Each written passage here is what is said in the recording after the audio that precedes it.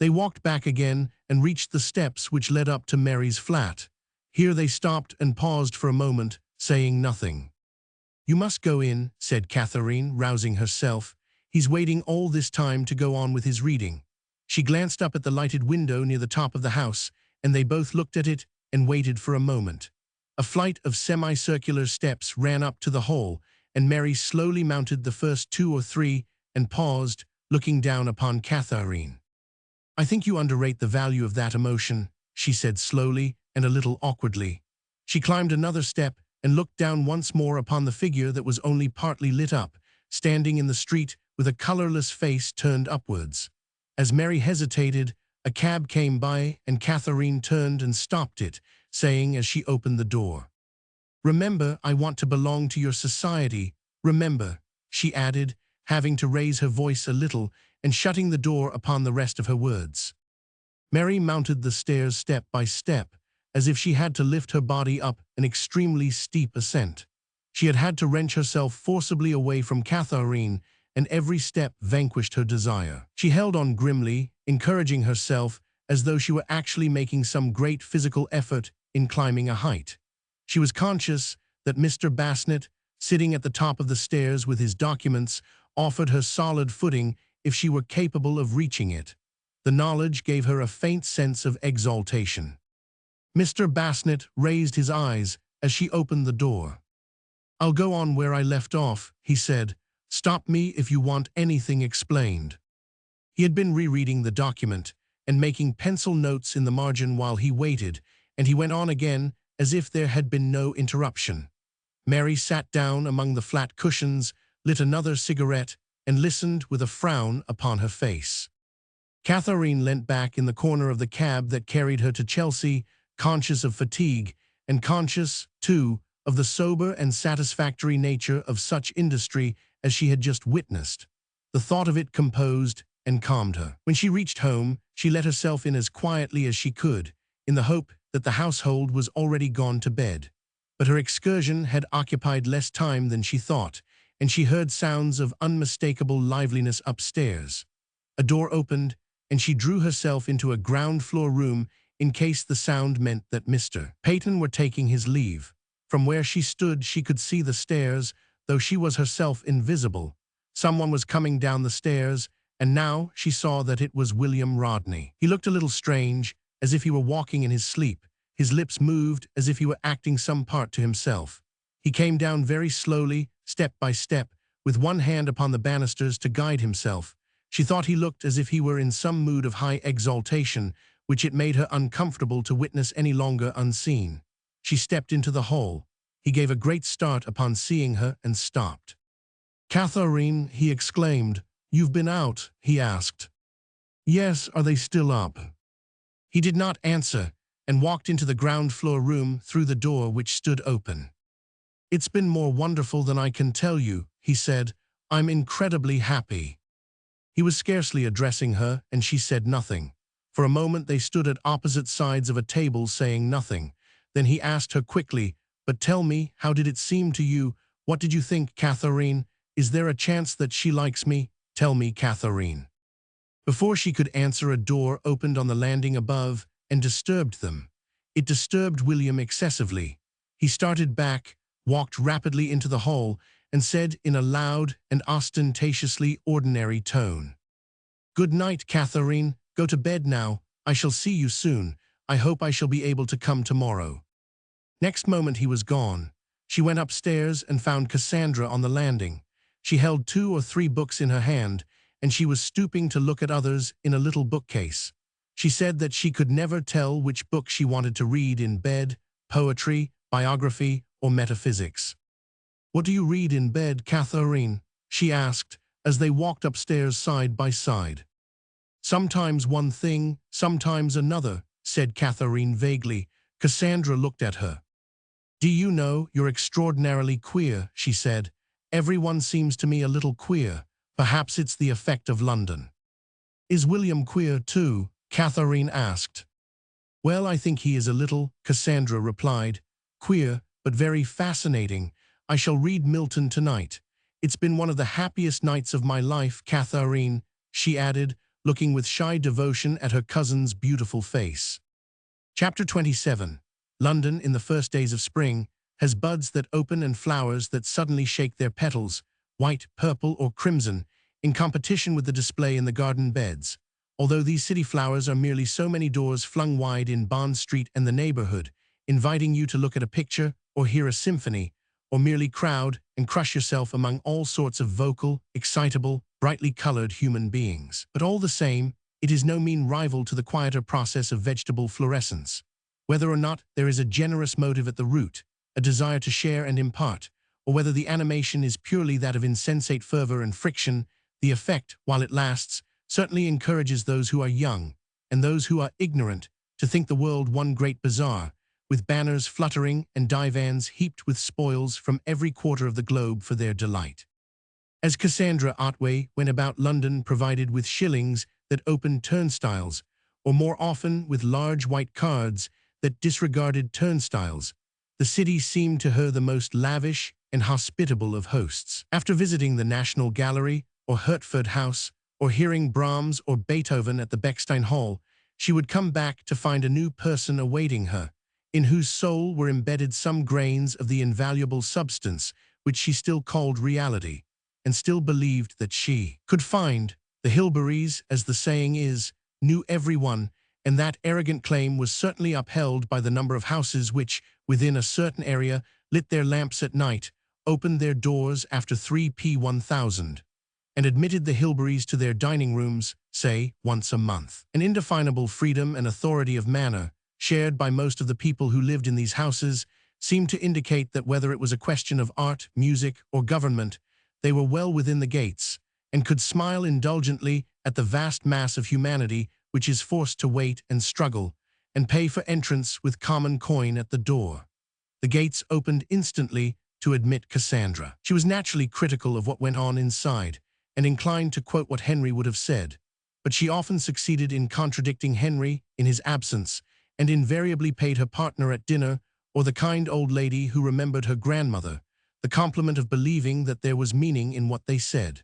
For the sake of the light in her eager eyes, much crudity of expression and some untidiness of person were forgiven her. It was generally felt that, given a year or two of experience, introduced to good dressmakers, and preserved from bad influences, she would be an acquisition. Those elderly ladies, who sit on the edge of ballrooms sampling the stuff of humanity between finger and thumb, and breathing so evenly that the necklaces, which rise and fall upon their breasts, seem to represent some elemental force, such as the waves upon the ocean of humanity, concluded, a little smilingly, that she would do.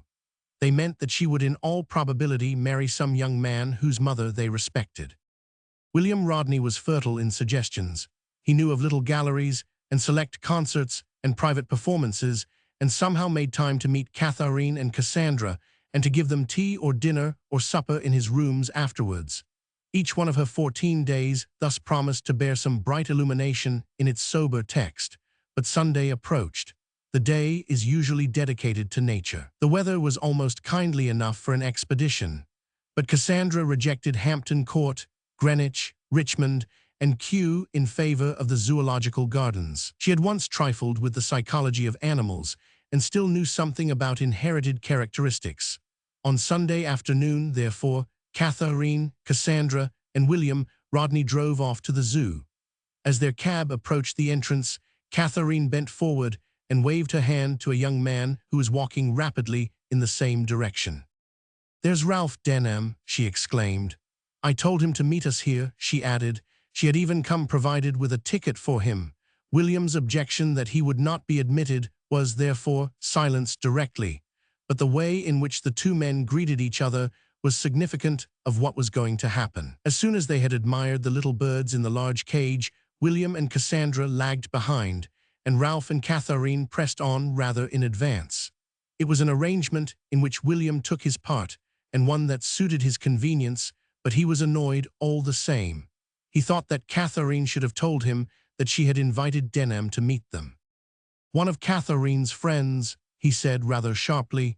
It was clear that he was irritated, and Cassandra felt for his annoyance. They were standing by the pen of some oriental hog, and she was prodding the brute gently with the point of her umbrella, when 1,000 little observations seemed, in some way, to collect in one center. The center was one of intense and curious emotion. Were they happy? She dismissed the question as she asked it, scorning herself for applying such simple measures to the rare and splendid emotions of so unique a couple. Nevertheless, her manner became immediately different, as if, for the first time, she felt consciously womanly, and as if William might conceivably wish later on to confide in her. She forgot all about the psychology of animals and the recurrence of blue eyes and brown, and became instantly engrossed in her feelings as a woman who could administer consolation.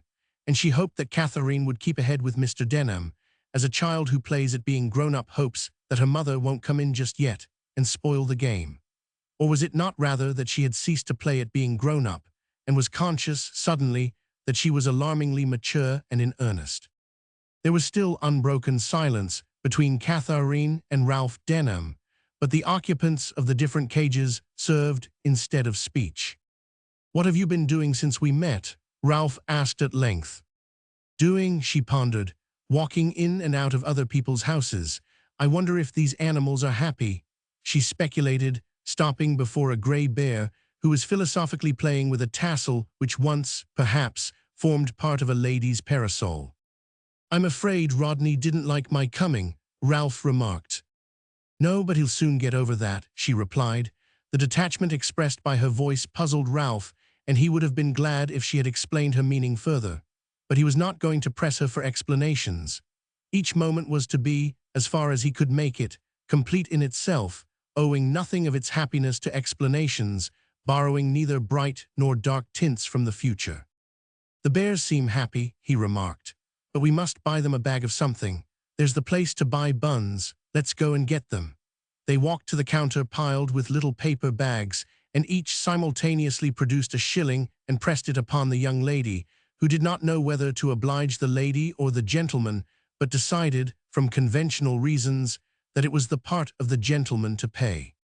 "I wish to pay," said Ralph peremptorily, refusing the coin which Katharine tendered.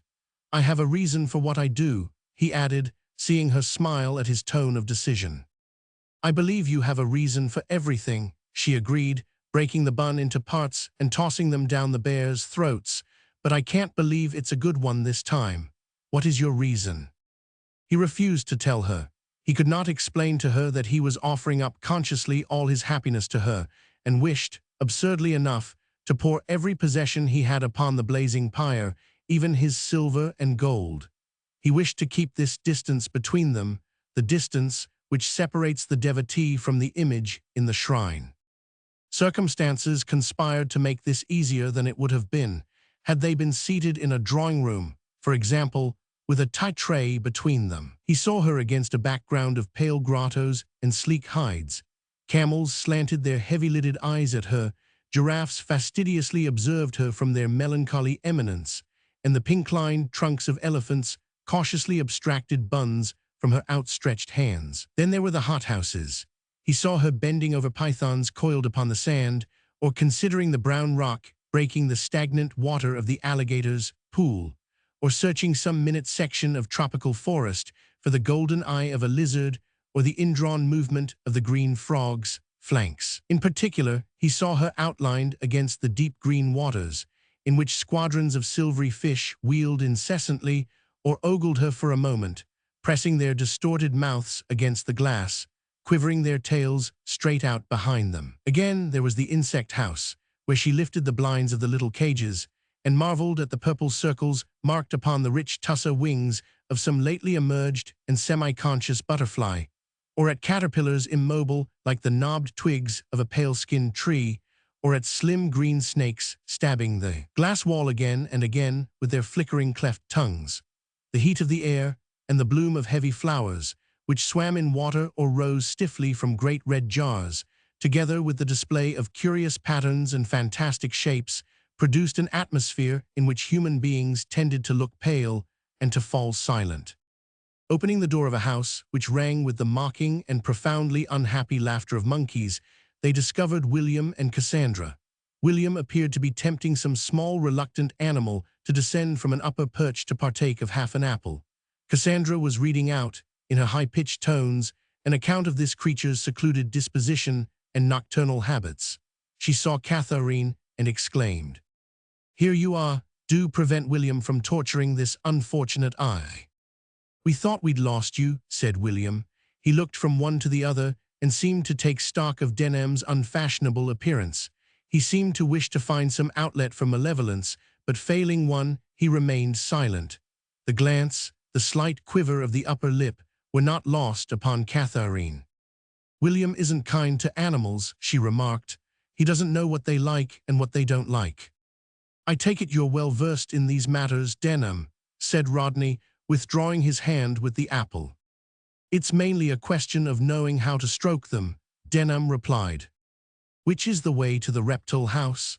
Cassandra asked him, not from a genuine desire to visit the reptiles, but in obedience to her newborn feminine susceptibility, which urged her to charm and conciliate the other sex. Denham began to give her directions, and Katharine and William moved on together. "I hope you've had a pleasant afternoon," William remarked. "I like Ralph Denham," she replied. "Cassie Voigt," William returned, with superficial urbanity. Many retorts were obvious, but wishing, on the whole, for peace, Katharine merely inquired, "Are you coming back to tea?" "Cassandra and I thought of having tea at a little shop in Portland Place," he replied. "I don't know whether you and Denham would care to join us." "I'll ask him," she replied, turning her head to look for him, but he and Cassandra were absorbed in the eye once more. William and Katharine watched them for a moment, and each looked curiously at the object of the other's preference. But resting his eye upon Cassandra, to whose elegance the dressmakers had now done justice, William said sharply, "If you come, I hope you won't do your best to make me ridiculous." "If that's what you're afraid of, I certainly shan't come," Katharine replied. They were professedly looking into the enormous central cage of monkeys, and being thoroughly annoyed by William, she compared him to a wretched misanthropical ape, huddled in a scrap of old shawl at the end of a pole, darting peevish glances of suspicion and distrust at his companions. Her tolerance was deserting her. The events of the past week had worn it thin. She was in one of those moods, perhaps not uncommon with either sex, when the other becomes very clearly distinguished and of contemptible baseness, so that the necessity of association is degrading, and the tie, which at such moments is always extremely close, drags like a halter round the neck. William's exacting demands and his jealousy had pulled her down into some horrible swamp of her nature, where the primeval struggle between man and woman still rages. "You seem to delight in hurting me," William persisted. "Why did you say that just now about my behavior to animals?" As he spoke, he rattled his stick against the bars of the cage, which gave his words an accompaniment peculiarly exasperating to Katharine's nerves. "Because it's true, you never see what anyone feels," she said. "You think of no one but yourself." "That is not true," said William. By his determined rattling, he had now collected the animated attention of some half-dozen apes. Either to propitiate them, or to show his consideration for their feelings, he proceeded to offer them the apple which he held. The sight, unfortunately, was so comically apt in its illustration of the picture in her mind, the ruse was so transparent, that Katharine was seized with laughter. She laughed uncontrollably. William flushed red. No display of anger could have hurt his feelings more profoundly. It was not only that she was laughing at him, the detachment of the sound was horrible. "I don't know what you're laughing at," he muttered, and turning, found that the other couple had rejoined them.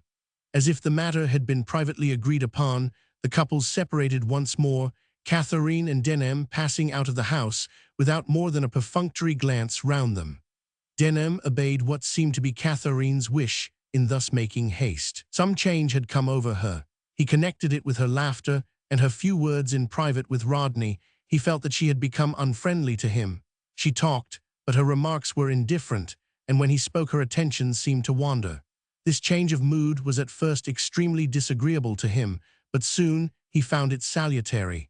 The pale, drizzling atmosphere of the day affected him also. The charm, the insidious magic in which he had luxuriated, was suddenly gone. His feeling had become one of friendly respect, and to his great pleasure he found himself thinking spontaneously of the relief of finding himself alone in his room that night. In his surprise at the suddenness of the change, and at the extent of his freedom, he bethought him of a daring plan, by which the ghost of Katharine could be more effectually exorcised than by mere abstinence. He would ask her to come home with him to tea. He would force her through the mill of family life. He would place her in a light unsparing and revealing. His family would find nothing to admire in her, and she, he felt certain, would despise them all, and this, too, would help him.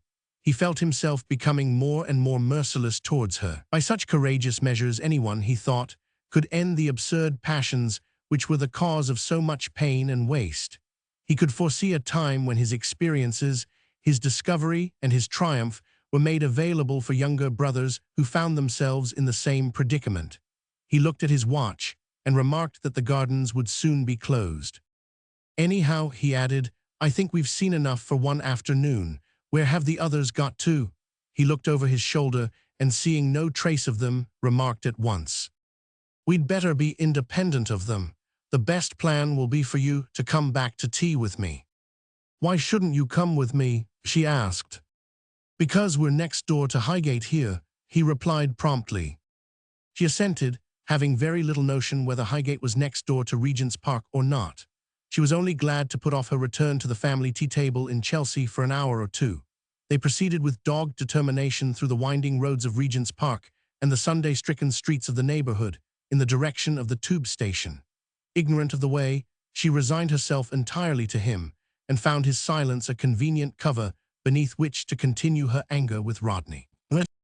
When they stepped out of the train into the still grayer gloom of Highgate, she wondered, for the first time, where he was taking her. Had he a family, or did he live alone in rooms?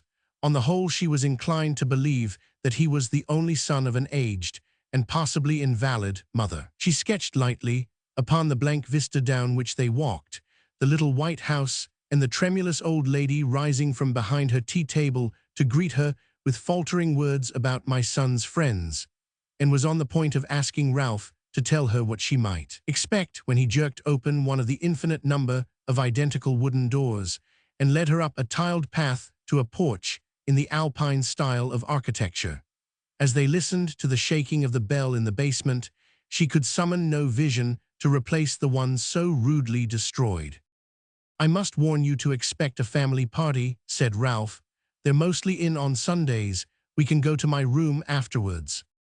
"Have you many brothers and sisters?" she asked, without concealing her dismay.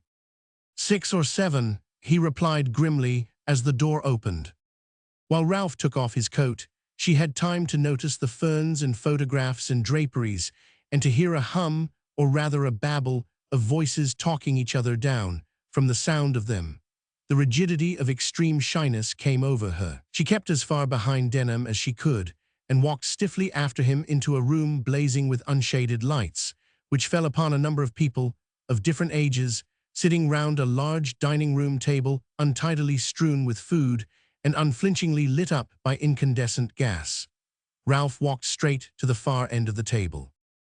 "Mother, this is Miss Hilbery," he said. A large elderly lady, bent over an unsatisfactory spirit lamp, looked up with a little frown and observed, "I beg your pardon, I thought you were one of my own girls. Dorothy," she continued on the same breath, to catch the servant before she left the room, "we shall want some more methylated spirits, unless the lamp itself is out of order. If one of you could invent a good spirit lamp," she sighed, looking generally down the table, and then began seeking among the china before her for 2 clean cups for the newcomers. The unsparing light revealed more ugliness than Katharine had seen in one room for a very long time. It was the ugliness of enormous folds of brown material, looped and festooned, of plush curtains, from which depended balls and fringes, partially concealing bookshelves swollen with black school texts. Her eye was arrested by crossed scabbards of fretted wood upon the dull green wall, and wherever there was a high flat eminence, some fern waved from a pot of crinkled china, or a bronze horse reared so high that the stump of a tree had to sustain his forequarters. The waters of family life seemed to rise and close over her head, and she munched in silence. At length Mrs. Denham looked up from her teacups and remarked, "You see, Miss Hilbery, my children all come in at different hours and want different things. The tray should go up if you've done, Johnny. My boy Charles is in bed with a cold. What else can you expect? standing in the wet playing football. We did try drawing room tea, but it didn't do. A boy of 16, who appeared to be Johnny, grumbled derisively both at the notion of drawing room tea and at the necessity of carrying a tray up to his brother. But he took himself off, being enjoined by his mother to mind what he was doing and shut the door after him. "It's much nicer like this," said Katharine, applying herself with determination to the dissection of her cake. They had given her too large a slice. She knew that Mrs. Denham suspected her of critical comparisons. She knew that she was making poor progress with her cake. Mrs. Denham had looked at her sufficiently often to make it clear to Katharine that she was asking who this young woman was and why Ralph had brought her to tea with them. There was an obvious reason, which Mrs. Denham had probably reached by this time. Outwardly, she was behaving with rather rusty and laborious civility. She was making conversation about the amenities of Highgate, its development and situation. "When I first married," she said, "Highgate was quite separate from London, Miss Hilbery, and this house, though you wouldn't believe it, had a view of apple orchards. That was before the Middletons built their house in front of us." "It must be a great advantage to live at the top of a hill," said Katharine. Mrs. Denham agreed effusively, as if her opinion of Katharine's sense had risen. "Yes, indeed, we find it very healthy," she said, and she went on, as people who live in the suburbs so often do, to prove that it was healthier, more convenient, and less spoilt than any suburb round London. She spoke with such emphasis that it was quite obvious that she expressed unpopular views, and that her children disagreed with her. "The ceiling's fallen down in the pantry again," said Hester, a girl of 18, abruptly. "The whole house will be down one of these days," James muttered. "Nonsense," said Mrs. Denham. "It's only a little bit of plaster. I don't see how any house could be expected to stand the wear and tear you give it." Here some family joke exploded, which Katharine could not follow. Even Mrs. Denham laughed against her will. "Miss Hilbery's thinking us all so rude," she added reprovingly. Miss Hilbery smiled and shook her head, and was conscious that a great many eyes rested upon her, for a moment, as if they would find pleasure in discussing her when she was gone. Owing, perhaps, to this critical glance, Katharine decided that Ralph Denham's family was commonplace, unshapely, lacking in charm, and fitly expressed by the hideous nature of their furniture and decorations. She glanced along a mantelpiece ranged with bronze chariots, silver vases, and china ornaments that were either facetious or eccentric. She did not apply her judgment consciously to Ralph, but when she looked at him, a moment later, she rated him lower than at any other time of their acquaintanceship. He had made no effort to tide over the discomforts of her introduction, and now, engaged in argument with his brother, apparently forgot her presence. She must have counted upon his support more than she realized, for this indifference, emphasized, as it was, by the insignificant commonplace of his surroundings, awoke her, not only to that ugliness, but to her own folly. She thought of one scene after another in a few seconds, with that shudder which is almost a blush. She had believed him when he spoke of friendship. She had believed in a spiritual light burning steadily and steadfastly behind the erratic disorder and incoherence of life. The light was now gone out, suddenly, as if a sponge had blotted it.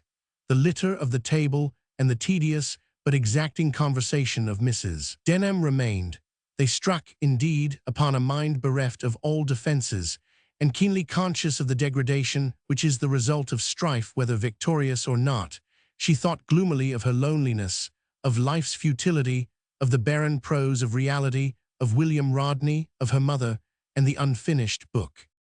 Her answers to Mrs. Denham were perfunctory to the verge of rudeness, and to Ralph, who watched her narrowly, she seemed further away than was compatible with her physical closeness. He glanced at her and ground out further steps in his argument, determined that no folly should remain when this experience was over.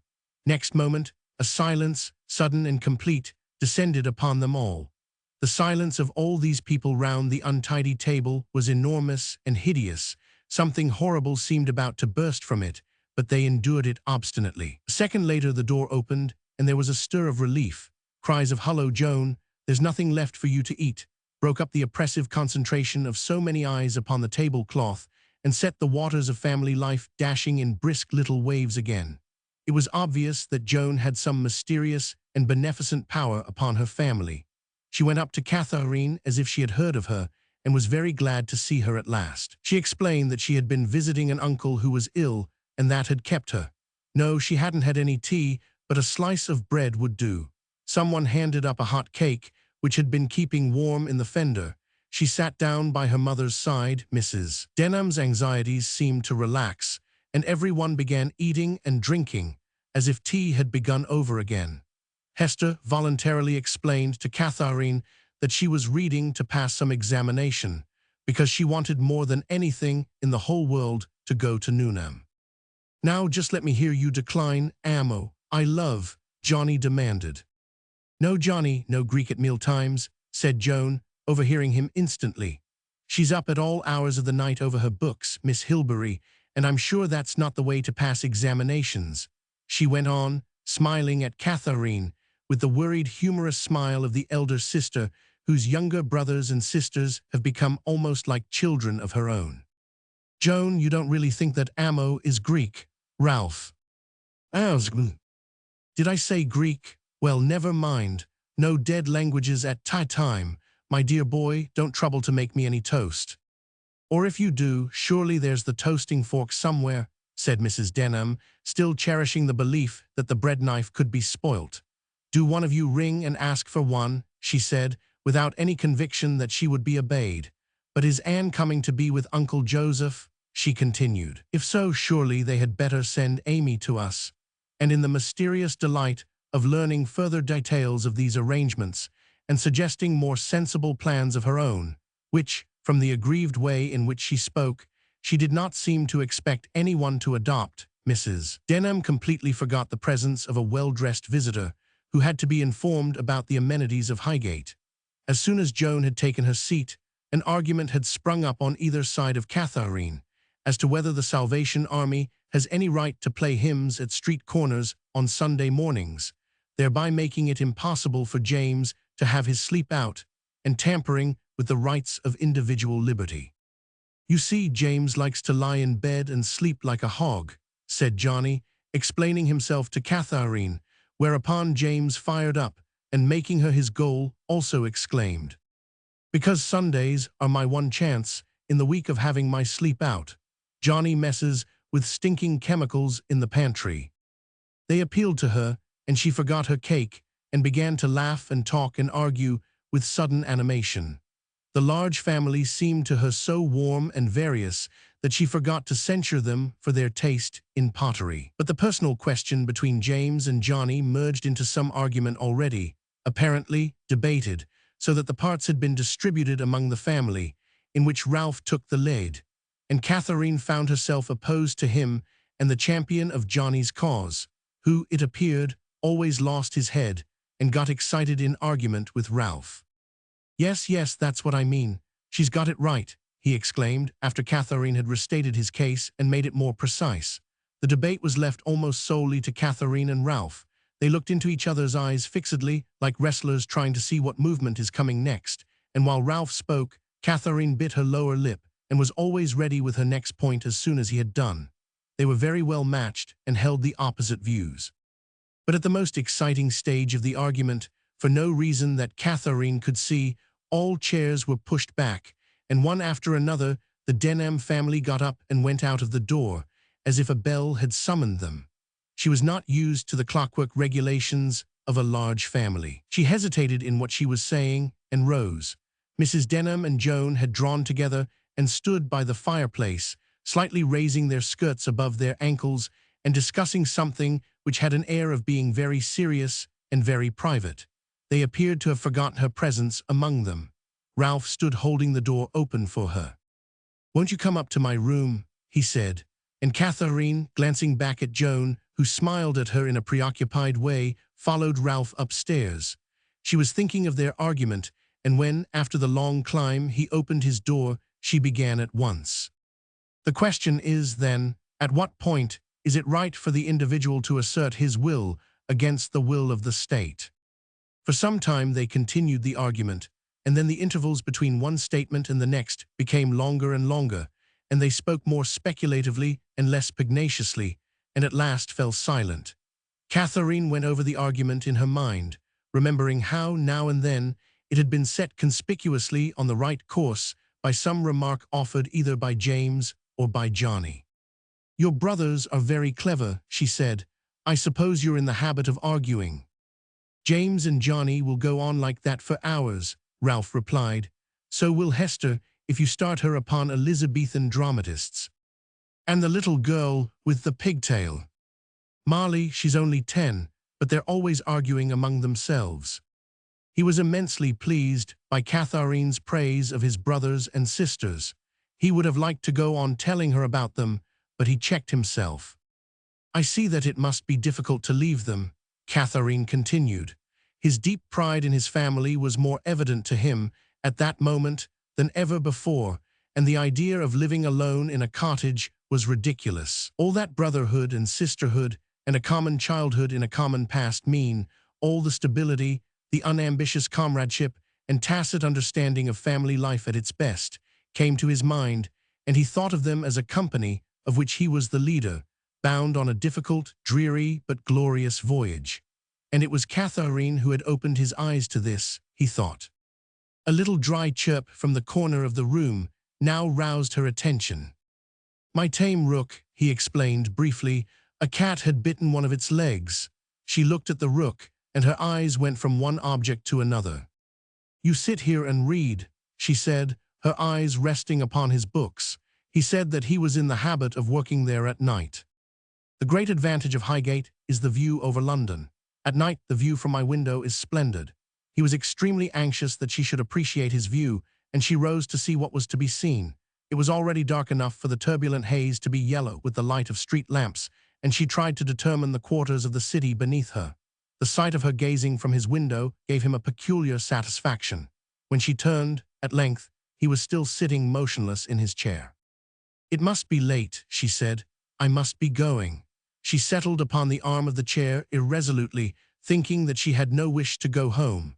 William would be there, and he would find some way of making things unpleasant for her, and the memory of their quarrel came back to her. She had noticed Ralph's coldness too. She looked at him, and from his fixed stare she thought that he must be working out some theory, some argument. He had thought, perhaps, of some fresh point in his position as to the bounds of personal liberty. She waited silently, thinking about liberty. "You've won again," he said at last, without moving.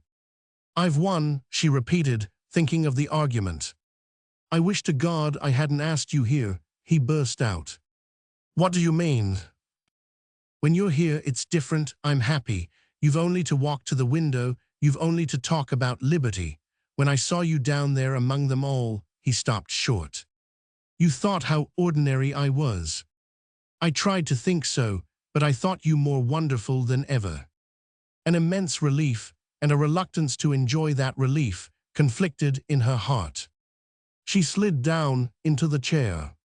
"I thought you disliked me," she said. "God knows I tried," he replied. "I've done my best to see you as you are, without any of this damned romantic nonsense.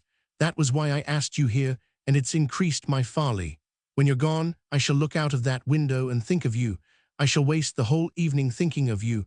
I shall waste my whole life, I believe." He spoke with such vehemence that her relief disappeared.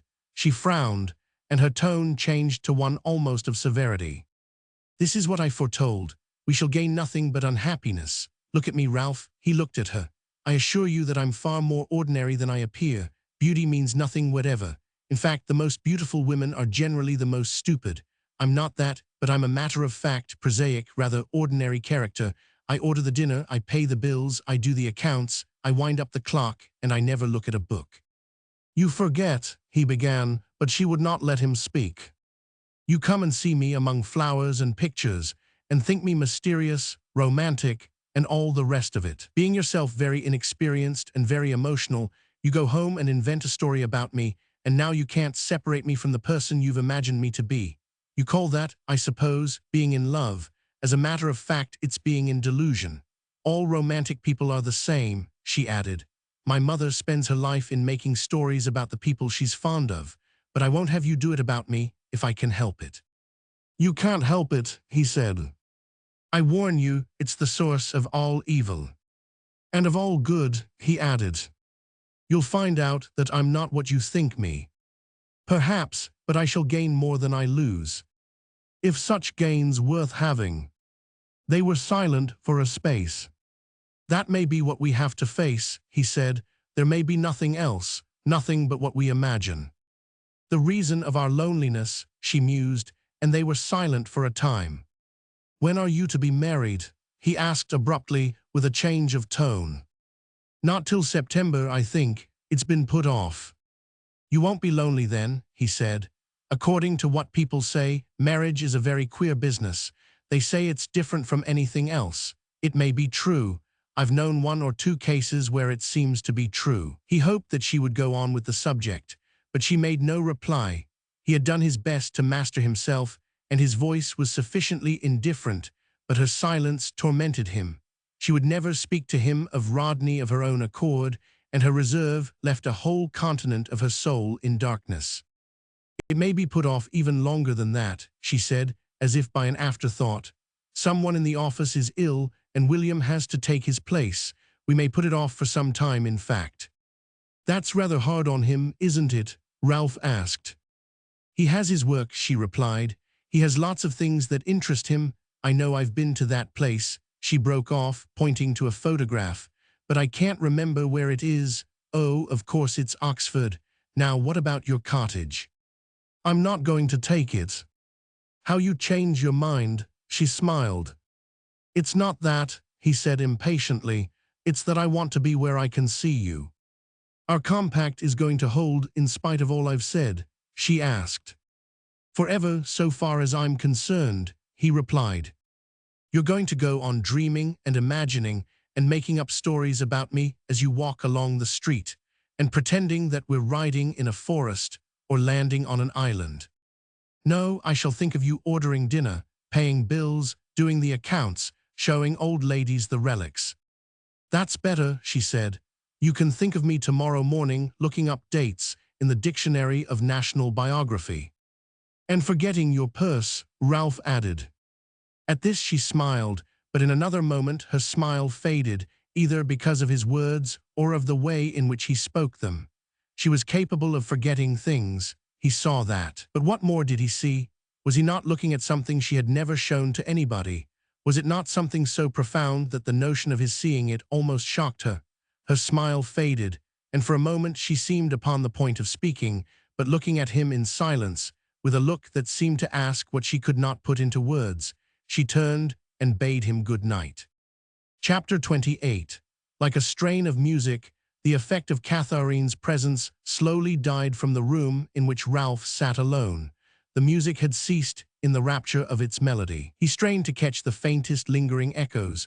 For a moment the memory lulled him into peace, but soon it failed, and he paced the room so hungry for the sound to come again that he was conscious of no other desire left in life. She had gone without speaking. Abruptly a chasm had been cut in his course, down which the tide of his being plunged in disorder, fell upon rocks, flung itself to destruction. The distress had an effect of physical ruin and disaster. He trembled, he was white, he felt exhausted, as if by a great physical effort.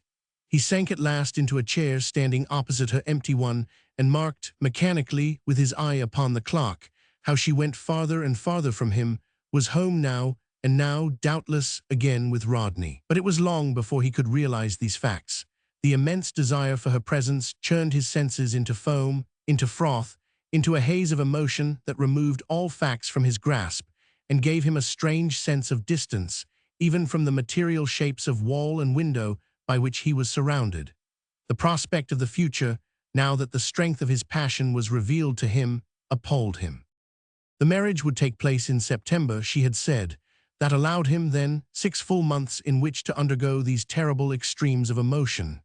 6 months of torture, and after that the silence of the grave, the isolation of the insane, the exile of the damned.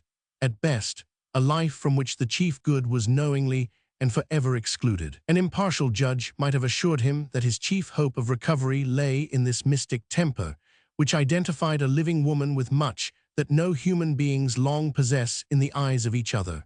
She would pass, and the desire for her vanish, but his belief in what she stood for, detached from her, would remain.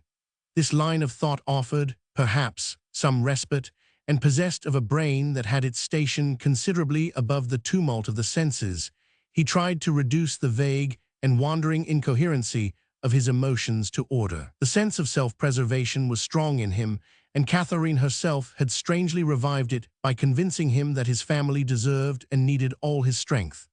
She was right, and for their sake, if not for his own, this passion, which could bear no fruit, must be cut off, uprooted, shown to be as visionary and baseless as she had maintained. The best way of achieving this was not to run away from her, but to face her, and having steeped himself in her qualities, to convince his reason that they were, as she assured him, not those that he imagined.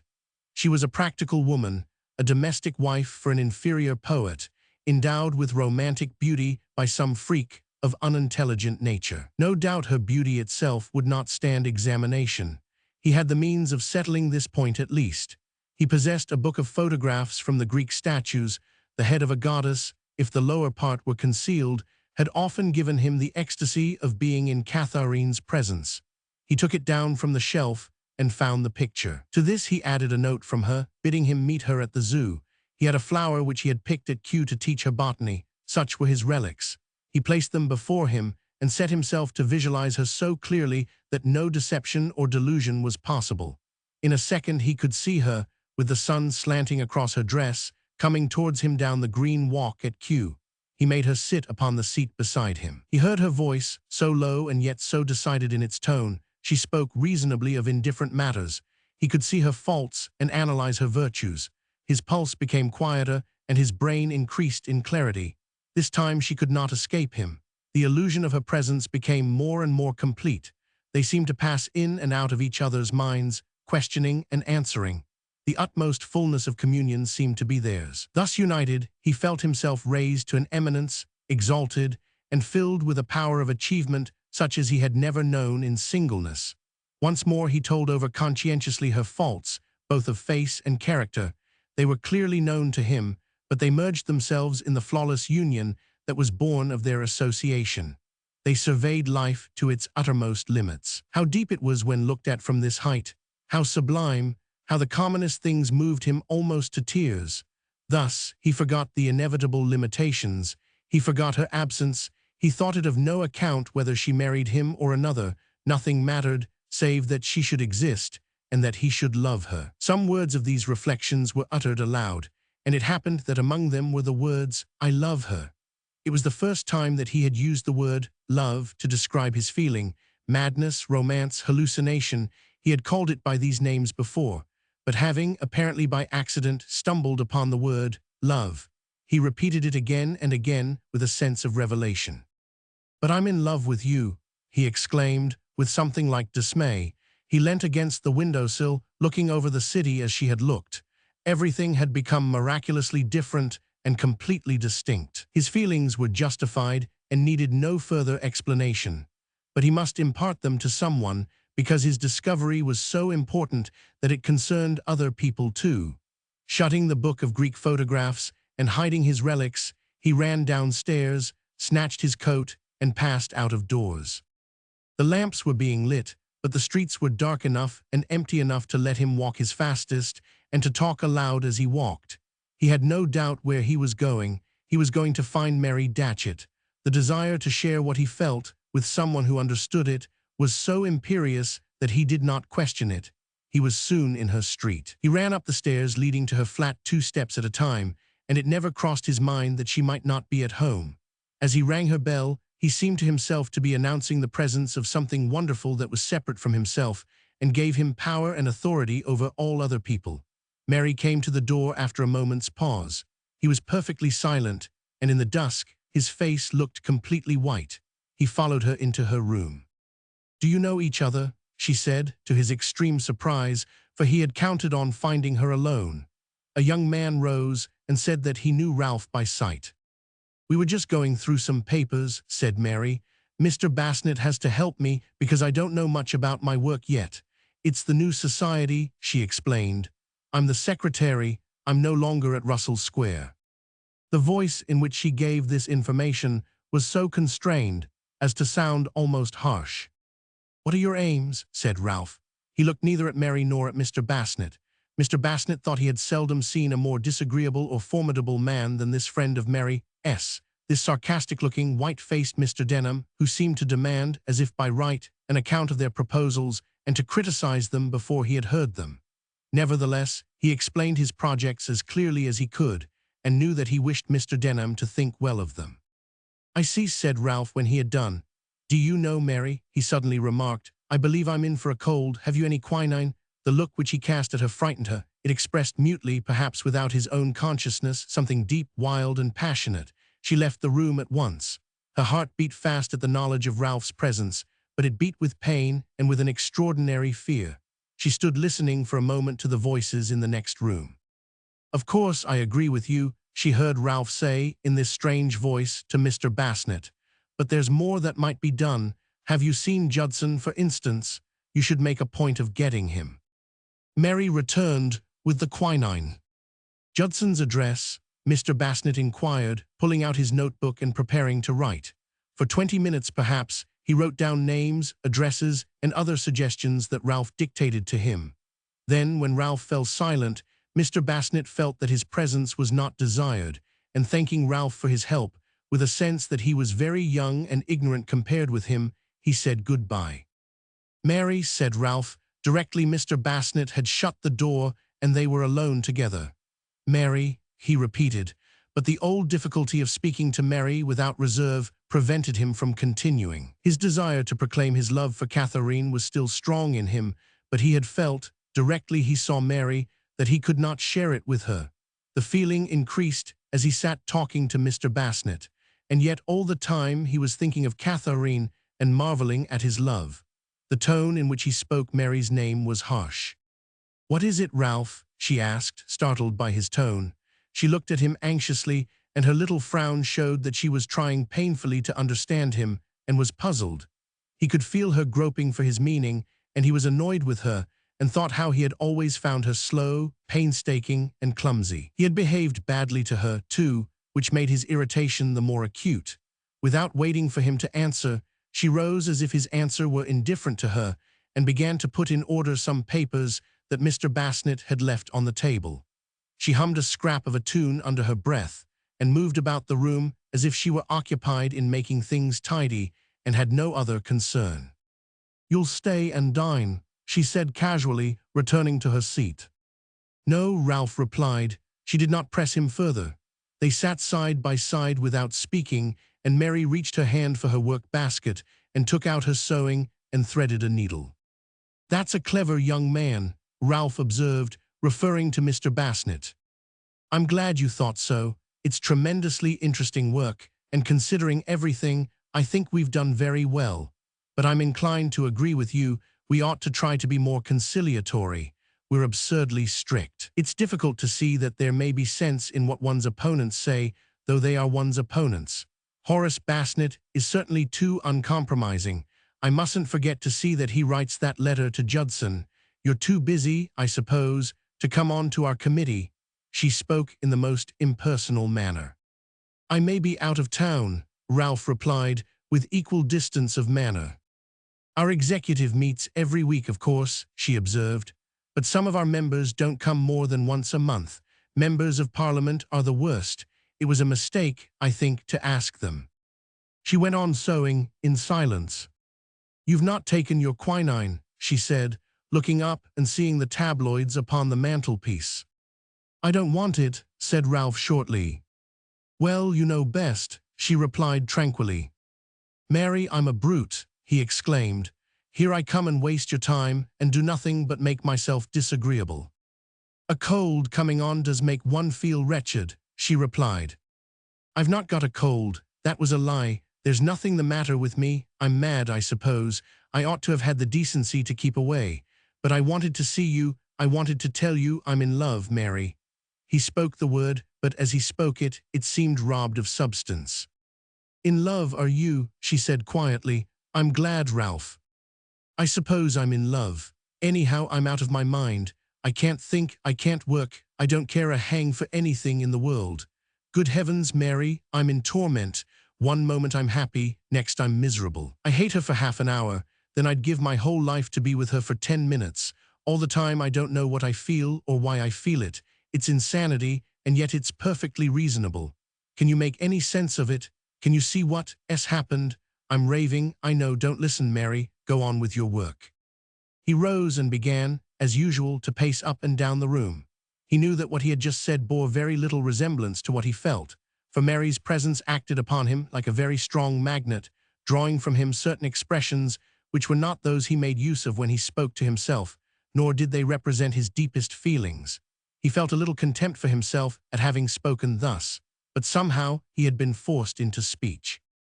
"Do sit down," said Mary suddenly. "You make me so." She spoke with unusual irritability, and Ralph, noticing it with surprise, sat down at once.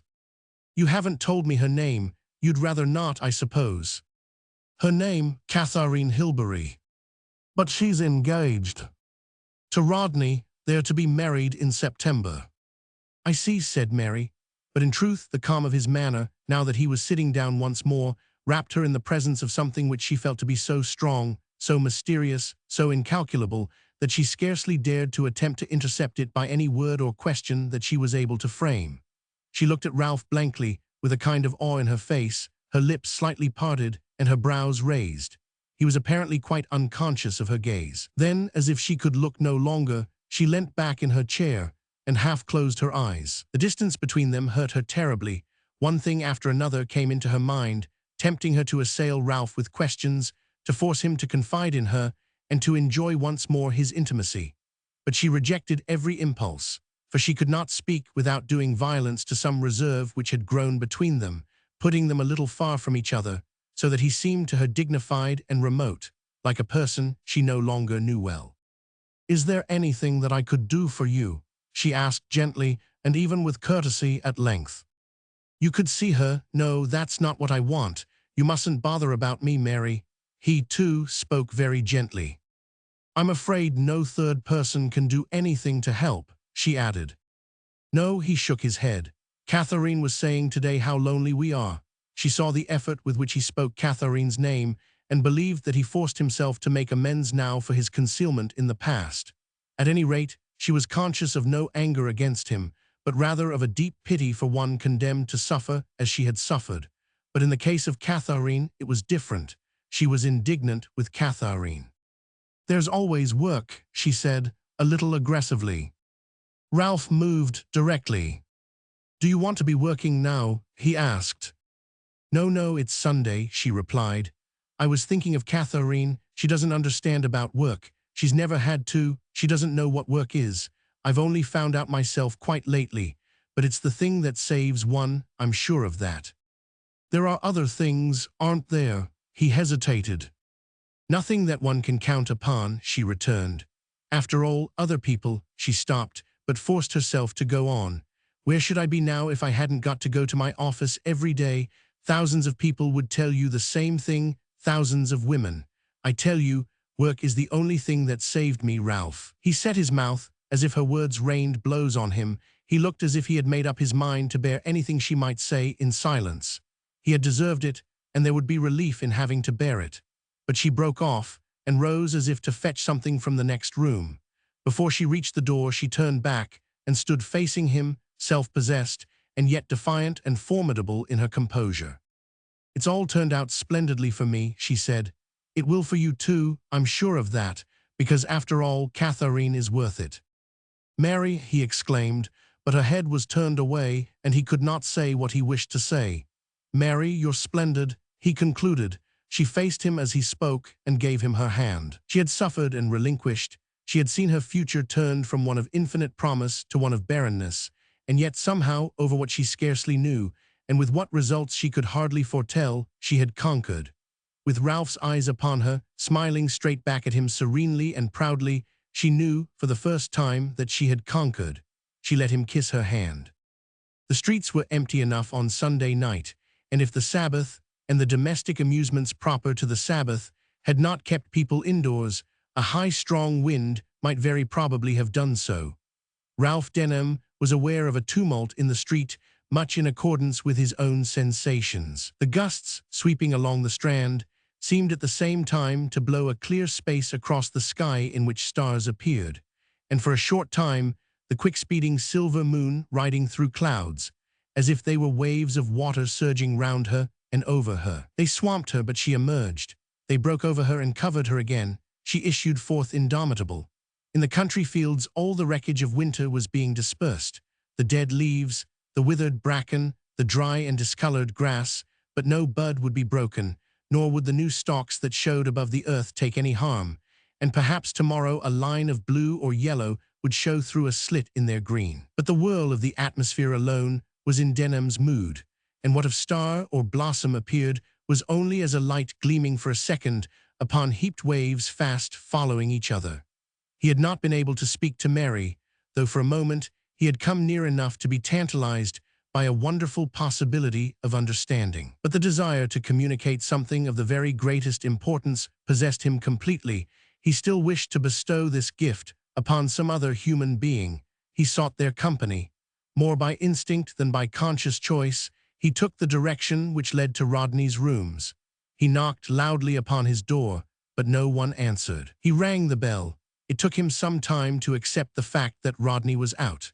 When he could no longer pretend that the sound of the wind in the old building was the sound of someone rising from his chair, he ran downstairs again, as if his goal had been altered and only just revealed to him. He walked in the direction of Chelsea. But physical fatigue, for he had not dined and had tramped both far and fast, made him sit for a moment upon a seat on the embankment. One of the regular occupants of those seats, an elderly man who had drunk himself, probably out of work and lodging, drifted up, begged a match, and sat down beside him. It was a windy night, he said. Times were hard. Some long story of bad luck and injustice followed, told so often that the man seemed to be talking to himself, or perhaps the neglect of his audience had long made any attempt to catch their attention seem scarcely worthwhile. When he began to speak, Ralph had a wild desire to talk to him, to question him, to make him understand. He did, in fact, interrupt him at one point, but it was useless. The ancient story of failure, ill luck, undeserved disaster went down the wind, disconnected syllables flying past Ralph's ears with a queer alternation of loudness and faintness, as if, at certain moments, the man's memory of his wrongs revived and then flagged, dying down at last into a grumble of resignation, which seemed to represent a final lapse into the accustomed despair.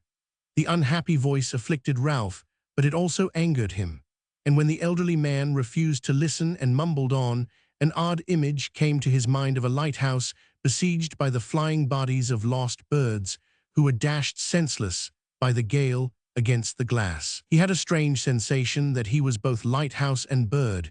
He was steadfast and brilliant, and at the same time he was whirled, with all other things, senseless against the glass. He got up, left his tribute of silver, and pressed on, with the wind against him. The image of the lighthouse and the storm full of birds persisted, taking the place of more definite thoughts, as he walked past the Houses of Parliament and down Grosvenor Road, by the side of the river. In his state of physical fatigue, details merged themselves in the vaster prospect, of which the flying gloom and the intermittent lights of lamp-posts and private houses were the outward token, but he never lost his sense of walking in the direction of Katharine's house. He took it for granted that something would then happen, and as he walked on, his mind became more and more full of pleasure and expectancy. Within a certain radius of her house, the streets came under the influence of her presence. Each house had an individuality known to Ralph, because of the tremendous individuality of the house in which she lived. For some yards before reaching the Hilberys' door he walked in a trance of pleasure, but when he reached it and pushed the gate of the little garden open, he hesitated. He did not know what to do next. There was no hurry, however, for the outside of the house held pleasure enough to last him some time longer. He crossed the road and leant against the balustrade of the embankment, fixing his eyes upon the house. Lights burnt in the 3 long windows of the drawing-room. The space of the room behind became, in Ralph's vision, the center of the dark, flying wilderness of the world, the justification for the welter of confusion surrounding it, the steady light which cast its beams, like those of a lighthouse, with searching composure over the trackless waste. In this little sanctuary were gathered together several different people, but their identity was dissolved in a general glory of something that might perhaps be called civilization. At any rate, all dryness, all safety, all that stood up above the surge and preserved a consciousness of its own, was centered in the drawing room of the Hilberys. Its purpose was beneficent, and yet so far above his level as to have something austere about it, a light that cast itself out, and yet kept itself aloof. Then he began, in his mind, to distinguish different individuals within, consciously refusing as yet to attack the figure of Katharine. His thoughts lingered over Mrs. Hilbery and Cassandra, and then he turned to Rodney and Mr. Hilbery. Physically, he saw them bathed in that steady flow of yellow light which filled the long oblongs of the windows. In their movements they were beautiful, and in their speech he figured a reserve of meaning, unspoken, but understood. At length, after all this half-conscious selection and arrangement, he allowed himself to approach the figure of Katharine herself, and instantly the scene was flooded with excitement. He did not see her in the body. He seemed curiously to see her as a shape of light, the light itself. He seemed, simplified and exhausted as he was, to be like one of those lost birds fascinated by the lighthouse and held to the glass by the splendor of the blaze. These thoughts drove him to tramp a beat up and down the pavement before the Hilberys' gate. He did not trouble himself to make any plans for the future. Something of an unknown kind would decide both the coming year and the coming hour. Now and again, in his vigil, he sought the light in the long windows, or glanced at the ray which gilded a few leaves and a few blades of grass in the little garden. For a long time, the light burnt without changing. He had just reached the limit of his beat and was turning when the front door opened, and the aspect of the house was entirely changed. A black figure came down the little pathway and paused at the gate. Denham understood instantly that it was Rodney. Without hesitation, and conscious only of a great friendliness for anyone coming from that lighted room, he walked straight up to him and stopped him. In the flurry of the wind, Rodney was taken aback, and for the moment tried to press on, muttering something as if he suspected a demand upon his charity. "Goodness, Denham, what are you doing here?" he exclaimed, recognizing him. Ralph mumbled something about being on his way home. They walked on together, though Rodney walked quick enough to make it plain that he had no wish for company. He was very unhappy. That afternoon Cassandra had repulsed him. He had tried to explain to her the difficulties of the situation and to suggest the nature of his feelings for her without saying anything definite or anything offensive to her. But he had lost his head. Under the goad of Katharine's ridicule he had said too much, and Cassandra, superb in her dignity and severity, had refused to hear another word and threatened an immediate return to her home. His agitation, after an evening spent between the two women, was extreme. Moreover, he could not help suspecting that Ralph was wandering near the Hilberys' house at this hour for reasons connected with Katharine. There was probably some understanding between them, not that anything of the kind mattered to him now. He was convinced that he had never cared for anyone save Cassandra, and Katharine's future was no concern of his. Aloud, he said shortly that he was very tired and wished to find a cab. But on Sunday night, on the embankment, cabs were hard to come by, and Rodney found himself constrained to walk some distance, at any rate, in Denham's company. Denham maintained his silence. Rodney's irritation lapsed. He found the silence oddly suggestive of the good masculine qualities which he much respected, and had at this moment great reason to need. After the mystery, difficulty, and uncertainty of dealing with the other sex, intercourse with one's own is apt to have a composing and even ennobling influence, since plain speaking is possible and subterfuges of no avail. Rodney, too, was much in need of a confidant. Katharine, despite her promises of help, had failed him at the critical moment. She had gone off with Denham. She was, perhaps, tormenting Denham as she had tormented him. How grave and stable he seemed, speaking little and walking firmly, compared with what Rodney knew of his own torments and indecisions. He began to cast about for some way of telling the story of his relations with Katharine and Cassandra that would not lower him in Denham's eyes. It then occurred to him that perhaps Katharine herself had confided in Denham. They had something in common. It was likely that they had discussed him that very afternoon. The desire to discover what they had said of him now came uppermost in his mind. He recalled Katharine's laugh. He remembered that she had gone, laughing, to walk with Denham. Did you stay long after we'd left? He asked abruptly. No, we went back to my house. This seemed to confirm Rodney's belief that he had been discussed. He turned over the unpalatable idea for a while in silence. Women are incomprehensible creatures, Denham, he then exclaimed. Said Denham, who seemed to himself possessed of complete understanding, not merely of women, but of the entire universe. He could read Rodney, too, like a book. He knew that he was unhappy, and he pitied him and wished to help him. You say something and they fly into a passion, or for no reason at all they laugh. I take it that no amount of education will. The remainder of the sentence was lost in the high wind, against which they had to struggle, but Denham understood that he referred to Katharine's laughter and that the memory of it was still hurting him. In comparison with Rodney, Denham felt himself very secure. He saw Rodney as one of the lost birds dashed senseless against the glass, one of the flying bodies of which the air was full. But he and Katharine were alone together, aloft, splendid and luminous with a twofold radiance. He pitied the unstable creature beside him. He felt a desire to protect him, exposed without the knowledge which made his own way so direct. They were united as the adventurous are united, though one reaches the goal and the other perishes by the way. You couldn't laugh at someone you cared for. This sentence, apparently addressed to no other human being, reached Denham's ears. The wind seemed to muffle it and fly away with it directly, had Rodney spoken those words. You love her, was that his own voice, which seemed to sound in the air several yards in front of him. I've suffered tortures, Denham, tortures. Yes, I know that. She's laughed at me. Never to me. The wind blew a space between the words, blew them so far away that they seemed unspoken. How I've loved her. This was certainly spoken by the man at Denham's side. The voice had all the marks of Rodney's character and recalled, with strange vividness, his personal appearance. Denham could see him against the blank buildings and towers of the horizon. He saw him dignified, exalted, and tragic, as he might have appeared thinking of Katharine alone in his rooms at night. I am in love with Katharine myself. That is why I am here tonight. Ralph spoke distinctly and deliberately, as if Rodney's confession had made this statement necessary.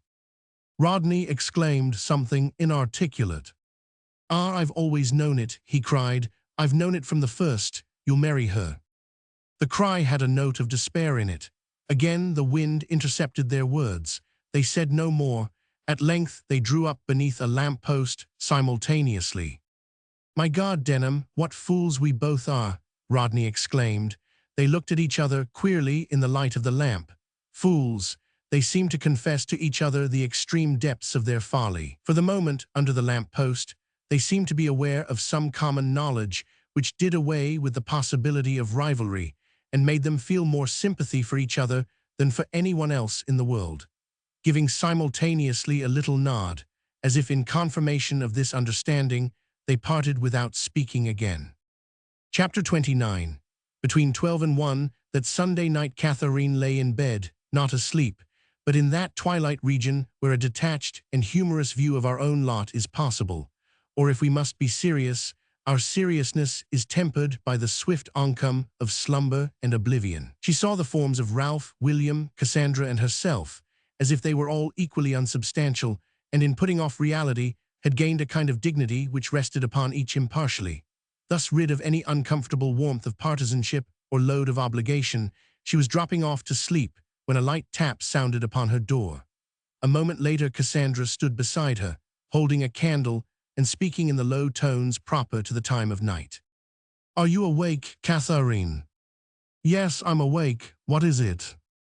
She roused herself, sat up, and asked what in heaven's name Cassandra was doing. I couldn't sleep, and I thought I'd come and speak to you, only for a moment, though. I'm going home tomorrow. Home? Why, what has happened? Something happened today, which makes it impossible for me to stay here. Cassandra spoke formally, almost solemnly. The announcement was clearly prepared and marked a crisis of the utmost gravity. She continued what seemed to be part of a set speech. I have decided to tell you the whole truth, Katharine. William allowed himself to behave in a way which made me extremely uncomfortable today. Katharine seemed to waken completely and at once to be in control of herself. At the zoo, she asked. No, on the way home, when we had tea. As if foreseeing that the interview might be long and the night chilly, Katharine advised Cassandra to wrap herself in a quilt. Cassandra did so with unbroken solemnity. There's a train at 11, she said. I shall tell Aunt Maggie that I have to go suddenly. I shall make Violet's visit an excuse, but after thinking it over, I don't see how I can go without telling you the truth. She was careful to abstain from looking in Katharine's direction. There was a slight pause. But I don't see the least reason why you should go, said Katharine eventually. Her voice sounded so astonishingly equable that Cassandra glanced at her. It was impossible to suppose that she was either indignant or surprised. She seemed, on the contrary, sitting up in bed, with her arms clasped round her knees and a little frown on her brow, to be thinking closely upon a matter of indifference to her. Because I can't allow any man to behave to me in that way, Cassandra replied, and she added, particularly when I know that he is engaged to someone else. But you like him, don't you? Katharine inquired. That's got nothing to do with it, Cassandra exclaimed indignantly. I consider his conduct, under the circumstances, most disgraceful. This was the last of the sentences of her premeditated speech, and having spoken it, she was left unprovided with any more to say in that particular style, when Katharine remarked, I should say it had everything to do with it. Cassandra's self-possession deserted her. I don't understand you in the least, Katharine. How can you behave as you behave? Ever since I came here, I've been amazed by you. You've enjoyed yourself, haven't you? Katharine asked. Yes, I have, Cassandra admitted. Anyhow, my behavior hasn't spoiled your visit. No, Cassandra allowed once more. She was completely at a loss. In her forecast of the interview, she had taken it for granted that Katharine, after an outburst of incredulity, would agree that Cassandra must return home as soon as possible. But Katharine, on the contrary, accepted her statement at once, seemed neither shocked nor surprised, and merely looked rather more thoughtful than usual. From being a mature woman charged with an important mission, Cassandra shrunk to the stature of an inexperienced child. Do you think I've been very foolish about it? She asked. Katharine made no answer, but still sat deliberating silently, and a certain feeling of alarm took possession of Cassandra. Perhaps her words had struck far deeper than she had thought, into depths beyond her reach, as so much of Katharine was beyond her reach. She thought suddenly that she had been playing with very dangerous tools. Looking at her at length, Katharine asked slowly, as if she found the question very difficult to ask. But do you care for William? She marked the agitation and bewilderment of the girl's expression, and how she looked away from her. Do you mean, am I in love with him? Cassandra asked, breathing quickly and nervously moving her hands. Yes, in love with him, Katharine repeated. How can I love the man you're engaged to marry? Cassandra burst out. He may be in love with you. I don't think you've any right to say such things, Katharine, Cassandra exclaimed. Why do you say them? Don't you mind in the least how William behaves to other women? If I were engaged, I couldn't bear it. We're not engaged, said Katharine after a pause. Katharine, Cassandra cried. No, we're not engaged, Katharine repeated, but no one knows it but ourselves. But why, I don't understand. You're not engaged, Cassandra said again. Oh, that explains it. You're not in love with him. You don't want to marry him. We aren't in love with each other any longer, said Katharine, as if disposing of something for ever and ever. How queer, how strange, how unlike other people you are, Katharine, Cassandra said, her whole body and voice seeming to fall and collapse together, and no trace of anger or excitement remaining, but only a dreamy quietude. You're not in love with him. But I love him, said Katharine. Cassandra remained bowed, as if by the weight of the revelation, for some little while longer. Nor did Katharine speak. Her attitude was that of someone who wishes to be concealed as much as possible from observation. She sighed profoundly. She was absolutely silent and apparently overcome by her thoughts. "Do you know what time it is?" she said at length and shook her pillow as if making ready for sleep. Cassandra rose obediently and once more took up her candle. Perhaps the white dressing gown and the loosened hair and something unseeing in the expression of the eyes gave her a likeness to a woman walking in her sleep. Katharine, at least, thought so. "There's no reason why I should go home then," Cassandra said, pausing. "Unless you want me to go, Katharine, what do you want me to do?" For the first time, their eyes met. "You wanted us to fall in love," Cassandra exclaimed, as if she read the certainty there. But as she looked, she saw a sight that surprised her.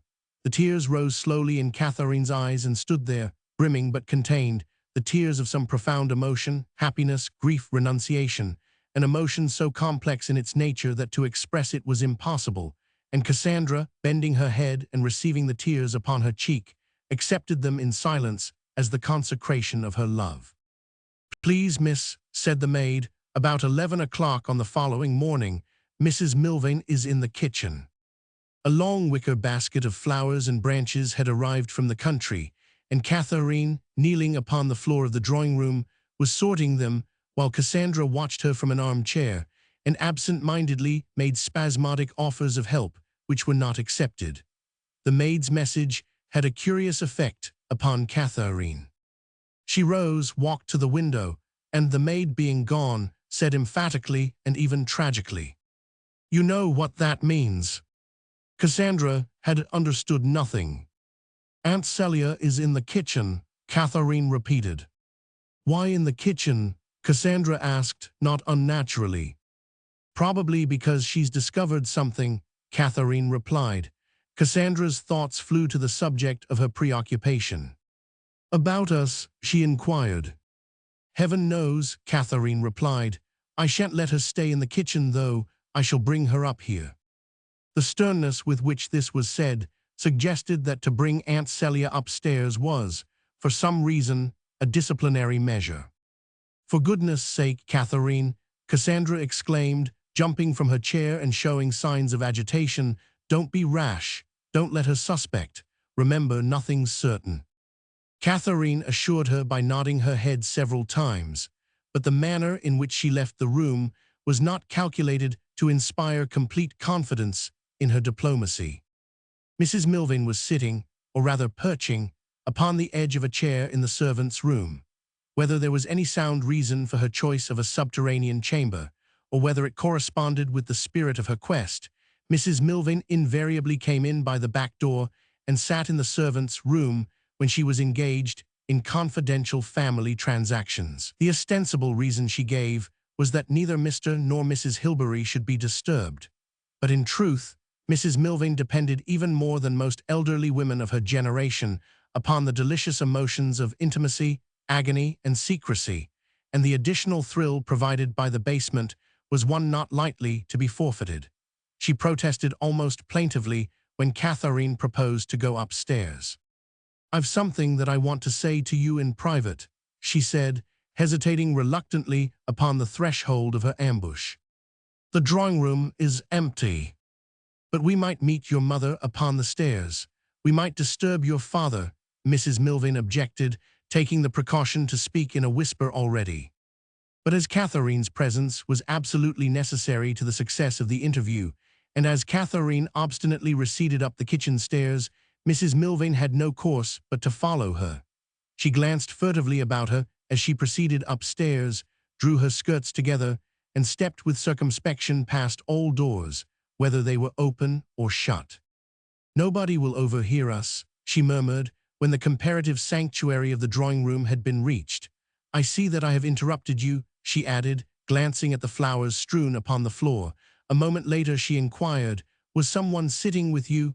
noticing a handkerchief that Cassandra had dropped in her flight.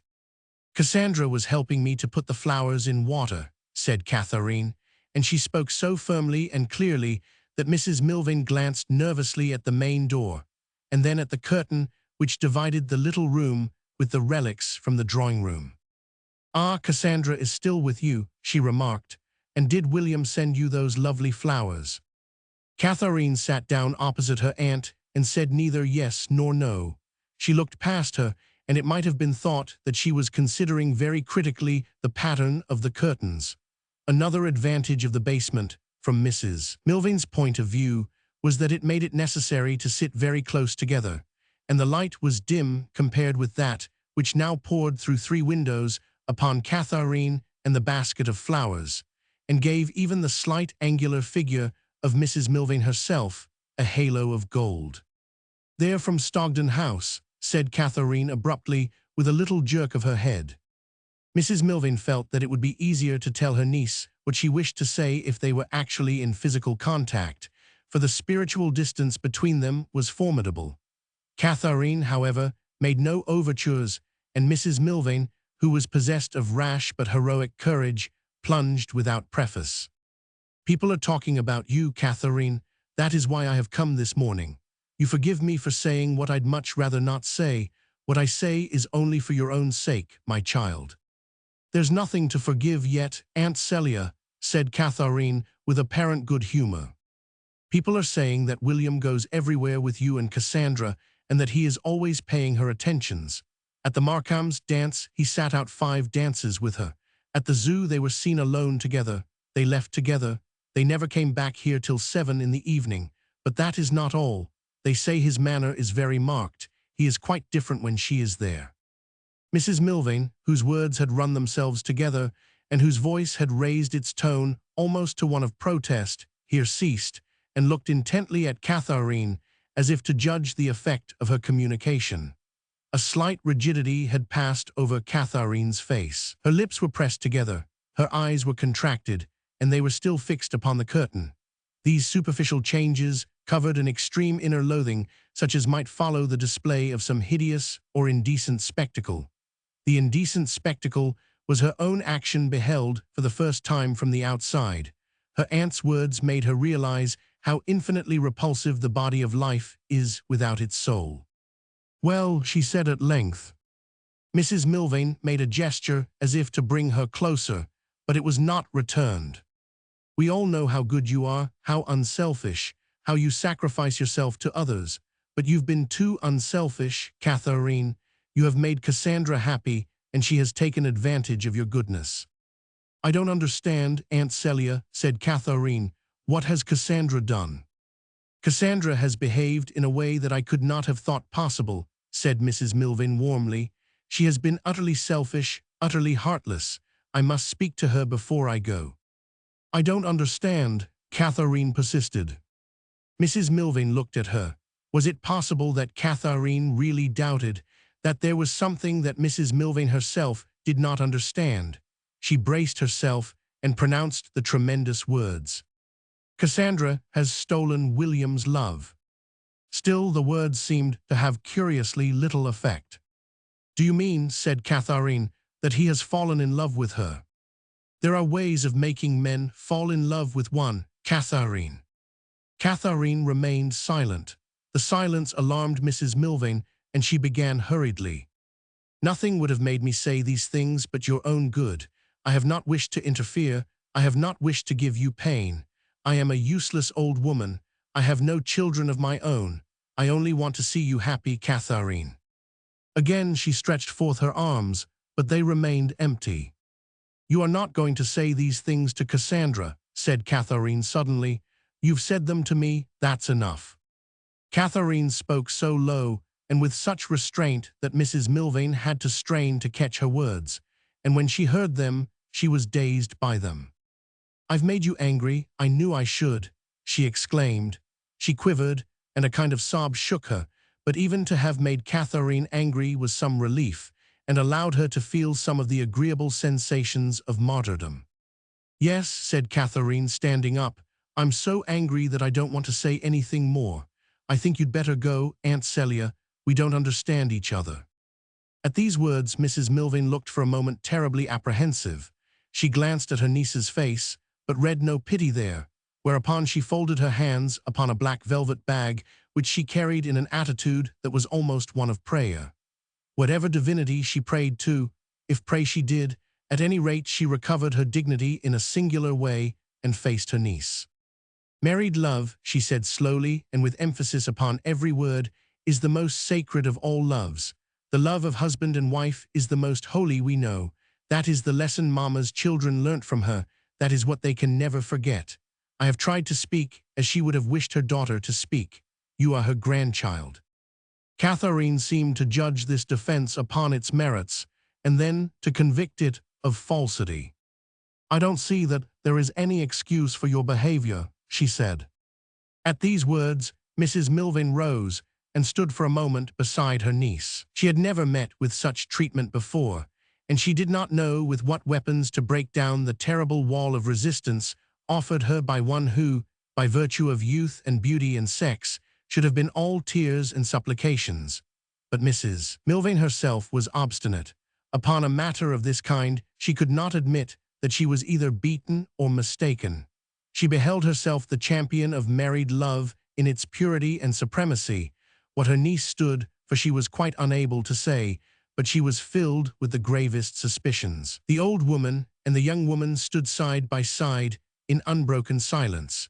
Mrs. Milvain could not make up her mind to withdraw, while her principles trembled in the balance and her curiosity remained unappeased. She ransacked her mind for some question that should force Katharine to enlighten her, but the supply was limited, the choice difficult, and while she hesitated, the door opened and William Rodney came in. He carried in his hand an enormous and splendid bunch of white and purple flowers, and either not seeing Mrs. Milvain or disregarding her, he advanced straight to Katharine and presented the flowers with the words, "These are for you, Katharine." Katharine took them with a glance that Mrs. Milvain did not fail to intercept, but with all her experience, she did not know what to make of it. She watched anxiously for further illumination. William greeted her without obvious sign of guilt, and explaining that he had a holiday, both he and Katharine seemed to take it for granted that his holiday should be celebrated with flowers and spent in Chain Walk. A pause followed. That too was natural, and Mrs. Milvain began to feel that she laid herself open to a charge of selfishness if she stayed. The mere presence of a young man had altered her disposition curiously and filled her with a desire for a scene which should end in an emotional forgiveness. She would have given much to clasp both nephew and niece in her arms, but she could not flatter herself that any hope of the customary exaltation remained. "I must go," she said, and she was conscious of an extreme flatness of spirit. Neither of them said anything to stop her. William politely escorted her downstairs, and somehow, amongst her protests and embarrassments, Mrs. Milvain forgot to say goodbye to Katharine.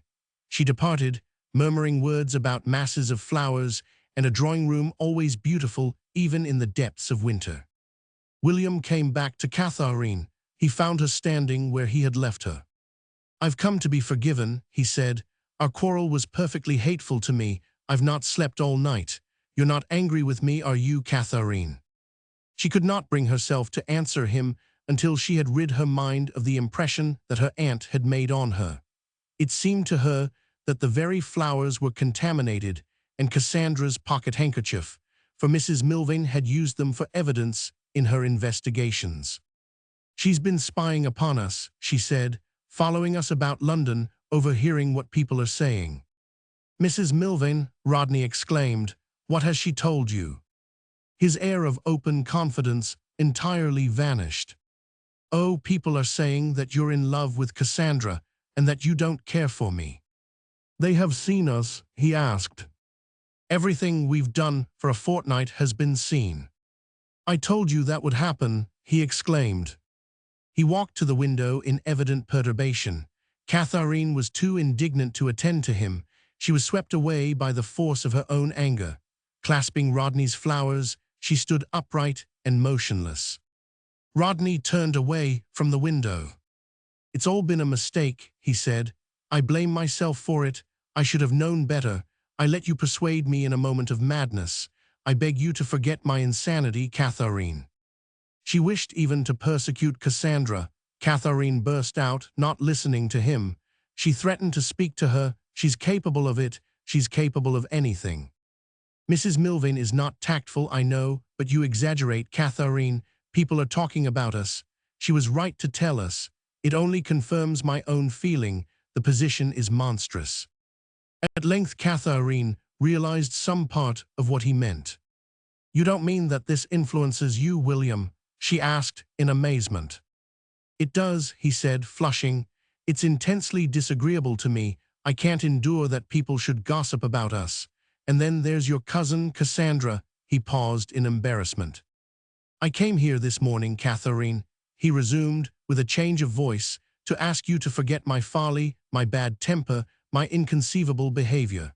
I came, Katharine, to ask whether we can't return to the position we were in before this season of lunacy. Will you take me back, Katharine, once more and forever?" No doubt her beauty, intensified by emotion and enhanced by the flowers of bright color and strange shape which she carried, wrought upon Rodney, and had its share in bestowing upon her the old romance. But a less noble passion worked in him, too. He was inflamed by jealousy. His tentative offer of affection had been rudely, and as he thought, completely repulsed by Cassandra on the preceding day. Denham's confession was in his mind, and ultimately Katharine's dominion over him was of the sort that the fevers of the night cannot exorcise. "I was as much to blame as you were yesterday," she said gently, disregarding his question. "I confess, William, the sight of you and Cassandra together made me jealous, and I couldn't control myself. I laughed at you, I know." "You jealous?" William exclaimed. "I assure you, Katharine, you've not the slightest reason to be jealous. Cassandra dislikes me, so far as she feels about me at all.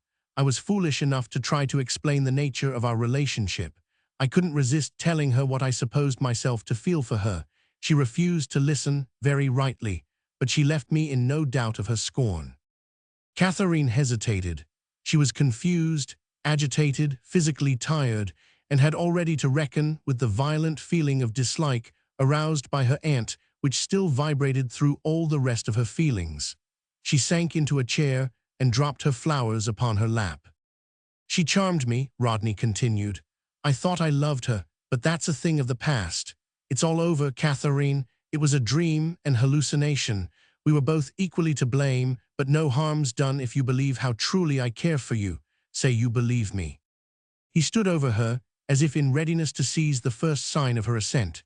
Precisely at that moment, owing, perhaps, to her vicissitudes of feeling, all sense of love left her, as in a moment a mist lifts from the earth.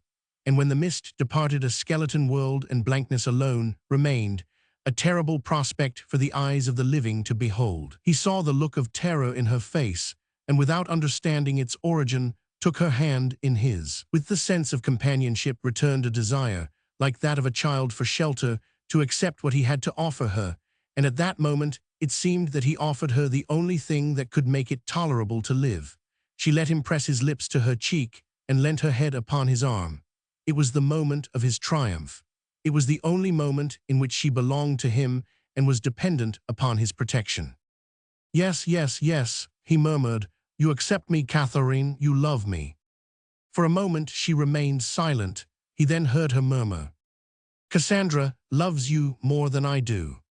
"Cassandra," he whispered. "She loves you," Katharine repeated. She raised herself and repeated the sentence yet a third time. "She loves you." William slowly raised himself. He believed instinctively what Katharine said, but what it meant to him he was unable to understand. Could Cassandra love him? Could she have told Katharine that she loved him?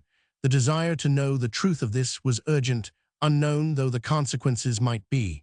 The thrill of excitement associated with the thought of Cassandra once more took possession of him. No longer was it the excitement of anticipation and ignorance.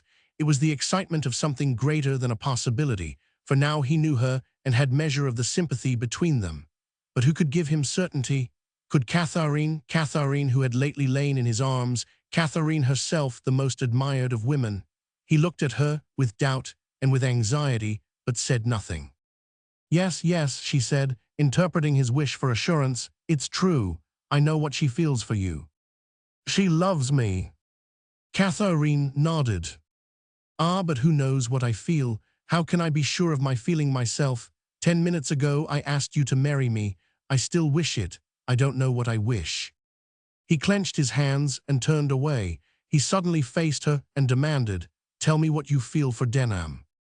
For Ralph Denham, she asked. Yes, she exclaimed, as if she had found the answer to some momentarily perplexing question. You're jealous of me, William, but you're not in love with me. I'm jealous of you. Therefore, for both our sakes, I say, speak to Cassandra at once. He tried to compose himself. He walked up and down the room. He paused at the window and surveyed the flowers strewn upon the floor. Meanwhile, his desire to have Katharine's assurance confirmed became so insistent that he could no longer deny the overmastering strength of his feeling for Cassandra. You're right, he exclaimed, coming to a standstill and rapping his knuckles sharply upon a small table carrying one slender vase. I love Cassandra. As he said this, the curtains hanging at the door of the little room parted, and Cassandra herself stepped forth. I have overheard every word, she exclaimed. A pause succeeded this announcement. Rodney made a step forward and said, Then you know what I wish to ask you. Give me your answer. She put her hands before her face. She turned away and seemed to shrink from both of them. What Katharine said, she murmured. But, she added, raising her head with a look of fear from the kiss with which he greeted her admission, how frightfully difficult it all is. Our feelings, I mean yours and mine and Katharine's. Katharine, tell me, are we doing right? Right, of course we're doing right, William answered her. If, after what you've heard, you can marry a man of such incomprehensible confusion, such deplorable. Don't, William, Katharine interposed. Cassandra has heard us. She can judge what we are. She knows better than we could tell her. But still holding William's hand, questions and desires welled up in Cassandra's heart. Had she done wrong in listening? Why did Aunt Celia blame her? Did Katharine think her right? Above all, did William really love her, forever and ever, better than anyone? I must be first with him, Katharine, she exclaimed. I can't share him even with you. I shall never ask that, said Katharine. She moved a little away from where they sat and began half-consciously sorting her flowers. But you've shared with me, Cassandra said. Why can't I share with you? Why am I so mean? I know why it is, she added. We understand each other, William, and one. You've never understood each other. You're too different. I've never admired anybody more, William interposed. It's not that, Cassandra tried to enlighten him. It's understanding. Have I never understood you, Katharine? Have I been very selfish? Yes, Cassandra interposed. You've asked her for sympathy, and she's not sympathetic. You've wanted her to be practical, and she's not practical. You've been selfish, you've been exacting, and so has Katharine, but it wasn't anybody's fault. Katharine had listened to this attempt at analysis with keen attention. Cassandra's words seemed to rub the old blurred image of life and freshen it so marvelously that it looked new again. She turned to William. It's quite true, she said. It was nobody's fault. There are many things that he'll always come to you for, Cassandra continued, still reading from her invisible book. I accept that, Katharine. I shall never dispute it. I want to be generous as you've been generous, but being in love makes it more difficult for me. They were silent. At length William broke the silence. One thing I beg of you both, he said, and the old nervousness of manner returned as he glanced at Katharine. We will never discuss these matters again. It's not that I'm timid and conventional, as you think, Katharine. It's that it spoils things to discuss them. It unsettles people's minds, and now we're all so happy. Cassandra ratified this conclusion so far as she was concerned, and William, after receiving the exquisite pleasure of her glance, with its absolute affection and trust, looked anxiously at Katharine. Yes, I'm happy, she assured him, and I agree, we will never talk about it again. Oh, Katharine, Katharine, Cassandra cried, holding out her arms while the tears ran down her cheeks. Chapter 30. The day was so different from other days to three people in the house that the common routine of household life, the maid waiting at table, Mrs. Hilbery writing a letter, the clock striking, and the door opening, and all the other signs of long-established civilization appeared suddenly to have no meaning save as they lulled Mr. and Mrs. Hilbery into the belief that nothing unusual had taken place. It chanced that Mrs. Hilbery was depressed without visible cause, unless a certain crudeness, verging upon coarseness, in the temper of her favorite Elizabethans, could be held responsible for the mood. At any rate, she had shut up, the Duchess of Malfi, with a sigh, and wished to know, so she told Rodney at dinner, whether there wasn't some young writer with a touch of the Great Spirit, somebody who made you believe that life was beautiful. She got little help from Rodney, and after singing her plaintive requiem for the death of poetry by herself, she charmed herself into good spirits again by remembering the existence of Mozart. She begged Cassandra to play to her, and when they went upstairs, Cassandra opened the piano directly and did her best to create an atmosphere of unmixed beauty. At the sound of the first notes, Katharine and Rodney both felt an enormous sense of relief at the license which the music gave them to loosen their hold upon the mechanism of behavior. They lapsed into the depths of thought. Mrs. Hilbery was soon spirited away into a perfectly congenial mood that was half reverie and half slumber, half delicious melancholy and half pure bliss. Mr. Hilbery alone attended. He was extremely musical and made Cassandra aware that he listened to every note. She played her best and won his approval. Leaning slightly forward in his chair and turning his little green stone, he weighed the intention of her phrases approvingly, but stopped her suddenly to complain of a noise behind him. The window was unhasped.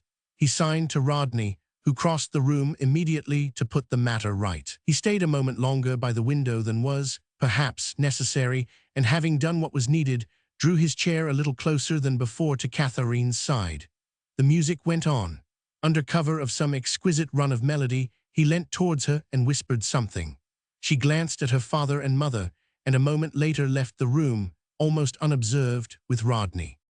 "What is it?" she asked, as soon as the door was shut. Rodney made no answer, but led her downstairs into the dining room on the ground floor.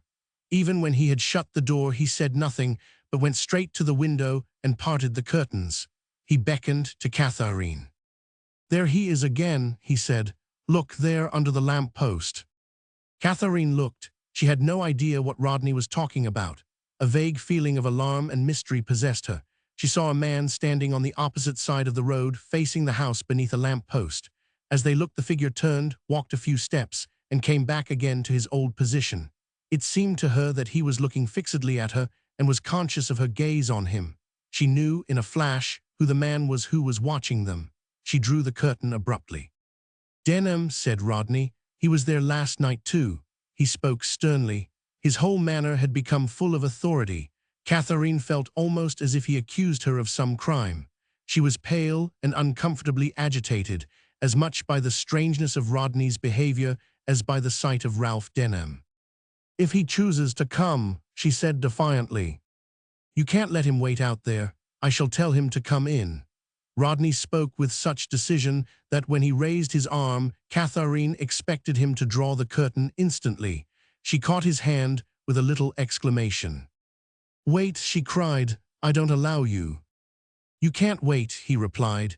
"You've gone too far." His hand remained upon the curtain. "Why don't you admit, Katharine," he broke out, looking at her with an expression of contempt as well as of anger, "that you love him? Are you going to treat him as you treated me?" She looked at him, wondering, in spite of all her perplexity, at the spirit that possessed him. "I forbid you to draw the curtain," she said. He reflected and then took his hand away. "I've no right to interfere," he concluded. "I'll leave you, or, if you like, we'll go back to the drawing room." "No, I can't go back," she said, shaking her head. She bent her head in thought. "You love him, Katharine," Rodney said suddenly. His tone had lost something of its sternness and might have been used to urge a child to confess its fault. She raised her eyes and fixed them upon him. "I love him," she repeated. He nodded. She searched his face, as if for further confirmation of his words, and as he remained silent and expectant, turned away once more and continued her thoughts. He observed her closely, but without stirring, as if he gave her time to make up her mind to fulfill her obvious duty. The strains of Mozart reached them from the room above. "Now," she said suddenly, with a sort of desperation, rising from her chair and seeming to command Rodney to fulfill his part. He drew the curtain instantly, and she made no attempt to stop him. Their eyes at once sought the same spot beneath the lamp-post. "He's not there," she exclaimed. No one was there. William threw the window up and looked out. The wind rushed into the room, together with the sound of distant wheels, footsteps hurrying along the pavement, and the cries of sirens hooting down the river. "Denham," William cried. "Ralph," said Katharine, but she spoke scarcely louder than she might have spoken to someone in the same room. With their eyes fixed upon the opposite side of the road, they did not notice a figure close to the railing which divided the garden from the street. But Denham had crossed the road and was standing there. They were startled by his voice close at hand. "Rodney!" "There you are, come in, Denham." Rodney went to the front door and opened it. "Here he is," he said, bringing Ralph with him into the dining room where Katharine stood with her back to the open window.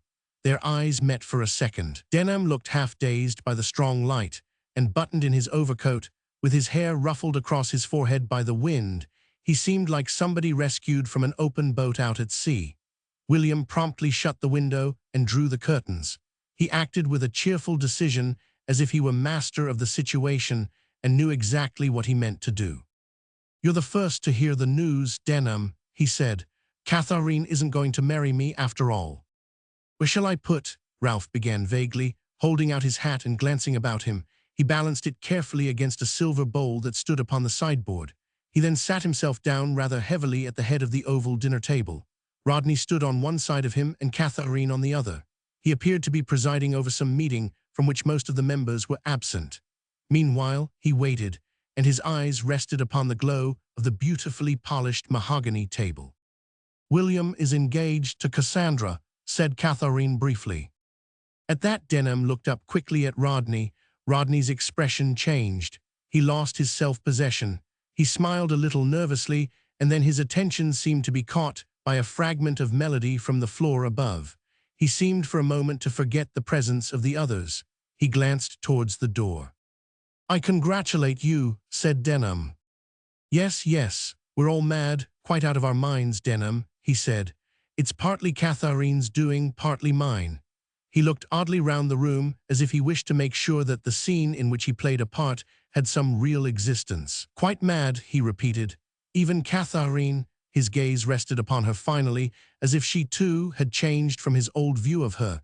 He smiled at her as if to encourage her. "Katharine shall explain," he said, and giving a little nod to Denham, he left the room. Katharine sat down at once and leant her chin upon her hands.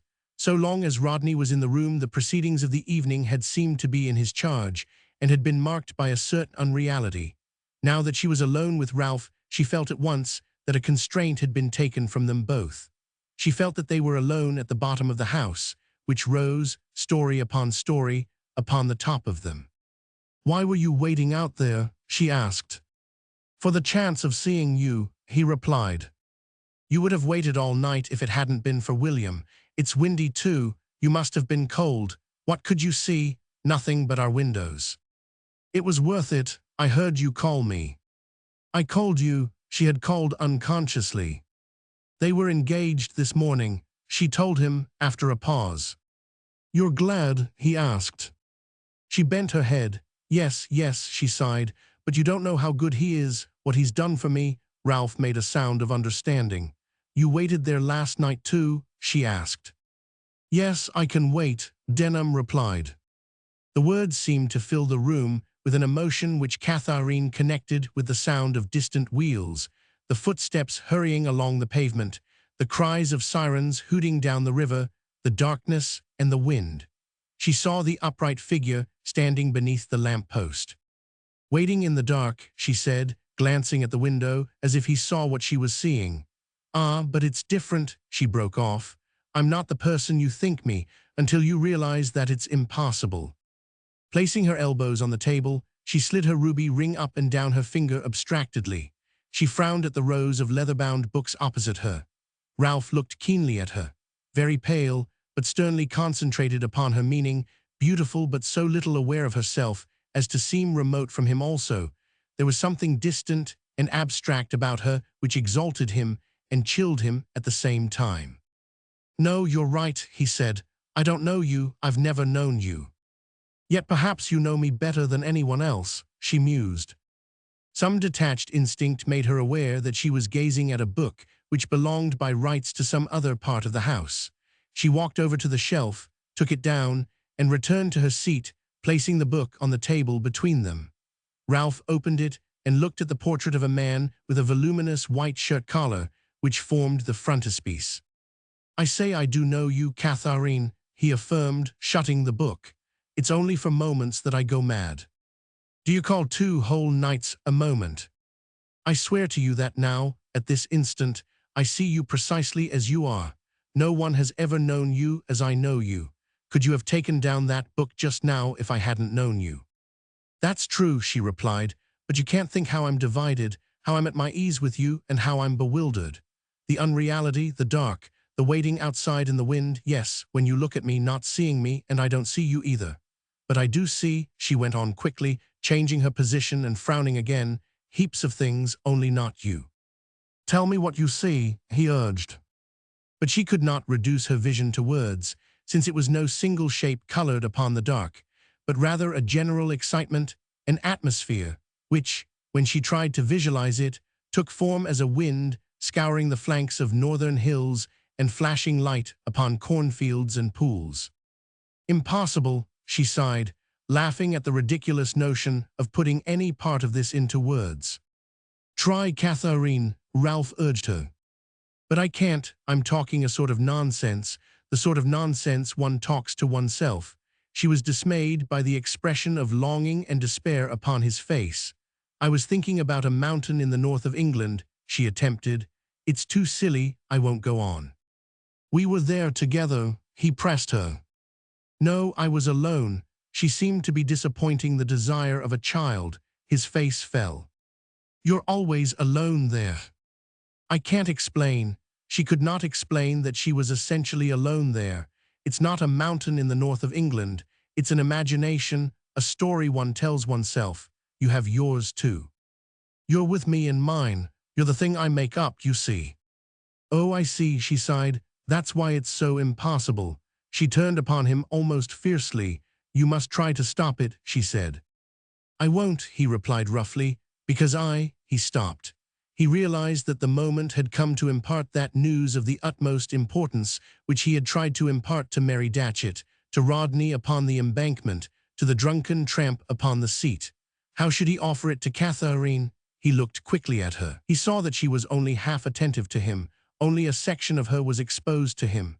The sight roused in him such desperation that he had much ado to control his impulse to rise and leave the house. Her hand lay loosely curled upon the table. He seized it and grasped it firmly as if to make sure of her existence and of his own. "Because I love you, Katharine," he said. Some roundness or warmth essential to that statement was absent from his voice, and she had merely to shake her head very slightly for him to drop her hand and turn away in shame at his own impotence. He thought that she had detected his wish to leave her. She had discerned the break in his resolution, the blankness in the heart of his vision. It was true that he had been happier out in the street, thinking of her, than now that he was in the same room with her. He looked at her with a guilty expression on his face, but her look expressed neither disappointment nor reproach. Her pose was easy, and she seemed to give effect to a mood of quiet speculation by the spinning of her ruby ring upon the polished table. Denham forgot his despair in wondering what thoughts now occupied her. "You don't believe me," he said. His tone was humble and made her smile at him. "As far as I understand you, but what should you advise me to do with this ring?" she asked, holding it out. "I should advise you to let me keep it for you," he replied, in the same tone of half-humorous gravity. "After what you've said, I can hardly trust you, unless you'll unsay what you've said." "Very well, I'm not in love with you." "But I think you are in love with me, as I am with you," she added casually enough. "At least," she said, slipping her ring back to its old position, "what other word describes the state we're in?" She looked at him gravely and inquiringly, as if in search of help. "It's when I'm with you that I doubt it, not when I'm alone," he stated. "So I thought," she replied. In order to explain to her his state of mind, Ralph recounted his experience with the photograph, the letter, and the flower picked at Kew. She listened very seriously. And then you went raving about the streets, she mused. Well, it's bad enough, but my state is worse than yours because it hasn't anything to do with facts. It's an hallucination, pure and simple, an intoxication. One can be in love with pure reason, she hazarded, because if you're in love with a vision, I believe that that's what I'm in love with. This conclusion seemed fantastic and profoundly unsatisfactory to Ralph, but after the astonishing variations of his own sentiments during the past half-hour, he could not accuse her of fanciful exaggeration. Rodney seems to know his own mind well enough, he said almost bitterly. The music, which had ceased, had now begun again, and the melody of Mozart seemed to express the easy and exquisite love of the two upstairs. Cassandra never doubted for a moment. But she glanced at him as if to ascertain his position, we see each other only now and then. Like lights in a storm. In the midst of a hurricane, she concluded, as the window shook beneath the pressure of the wind. They listened to the sound in silence. Here the door opened with considerable hesitation, and Mrs. Hilbery's head appeared, at first with an air of caution, but having made sure that she had admitted herself to the dining room and not to some more unusual region, she came completely inside and seemed in no way taken aback by the sight she saw.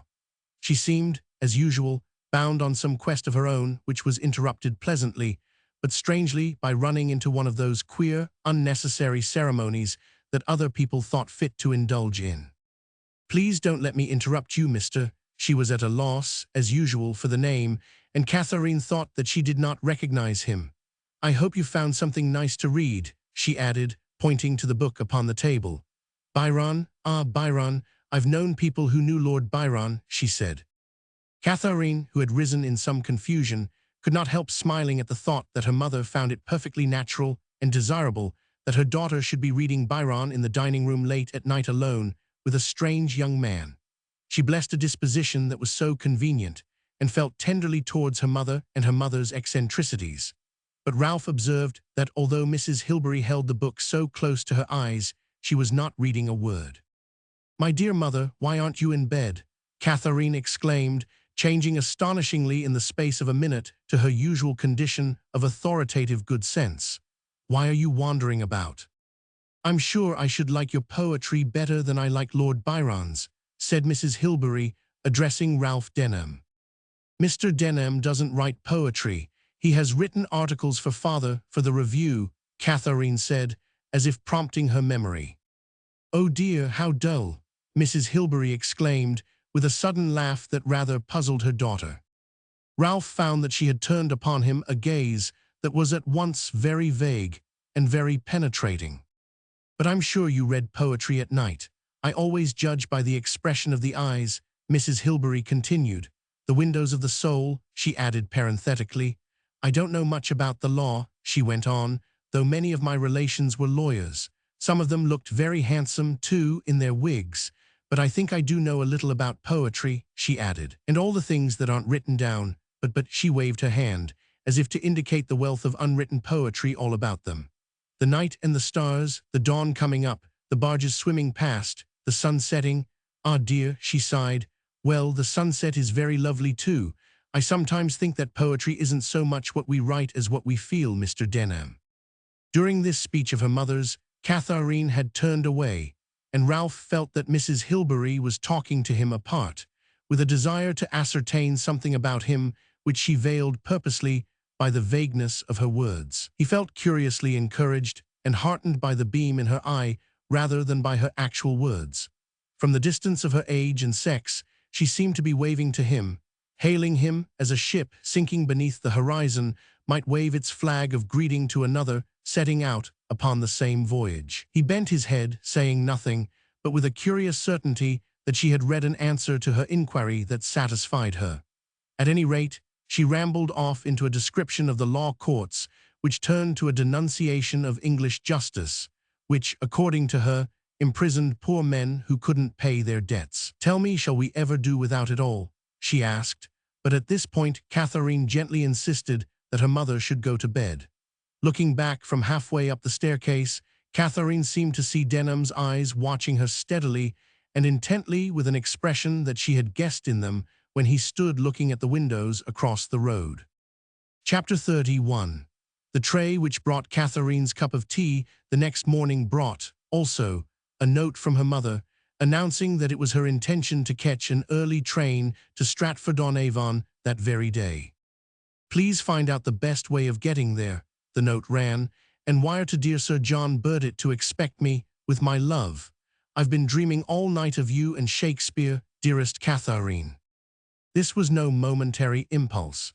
Mrs. Hilbery had been dreaming of Shakespeare any time these 6 months, toying with the idea of an excursion to what she considered the heart of the civilized world. To stand 6 feet above Shakespeare's bones, to see the very stones worn by his feet, to reflect that the oldest man's oldest mother had very likely seen Shakespeare's daughter. Such thoughts roused an emotion in her, which she expressed at unsuitable moments, and with a passion that would not have been unseemly in a pilgrim to a sacred shrine.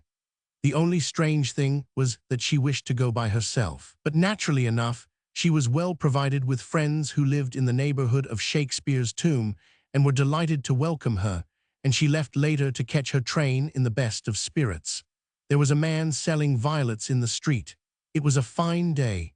She would remember to send Mr. Hilbery the first daffodil she saw. And as she ran back into the hall to tell Katharine, she had always felt, that Shakespeare's command to leave his bones undisturbed applied only to odious curiosity mongers, not to dear Sir John and herself. Leaving her daughter to cogitate the theory of Anne Hathaway's sonnets and the buried manuscripts here referred to, with the implied menace to the safety of the heart of civilization itself, she briskly shut the door of her taxicab and was whirled off upon the first stage of her pilgrimage.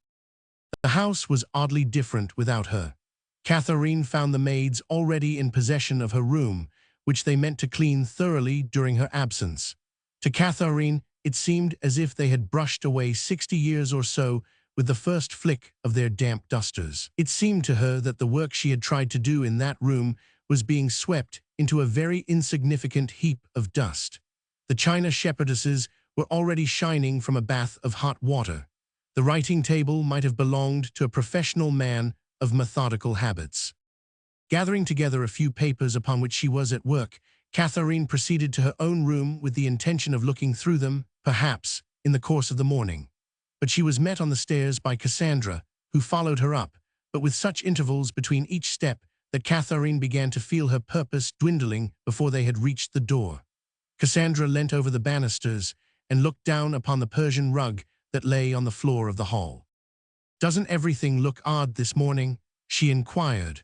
"Are you really going to spend the morning with those dull old letters? Because if so—" The dull old letters, which would have turned the heads of the most sober of collectors, were laid upon a table, and after a moment's pause, Cassandra, looking grave all of a sudden, asked Katharine where she should find the History of England by Lord Macaulay. It was downstairs in Mr. Hilbery's study. The cousins descended together in search of it. They diverged into the drawing-room for the good reason that the door was open. The portrait of Richard Alardice attracted their attention. "I wonder what he was like." It was a question that Katharine had often asked herself lately.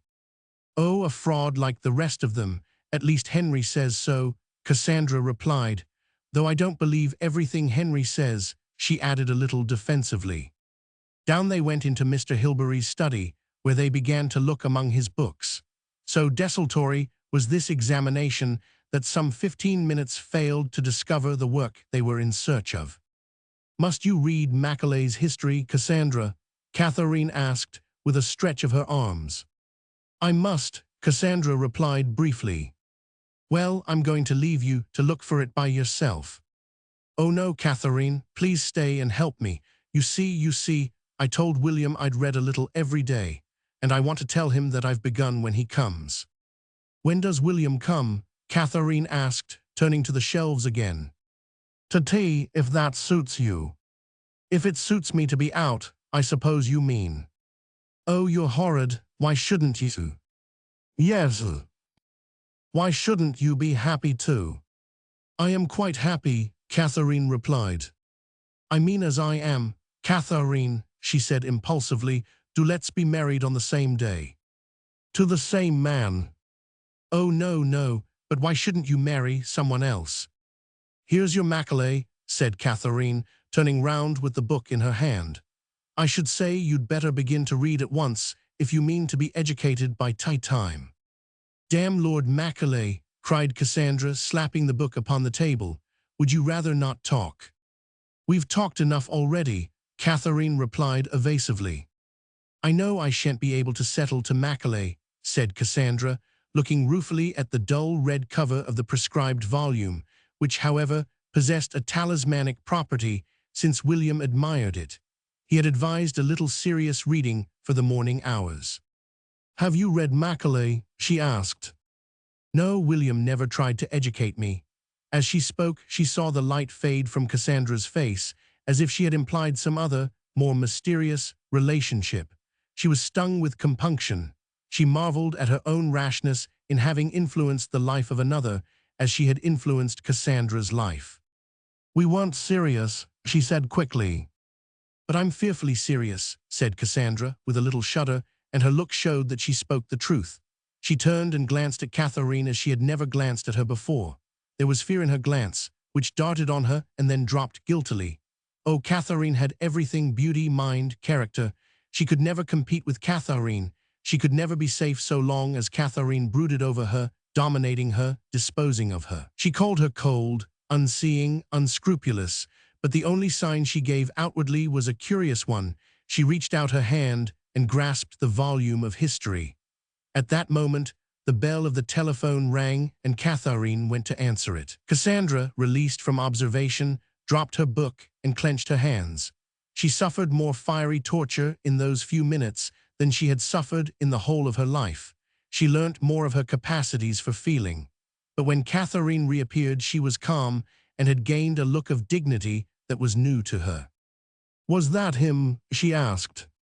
It was Ralph Denham, Katharine replied. I meant Ralph Denham. Why did you mean Ralph Denham? What has William told you about Ralph Denham? The accusation that Katharine was calm, callous, and indifferent was not possible in face of her present air of animation. She gave Cassandra no time to frame an answer. Now, when are you and William going to be married? She asked. Cassandra made no reply for some moments. It was, indeed, a very difficult question to answer. In conversation the night before, William had indicated to Cassandra that, in his belief, Katharine was becoming engaged to Ralph Denham in the dining room. Cassandra, in the rosy light of her own circumstances, had been disposed to think that the matter must be settled already. But a letter which she had received that morning from William, while ardent in its expression of affection, had conveyed to her obliquely that he would prefer the announcement of their engagement to coincide with that of Katharine's. This document Cassandra now produced and read aloud, with considerable excisions and much hesitation. 1,000 pities, I fear we shall cause a great deal of natural annoyance. If, on the other hand, what I have reason to think will happen should happen, within reasonable time, and the present position is not in any way offensive to you, delay would, in my opinion, serve all our interests better than a premature explanation, which is bound to cause more surprise than is desirable. Very like William, Katharine exclaimed, having gathered the drift of these remarks with a speed that, by itself, disconcerted Cassandra. I quite understand his feelings, Cassandra replied. I quite agree with them. I think it would be much better, if you intend to marry Mr. Denham, that we should wait as William says. But then, if I don't marry him for months, or perhaps not at all? Cassandra was silent. The prospect appalled her. Katharine had been telephoning to Ralph Denham. She looked queer, too. She must be, or about to become, engaged to him. But if Cassandra could have overheard the conversation upon the telephone, she would not have felt so certain that it tended in that direction. It was to this effect. I'm Ralph Denham speaking. I'm in my right senses now. How long did you wait outside the house? I went home and wrote you a letter. I tore it up. I shall tear up everything too. I shall come. Yes, come today. I must explain to you. Yes, we must explain. A long pause followed. Ralph began a sentence, which he cancelled with the word, nothing. Suddenly, together, at the same moment, they said goodbye, And yet, if the telephone had been miraculously connected with some higher atmosphere pungent with the scent of thyme and the savor of salt, Katharine could hardly have breathed in a keener sense of exhilaration. She ran downstairs on the crest of it. She was amazed to find herself already committed by William and Cassandra to marry the owner of the halting voice she had just heard on the telephone. The tendency of her spirit seemed to be in an altogether different direction, and of a different nature. She had only to look at Cassandra to see what the love that results in an engagement and marriage means. She considered for a moment and then said, "If you don't want to tell people yourselves, I'll do it for you. I know William has feelings about these matters that make it very difficult for him to do anything." "Because he's fearfully sensitive about other people's feelings," said Cassandra. "The idea that he could upset Aunt Maggie or Uncle Trevor would make him ill for weeks." This interpretation of what she was used to call William's conventionality was new to Katharine, and yet she felt it now to be the true one. "Yes, you're right," she said. "And then he worships beauty. He wants life to be beautiful in every part of it. Have you ever noticed how exquisitely he finishes everything? Look at the address on that envelope. Every letter is perfect." Whether this applied also to the sentiments expressed in the letter, Katharine was not so sure. But when William's solicitude was spent upon Cassandra, it not only failed to irritate her, as it had done when she was the object of it, but appeared, as Cassandra said, the fruit of his love of beauty. "Yes," she said, "he loves beauty." "I hope we shall have a great many children," said Cassandra. "He loves children." This remark made Katharine realize the depths of their intimacy better than any other words could have done. She was jealous for one moment, but the next she was humiliated.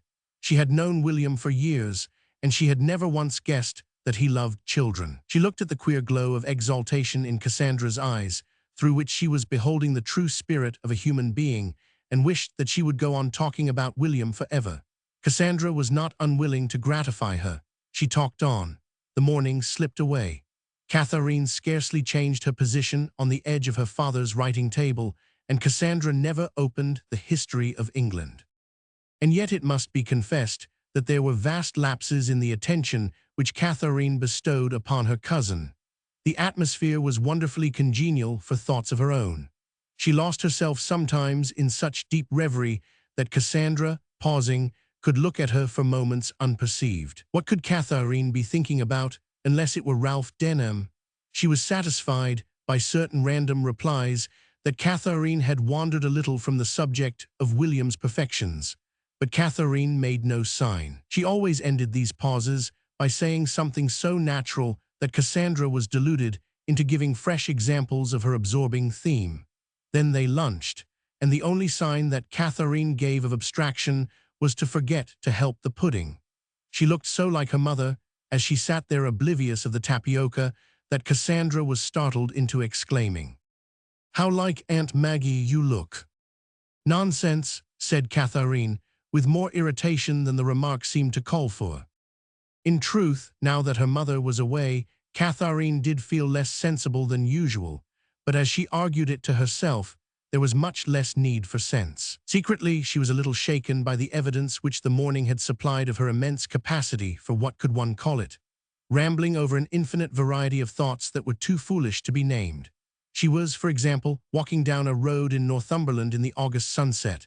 At the inn she left her companion, who was Ralph Denham, and was transported, not so much by her own feet as by some invisible means, to the top of a high hill. Here the scents, the sounds among the dry heather roots, the grass blades pressed upon the palm of her hand, were all so perceptible that she could experience each one separately. After this, her mind made excursions into the dark of the air, or settled upon the surface of the sea, which could be discovered over there, or with equal unreason it returned to its couch of bracken beneath the stars of midnight, and visited the snow valleys of the moon. These fancies would have been in no way strange, since the walls of every mind are decorated with some such tracery, but she found herself suddenly pursuing such thoughts with an extreme ardor, which became a desire to change her actual condition for something matching the conditions of her dream.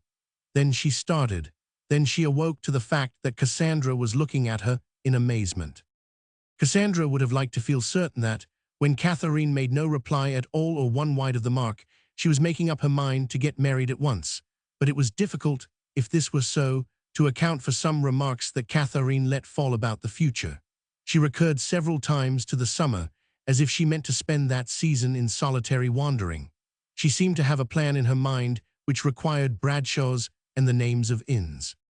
Cassandra was driven finally by her own unrest to put on her clothes and wander out along the streets of Chelsea, on the pretense that she must buy something. But in her ignorance of the way, she became panic-stricken at the thought of being late, and no sooner had she found the shop she wanted than she fled back again in order to be at home when William came.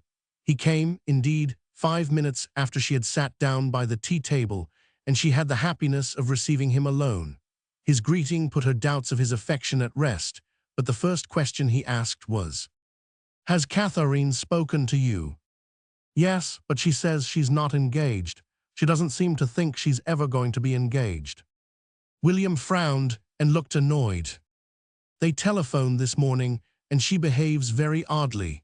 She forgets to help the pudding," Cassandra added by way of cheering him. "My dear child, after what I saw and heard last night, it's not a question of guessing or suspecting. Either she's engaged to him, or—" He left his sentence unfinished, for at this point Katharine herself appeared. With his recollections of the scene the night before, he was too self-conscious even to look at her, and it was not until she told him of her mother's visit to Stratford-on-Avon that he raised his eyes. It was clear that he was greatly relieved. He looked round him now, as if he felt at his ease, and Cassandra exclaimed, "Don't you think everything looks quite different?" "You've moved the sofa?" he asked. "No, nothing's been touched," said Katharine. "Everything's exactly the same." But as she said this, with a decision which seemed to make it imply that more than the sofa was unchanged, she held out a cup into which she had forgotten to pour any tea. Being told of her forgetfulness, she frowned with annoyance and said that Cassandra was demoralizing her. The glance she cast upon them, and the resolute way in which she plunged them into speech, made William and Cassandra feel like children who had been caught prying. They followed her obediently, making conversation. Anyone coming in might have judged them acquaintances met, perhaps, for the third time. If that were so, one must have concluded that the hostess suddenly bethought her of an engagement pressing for fulfillment. First Katharine looked at her watch, and then she asked William to tell her the right time. When told that it was 10 minutes to 5, she rose at once and said, "Then I'm afraid I must go." She left the room, holding her unfinished bread and butter in her hand. William glanced at Cassandra. "Well, she is queer," Cassandra exclaimed. William looked perturbed. He knew more of Katharine than Cassandra did, but even he could not tell. In a second, Katharine was back again, dressed in outdoor things, still holding her bread and butter in her bare hand. "If I'm late, don't wait for me," she said. "I shall have dined," and so saying, she left them. "But she can't," William exclaimed, as the door shut, not without any gloves and bread and butter in her hand. They ran to the window and saw her walking rapidly along the street towards the city. Then she vanished. "She must have gone to meet Mr. Denham," Cassandra exclaimed. "Goodness knows," William interjected. The incident impressed them both as having something queer and ominous about it, out of all proportion to its surface strangeness. "It's the sort of way Aunt Maggie behaves," said Cassandra, as if in explanation. William shook his head and paced up and down the room, looking extremely perturbed. "This is what I've been foretelling," he burst out. "Once set the ordinary conventions aside, thank heaven Mrs. Hilbery is away, but there's Mr. Hilbery. How are we to explain it to him? I shall have to leave you." "But Uncle Trevor won't be back for hours, William," Cassandra implored. "You never can tell. He may be on his way already. Or suppose Mrs. Milvain, your Aunt Celia, or Mrs. Carsham, or any other of your aunts or uncles should be shown in and find us alone together. You know what they're saying about us already." Cassandra was equally stricken by the sight of William's agitation, and appalled by the prospect of his desertion. "We might hide," she exclaimed wildly, glancing at the curtain which separated the room with the relics. "I refuse entirely to get under the table," said William sarcastically. She saw that he was losing his temper with the difficulties of the situation. Her instinct told her that an appeal to his affection, at this moment, would be extremely ill-judged. She controlled herself, sat down, poured out a fresh cup of tea, and sipped it quietly. This natural action, arguing complete self-mastery and showing her in one of those feminine attitudes which William found adorable, did more than any argument to compose his agitation. It appealed to his chivalry. He accepted a cup. Next she asked for a slice of cake. By the time the cake was eaten and the tea drunk, the personal question had lapsed, and they were discussing poetry. Insensibly, they turned from the question of dramatic poetry in general to the particular example which reposed in William's pocket, and when the maid came in to clear away the tea things, William had asked permission to read a short passage aloud, unless it bored her. Cassandra bent her head in silence, but she showed a little of what she felt in her eyes, and thus fortified, William felt confident that it would take more than Mrs. Milvain herself to rout him from his position. He read aloud. Meanwhile, Katharine walked rapidly along the street. If called upon to explain her impulsive action in leaving the tea table, she could have traced it to no better cause than that William had glanced at Cassandra, Cassandra at William. Yet, because they had glanced, her position was impossible. If one forgot to pour out a cup of tea, they rushed to the conclusion that she was engaged to Ralph Denham. She knew that in half an hour or so the door would open and Ralph Denham would appear. She could not sit there and contemplate seeing him with William's and Cassandra's eyes upon them, judging their exact degree of intimacy so that they might fix the wedding day. She promptly decided that she would meet Ralph out of doors. She still had time to reach Lincoln's Inn Fields before he left his office. She hailed a cab and bade it take her to a shop for selling maps, which she remembered in Great Queen Street, since she hardly liked to be set down at his door. Arrived at the shop, she bought a large-scale map of Norfolk, and thus provided, hurried into Lincoln's Inn Fields and assured herself of the position of Messrs. Hopper and Greatley's office. The great gas chandeliers were alight in the office windows. She conceived that he sat at an enormous table laden with papers beneath one of them in the front room with the 3 tall windows. Having settled his position there, she began walking to and fro upon the pavement. Nobody of his build appeared. She scrutinized each male figure as it approached and passed her. Each male figure had nevertheless a look of him due, perhaps, to the professional dress, the quick step, the keen glance which they cast upon her as they hastened home after the day's work. The square itself, with its immense houses also fully occupied and stern of aspect, its atmosphere of industry and power, as if even the sparrows and the children were earning their daily bread, as if the sky itself, with its gray and scarlet clouds, reflected the serious intention of the city beneath it, spoke of him. Here was the fit place for their meeting, she thought. Here was the fit place for her to walk thinking of him. She could not help comparing it with the domestic streets of Chelsea. With this comparison in her mind, she extended her range a little and turned into the main road. The great torrent of vans and carts was sweeping down Kingsway. Pedestrians were streaming in 2 currents along the pavements. She stood fascinated at the corner. The deep roar filled her ears. The changing tumult had the inexpressible fascination of varied life pouring ceaselessly with a purpose which, as she looked, seemed to her, somehow, the normal purpose for which life was framed. Its complete indifference to the individuals whom it swallowed up and rolled onwards filled her with at least a temporary exaltation. The blend of daylight and of lamplight made her an invisible spectator, just as it gave the people who passed her a semi-transparent quality and left the faces pale, ivory ovals in which the eyes alone were dark. They tended the enormous rush of the current, the great flow, the deep stream, the unquenchable tide. She stood unobserved and absorbed, glorying openly in the rapture that had run subterraneously all day. Suddenly she was clutched, unwilling from the outside, by the recollection of her purpose in coming there. She had come to find Ralph Denham. She hastily turned back into Lincoln's Inn Fields and looked for her landmark, the light in the 3 tall windows. She sought in vain. The faces of the houses had now merged in the general darkness, and she had difficulty in determining which she sought. Ralph's 3 windows gave back on their ghostly glass panels only a reflection of the gray and greenish sky. She rang the bell, peremptorily, under the painted name of the firm. After some delay, she was answered by a caretaker, whose pale and brush of themselves told her that the working day was over and the workers gone. Nobody, save perhaps Mr. Greatley himself, was left, she assured Katharine. Everyone else had been gone these 10 minutes. The news woke Katharine completely. Anxiety gained upon her.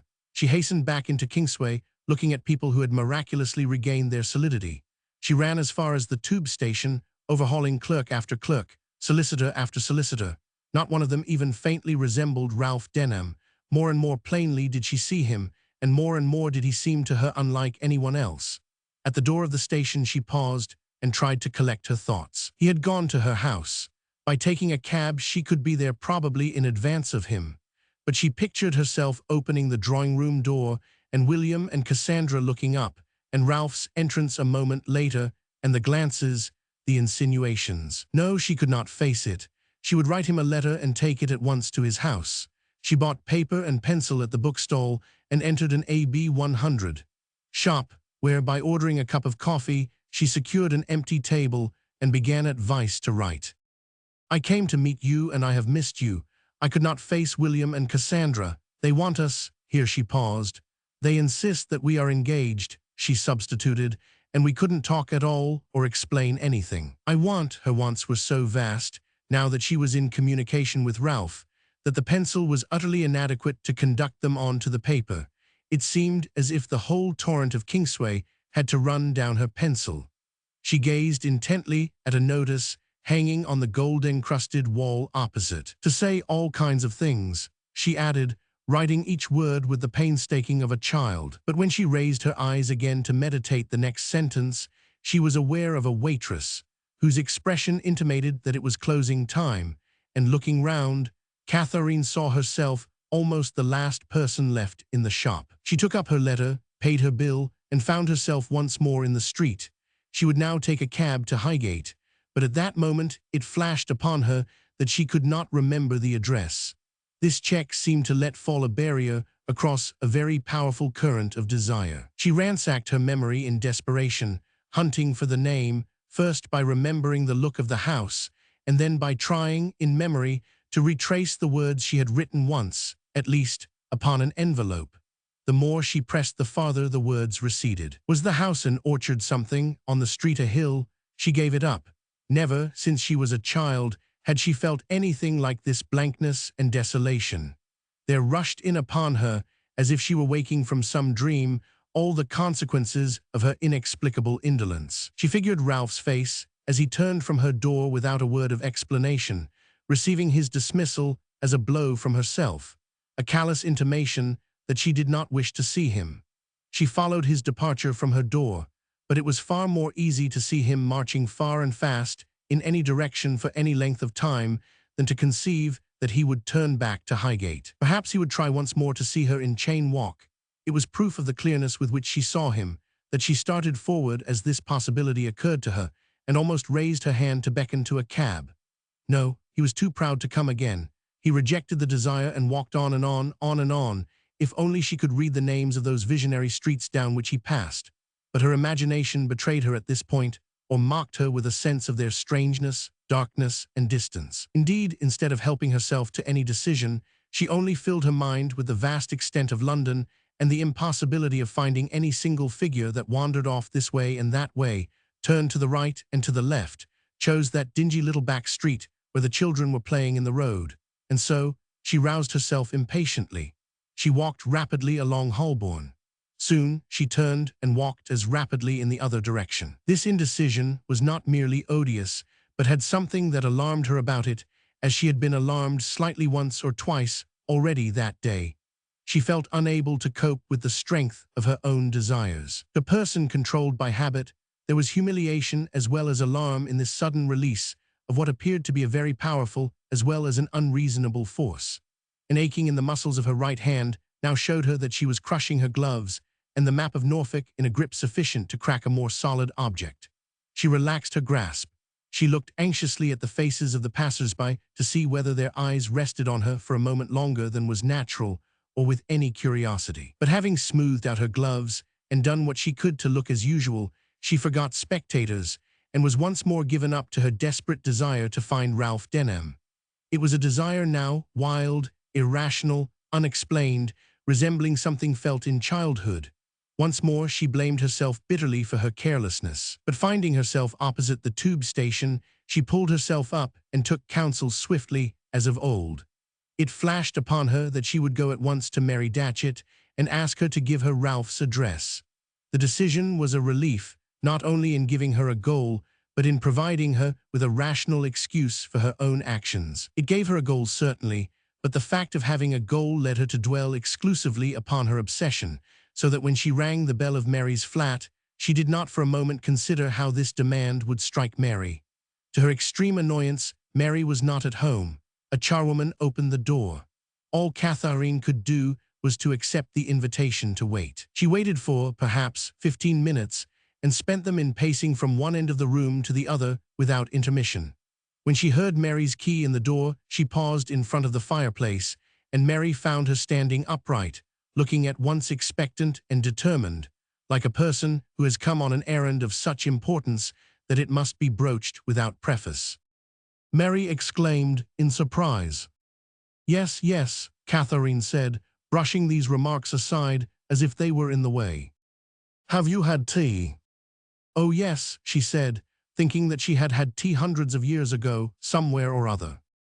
Mary paused, took off her gloves, and finding matches, proceeded to light the fire. Katharine checked her with an impatient movement and said, "Don't light the fire for me. I want to know Ralph Denham's address." She was holding a pencil and preparing to write on the envelope. She waited with an imperious expression. "The Apple Orchard, Mount Ararat Road, Highgate," Mary said, speaking slowly and rather strangely. "Oh, I remember now," Katharine exclaimed, with irritation at her own stupidity. "I suppose it wouldn't take 20 minutes to drive there." She gathered up her purse and gloves and seemed about to go. "But you won't find him," said Mary, pausing with a match in her hand. Katharine, who had already turned towards the door, stopped and looked at her. "Why, where is he?" she asked. "He won't have left his office." "But he has left the office," she replied. "The only question is, will he have reached home yet?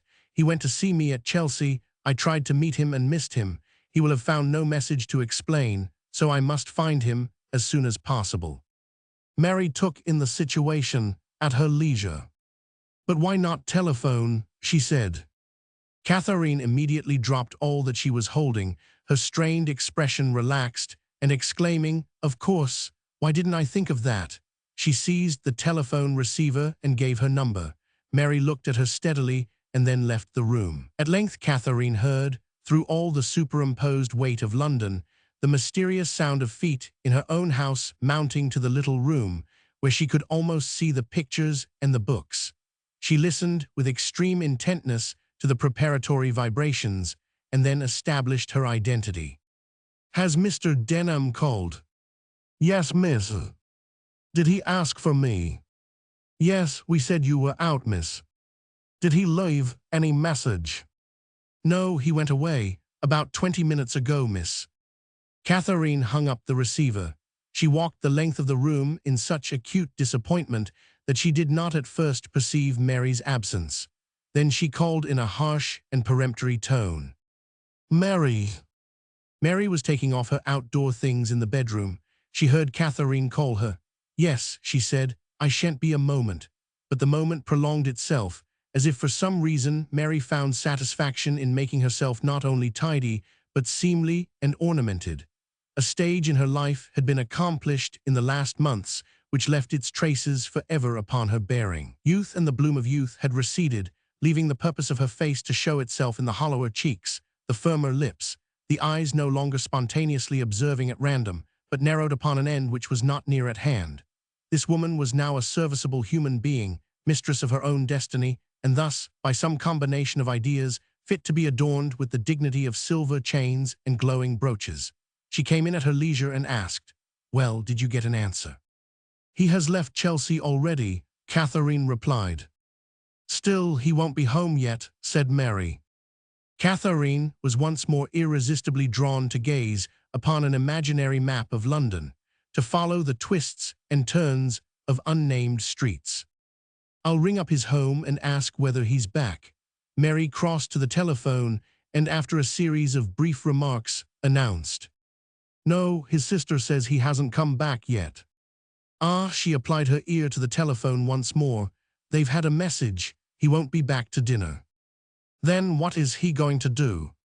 Very pale, and with her large eyes fixed not so much upon Mary as upon vistas of unresponding blankness, Katharine addressed herself also not so much to Mary as to the unrelenting spirit which now appeared to mock her from every quarter of her survey.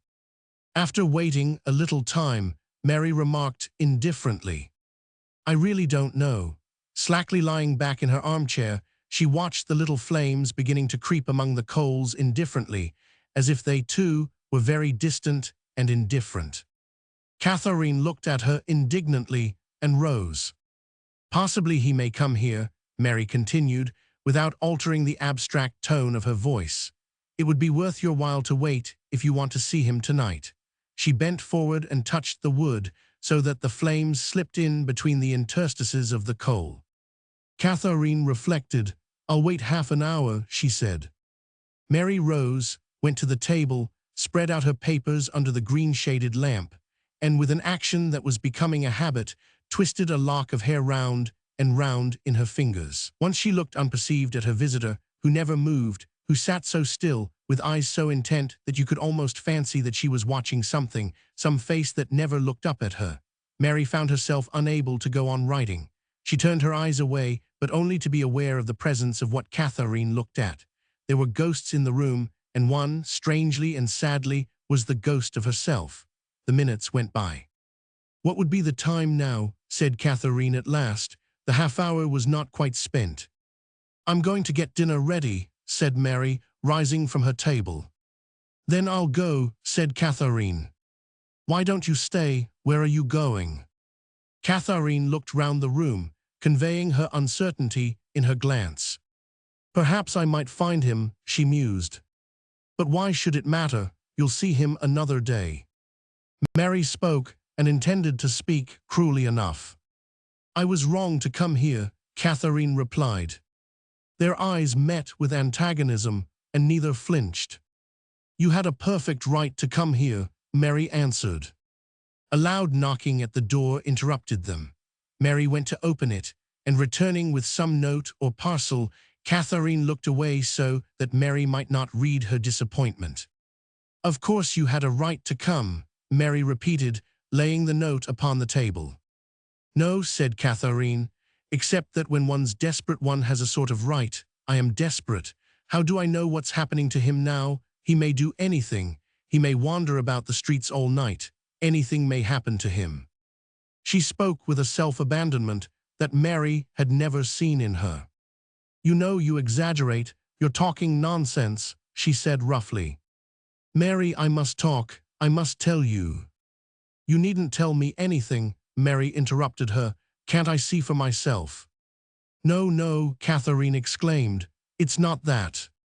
Her look, passing beyond Mary, beyond the verge of the room and out beyond any words that came her way, wildly and passionately, convinced Mary that she, at any rate, could not follow such a glance to its end.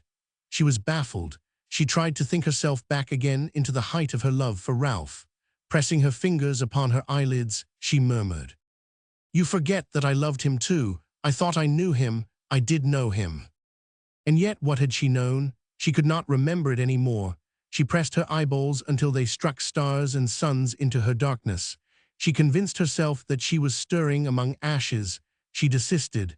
She was astonished at her discovery. She did not love Ralph any more. She looked back dazed into the room, and her eyes rested upon the table with its lamplit papers.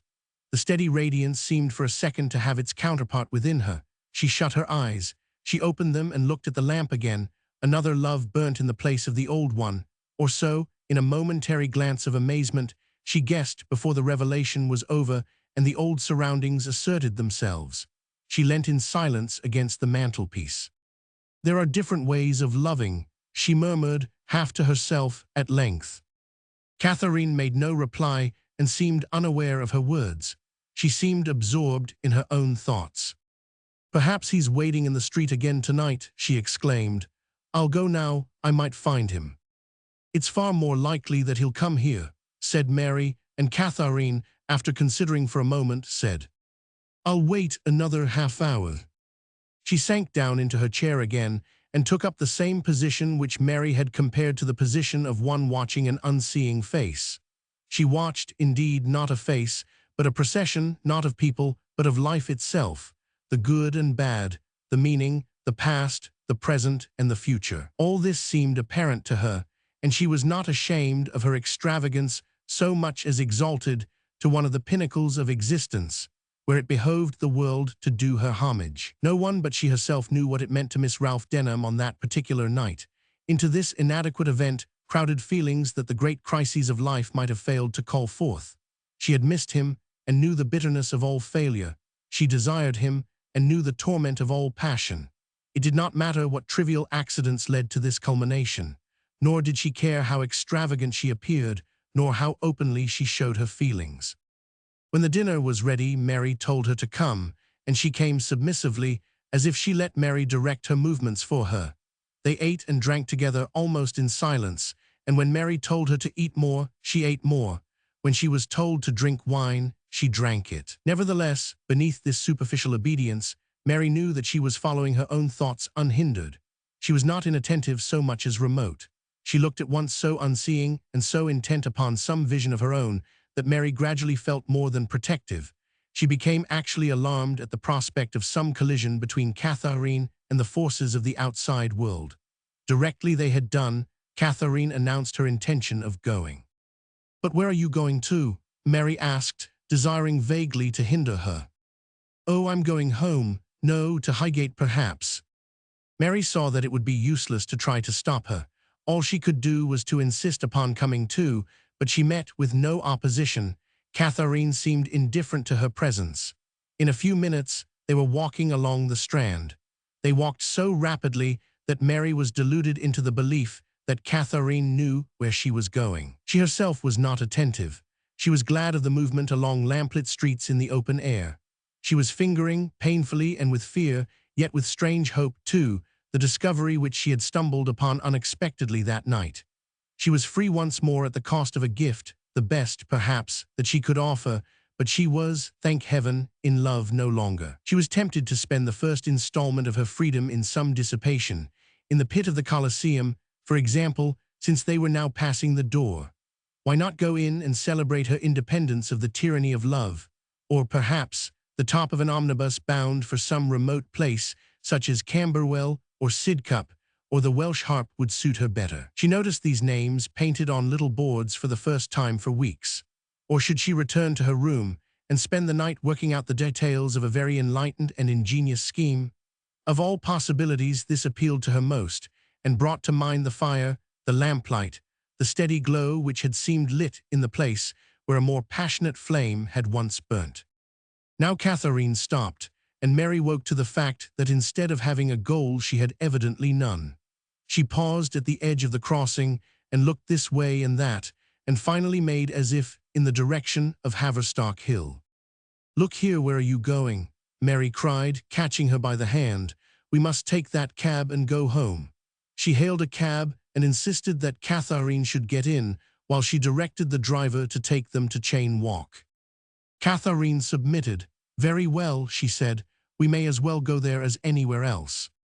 A gloom seemed to have fallen on her. She lay back in her corner, silent and apparently exhausted. Mary, in spite of her own preoccupation, was struck by her pallor and her attitude of dejection. "I'm sure we shall find him," she said more gently than she had yet spoken. "It may be too late," Katharine replied. Without understanding her, Mary began to pity her for what she was suffering. "Nonsense," she said, taking her hand and rubbing it. "If we don't find him there, we shall find him somewhere else. But suppose he's walking about the streets for hours and hours." She leant forward and looked out of the window. "He may refuse ever to speak to me again," she said in a low voice, almost to herself. The exaggeration was so immense that Mary did not attempt to cope with it, save by keeping hold of Katharine's wrist. She half expected that Katharine might open the door suddenly and jump out. Perhaps Katharine perceived the purpose with which her hand was held. "Don't be frightened," she said with a little laugh. "I'm not going to jump out of the cab. It wouldn't do much good after all." Upon this, Mary ostentatiously withdrew her hand. "I ought to have apologized," Katharine continued with an effort, "for bringing you into all this business. I haven't told you half, either. I'm no longer engaged to William Rodney. He is to marry Cassandra Otway. It's all arranged, all perfectly right. And after he'd waited in the streets for hours and hours, William made me bring him in. He was standing under the lamp-post watching our windows. He was perfectly white when he came into the room. William left us alone, and we sat and talked. It seems ages and ages ago now. Was it last night? Have I been out long? What's the time?" She sprang forward to catch sight of a clock, as if the exact time had some important bearing on her case. "Only 8:30, she exclaimed. "Then he may be there still." She leant out of the window and told the cabman to drive faster. "But if he's not there, what shall I do? Where could I find him? The streets are so crowded." "We shall find him," Mary repeated. Mary had no doubt but that somehow or other they would find him. But suppose they did find him? She began to think of Ralph with a sort of strangeness, in her effort to understand how he could be capable of satisfying this extraordinary desire. Once more she thought herself back to her old view of him, and could, with an effort, recall the haze which surrounded his figure, and the sense of confused, heightened exhilaration which lay all about his neighborhood, so that for months at a time she had never exactly heard his voice or seen his face. Or so it now seemed to her. The pain of her loss shot through her. Nothing would ever make up, not success or happiness or oblivion. But this pang was immediately followed by the assurance that now, at any rate, she knew the truth. And Katharine, she thought, stealing a look at her, did not know the truth. Yes, Katharine was immensely to be pitied. The cab, which had been caught in the traffic, was now liberated and sped on down Sloane Street. Mary was conscious of the tension with which Katharine marked its progress, as if her mind were fixed upon a point in front of them and marked, second by second, their approach to it. She said nothing, and in silence Mary began to fix her mind, in sympathy at first, and later in forgetfulness of her companion, upon a point in front of them. She imagined a point distant as a low star upon the horizon of the dark. There for her too, for them both, was the goal for which they were striving, and the end for the ardors of their spirits was the same. But where it was, or what it was, or why she felt convinced that they were united in search of it, as they drove swiftly down the streets of London side by side, she could not have said. At last, Katharine breathed, as the cab drew up at the door. She jumped out and scanned the pavement on either side. Mary, meanwhile, rang the bell. The door opened as Katharine assured herself that no one of the people within view had any likeness to Ralph. On seeing her, the maid said at once, "Mr. Denham called again, miss. He has been waiting for you for some time." Katharine vanished from Mary's sight.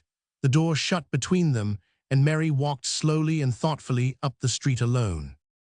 Katharine turned at once to the dining room, but with her fingers upon the handle, she held back. Perhaps she realized that this was a moment which would never come again. Perhaps, for a second, it seemed to her that no reality could equal the imagination she had formed. Perhaps she was restrained by some vague fear or anticipation, which made her dread any exchange or interruption. But if these doubts and fears, or this supreme bliss restrained her, it was only for a moment. In another second, she had turned the handle, and biting her lip to control herself, she opened the door upon Ralph Denham. An extraordinary clearness of sight seemed to possess her on beholding him. So little, so single, so separate from all else he appeared, who had been the cause of these extreme agitations and aspirations. She could have laughed in his face. But gaining upon this clearness of sight against her will, and to her dislike, was a flood of confusion, of relief, of certainty, of humility, of desire no longer to strive and to discriminate, yielding to which, she let herself sink within his arms and confessed her love. Chapter 32. Nobody asked Katharine any questions next day. If cross-examined, she might have said that nobody spoke to her. She worked a little, wrote a little, ordered the dinner, and sat, for longer than she knew, with her head on her hand piercing whatever lay before her. whether it was a letter or a dictionary, as if it were a film upon the deep prospects that revealed themselves to her kindling and brooding eyes. She rose once, and going to the bookcase, took out her father's Greek dictionary and spread the sacred pages of symbols and figures before her. She smoothed the sheets with a mixture of affectionate amusement and hope.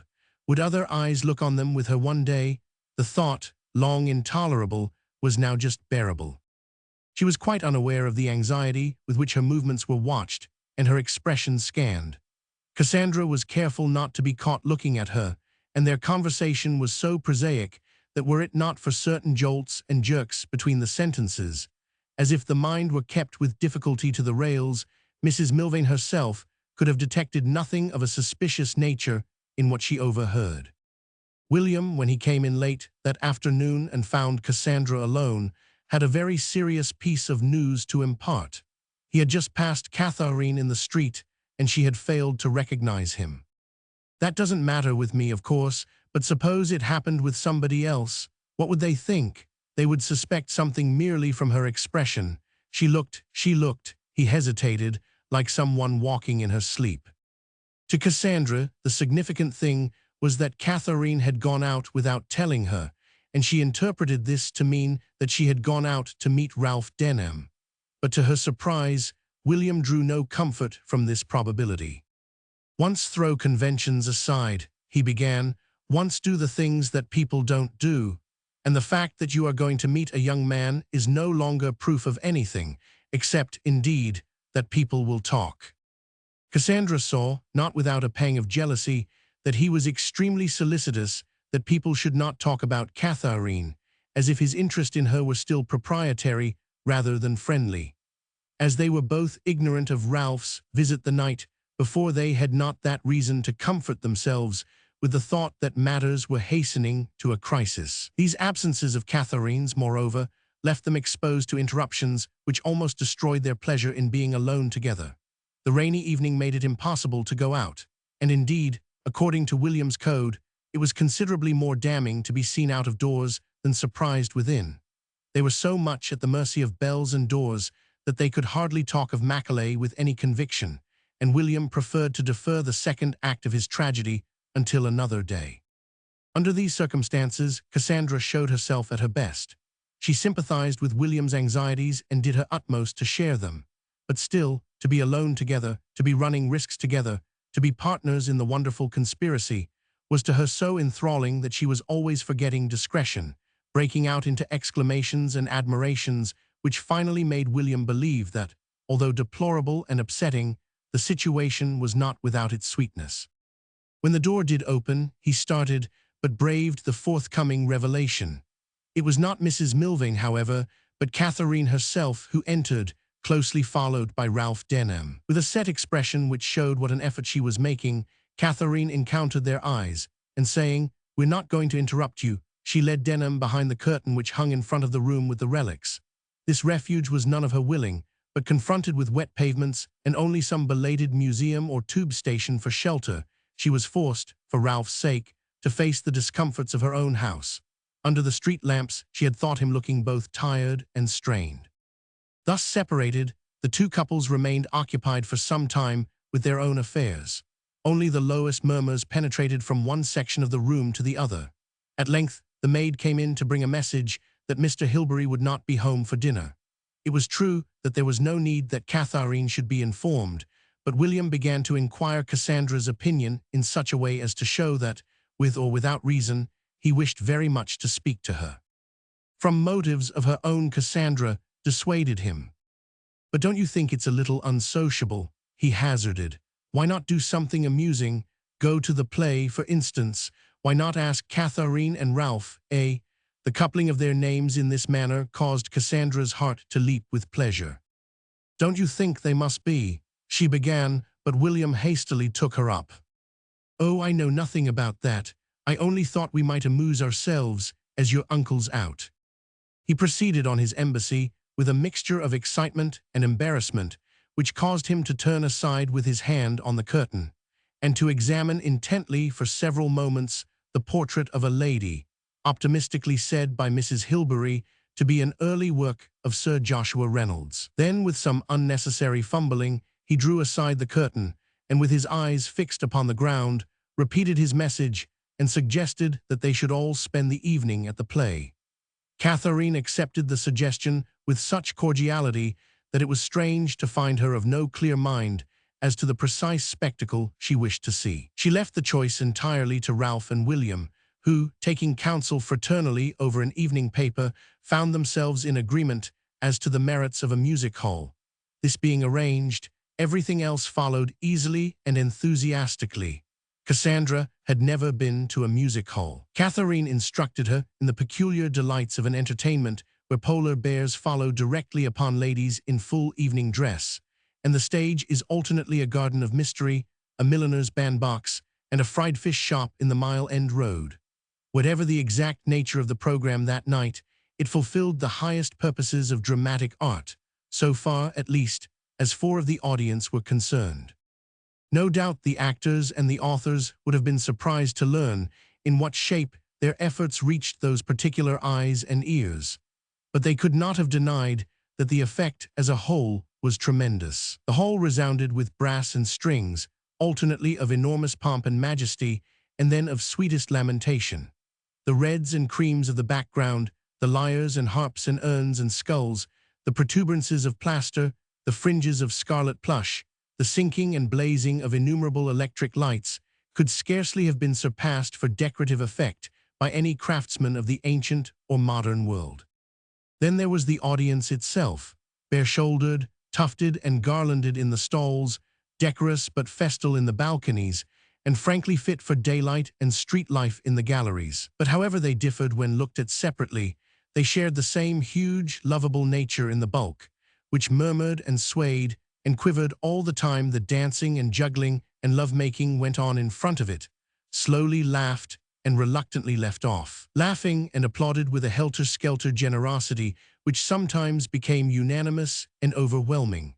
Once William saw Katharine leaning forward and clapping her hands with an abandonment that startled him. Her laugh rang out with the laughter of the audience.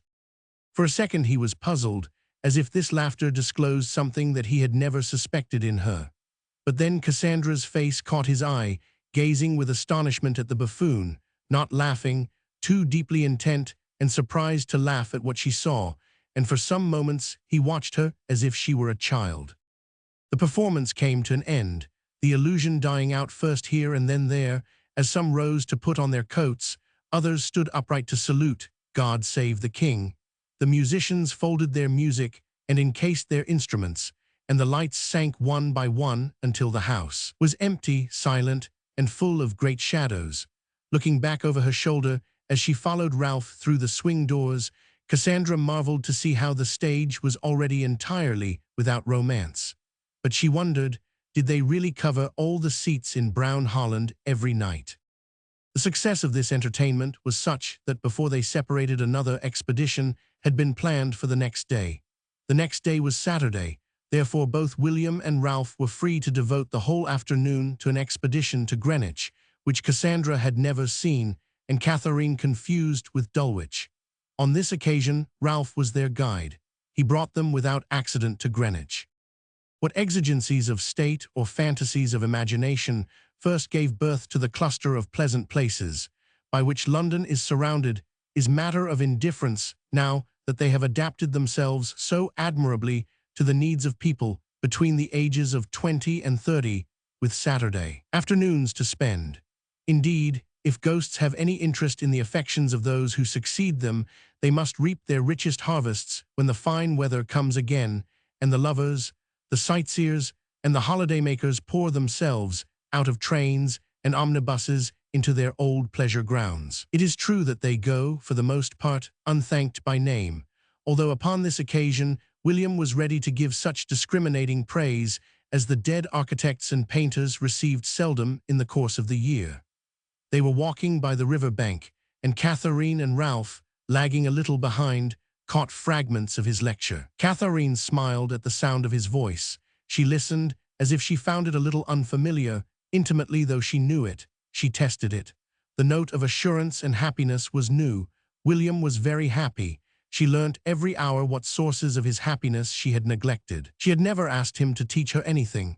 She had never consented to read Macaulay. She had never expressed her belief that his play was second only to the works of Shakespeare. She followed dreamily in their wake, smiling and delighting in the sound which conveyed, she knew, the rapturous and yet not servile assent of Cassandra. Then she murmured, "How can Cassandra?" but changed her sentence to the opposite of what she meant to say and ended, "How could she herself have been so blind?" But it was unnecessary to follow out such riddles when the presence of Ralph supplied her with more interesting problems, which somehow became involved with the little boat crossing the river, the majestic and careworn city, and the steamer's homecoming with their treasury, or starting in search of it, so that infinite leisure would be necessary for the proper disentanglement of one from the other. He stopped, moreover, and began inquiring of an old boatman as to the tides and the ships. In thus talking he seemed different, and even looked different, she thought, against the river, with the steeples and towers for background. His strangeness, his romance, his power to leave her side and take part in the affairs of men, the possibility that they should together hire a boat and cross the river, the speed and wildness of this enterprise filled her mind and inspired her with such rapture, half of love and half of adventure, that William and Cassandra, startled from their talk, and Cassandra exclaimed, "She looks as if she were offering up a sacrifice. Very beautiful," she added quickly, though she repressed, in deference to William, her own wonder that the sight of Ralph Denham talking to a boatman on the banks of the Thames could move anyone to such an attitude of adoration. That afternoon, what with tea and the curiosities of the Thames tunnel and the unfamiliarity of the streets, passed so quickly that the only method of prolonging it was to plan another expedition for the following day. Hampton Court was decided upon, in preference to Hampstead, for though Cassandra had dreamt as a child of the brigands of Hampstead, she had now transferred her affections completely and forever to William III. Accordingly, they arrived at Hampton Court about lunchtime on a fine Sunday morning. Such unity marked their expressions of admiration for the red brick building that they might have come there for no other purpose than to assure each other that this palace was the stateliest palace in the world. They walked up and down the terrace, four abreast, and fancied themselves the owners of the place, and calculated the amount of good to the world produced indubitably by such a tenancy. "The only hope for us," said Katharine, "is that William shall die, and Cassandra shall be given rooms as the widow of a distinguished poet." Or Cassandra began, but checked herself from the liberty of envisaging Katharine as the widow of a distinguished lawyer. Upon this, the third day of junketing, it was tiresome to have to restrain oneself even from such innocent excursions of fancy. She dared not question William. He was inscrutable. He never seemed even to follow the other couple with curiosity when they separated, as they frequently did, to name a plant or examine a fresco.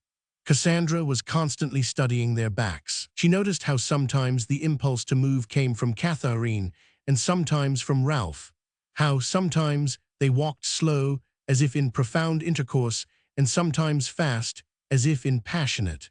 When they came together again, nothing could be more unconcerned than their manner. "We have been wondering whether they ever catch a fish, or we must leave time to visit the maze." Then, to puzzle her further, William and Ralph filled in all interstices of mealtimes or railway journeys with perfectly good-tempered arguments. Or they discussed politics, or they told stories, or they did sums together upon the backs of old envelopes to prove something. She suspected that Katharine was absent-minded, but it was impossible to tell. There were moments when she felt so young and inexperienced that she almost wished herself back with the silkworms at Stogden House and not embarked upon this bewildering intrigue. These moments, however, were only the necessary shadow or chill which proved the substance of her bliss, and did not damage the radiance which seemed to rest equally upon the whole party. The fresh air of spring, the sky washed of clouds and already shedding warmth from its blue, seemed the reply vouchsafed by nature to the mood of her chosen spirits.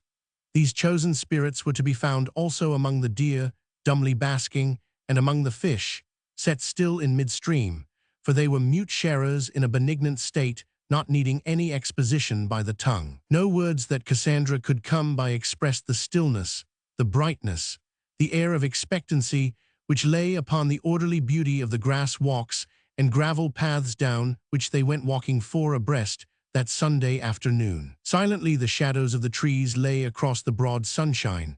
Silence wrapped her heart in its folds. The quivering stillness of the butterfly on the half-opened flower, the silent grazing of the deer in the sun, were the sights her eye rested upon and received as the images of her own nature laid open to happiness and trembling in its ecstasy.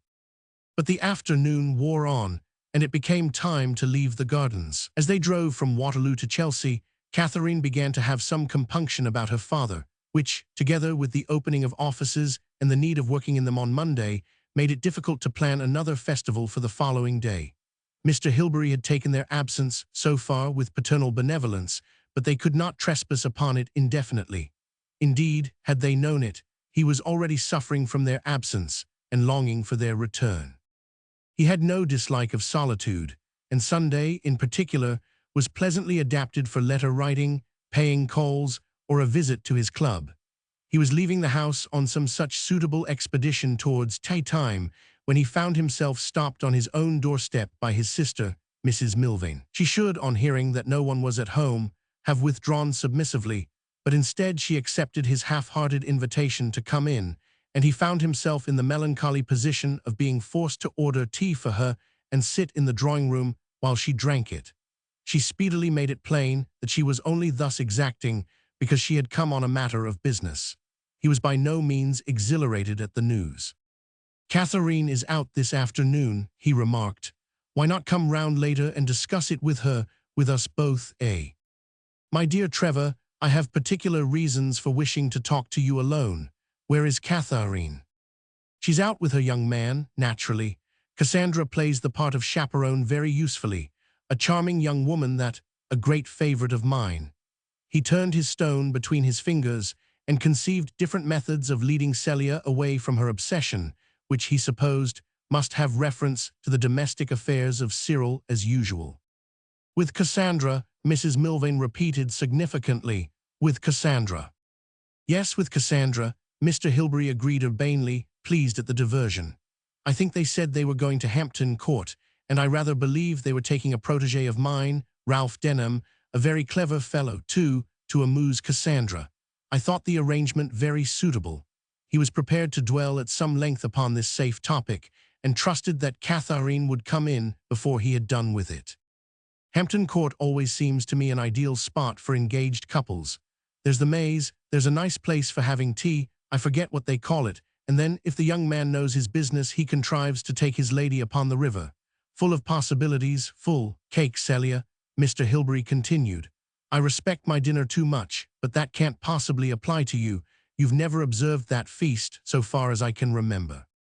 Her brother's affability did not deceive Mrs. Milvain. It slightly saddened her. She well knew the cause of it. Blind and infatuated as usual. "Who is this Mr. Denham?" she asked. "Ralph Denham," said Mr. Hilbery, in relief that her mind had taken this turn. "A very interesting young man. I've a great belief in him. He's an authority upon our medieval institutions, and if he weren't forced to earn his living, he would write a book that very much wants writing." "He is not well off, then," Mrs. Milvain interposed. "Hasn't a penny, I'm afraid, and a family more or less dependent on him. A mother and sisters. His father is dead." "Yes, his father died some years ago," said Mr. Hilbery, who was prepared to draw upon his imagination, if necessary, to keep Mrs. Milvain supplied with facts about the private history of Ralph Denham since, for some inscrutable reason, the subject took her fancy. "His father has been dead some time, and this young man had to take his place." "A legal family?" Mrs. Milvain inquired. "I fancy I've seen the name somewhere." Mr. Hilbery shook his head. "I should be inclined to doubt whether they were altogether in that walk of life," he observed. "I fancy that Denham once told me that his father was a corn merchant. Perhaps he said a stockbroker. He came to grief, anyhow, as stockbrokers have a way of doing. I've a great respect for Denham," he added. The remark sounded to his ears unfortunately conclusive, and he was afraid that there was nothing more to be said about Denham. He examined the tips of his fingers carefully. "Cassandra's grown into a very charming young woman," he started afresh.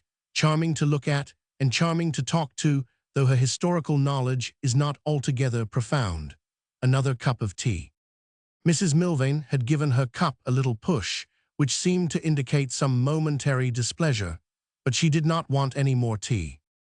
"It is Cassandra that I have come about," she began. "I am very sorry to say that Cassandra is not at all what you think her, Trevor. She has imposed upon your and Maggie's goodness. She has behaved in a way that would have seemed incredible in this house of all houses, were it not for other circumstances that are still more incredible." Mr. Hilbery looked taken aback and was silent for a second. "It all sounds very black," he remarked urbanely, continuing his examination of his fingernails, "but I own I am completely in the dark."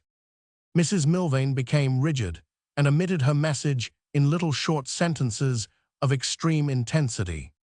"Who has Cassandra gone out with? William Rodney. Who has Katharine gone out with? Ralph Denham. Why are they forever meeting each other round street corners and going to music halls and taking cabs late at night? Why will Katharine not tell me the truth when I question her?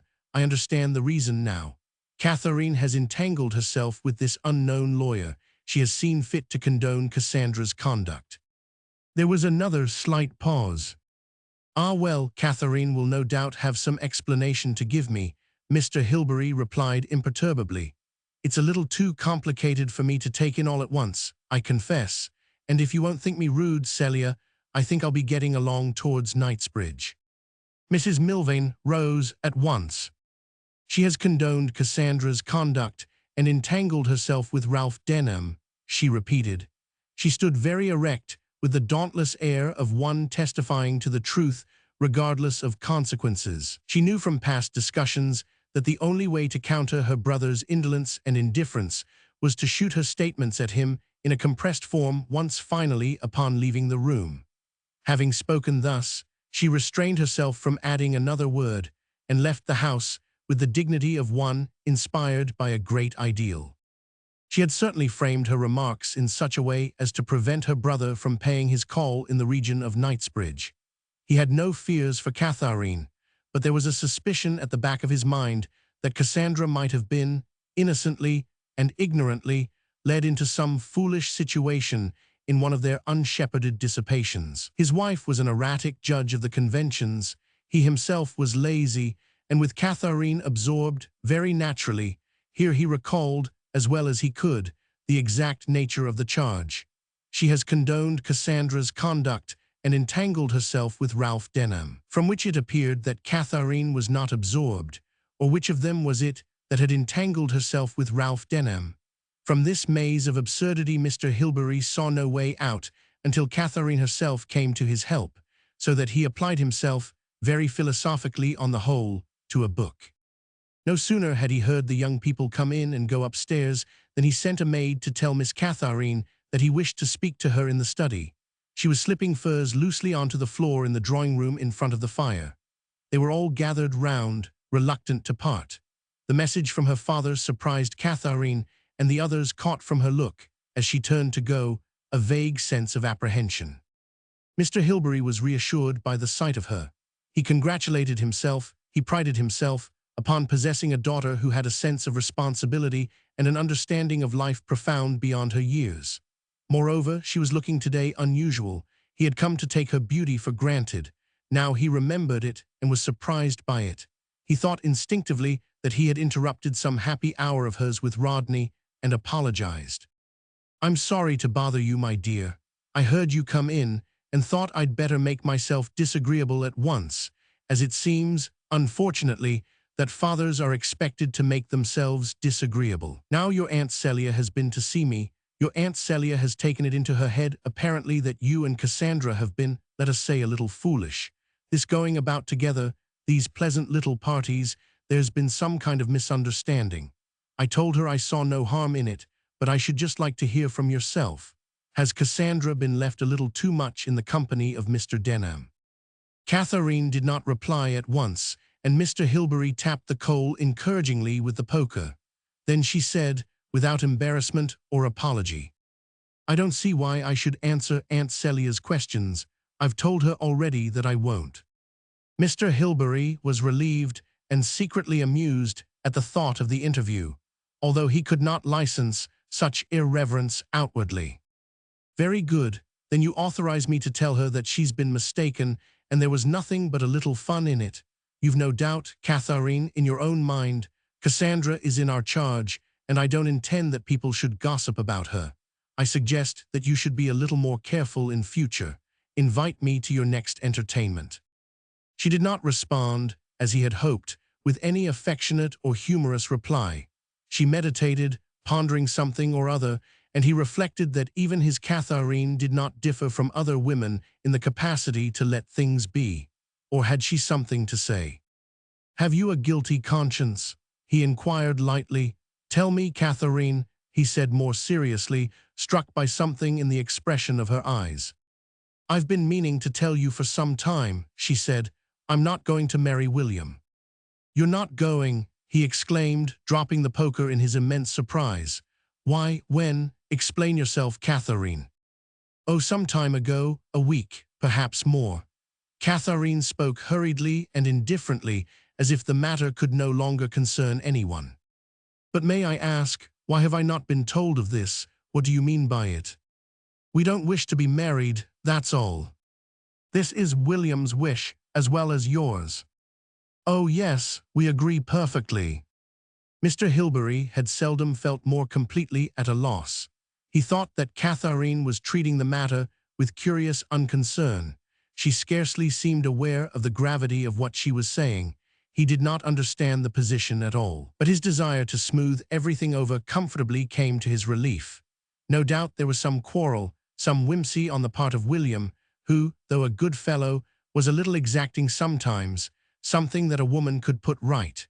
But though he inclined to take the easiest view of his responsibilities, he cared too much for this daughter to let things be. "I confess I find great difficulty in following you. I should like to hear William's side of the story," he said irritably. "I think he ought to have spoken to me in the first instance." "I wouldn't let him," said Katharine. "I know it must seem to you very strange," she added, "but I assure you, if you'd wait a little, until Mother comes back." This appeal for delay was much to Mr. Hilbery's liking, but his conscience would not suffer it. People were talking.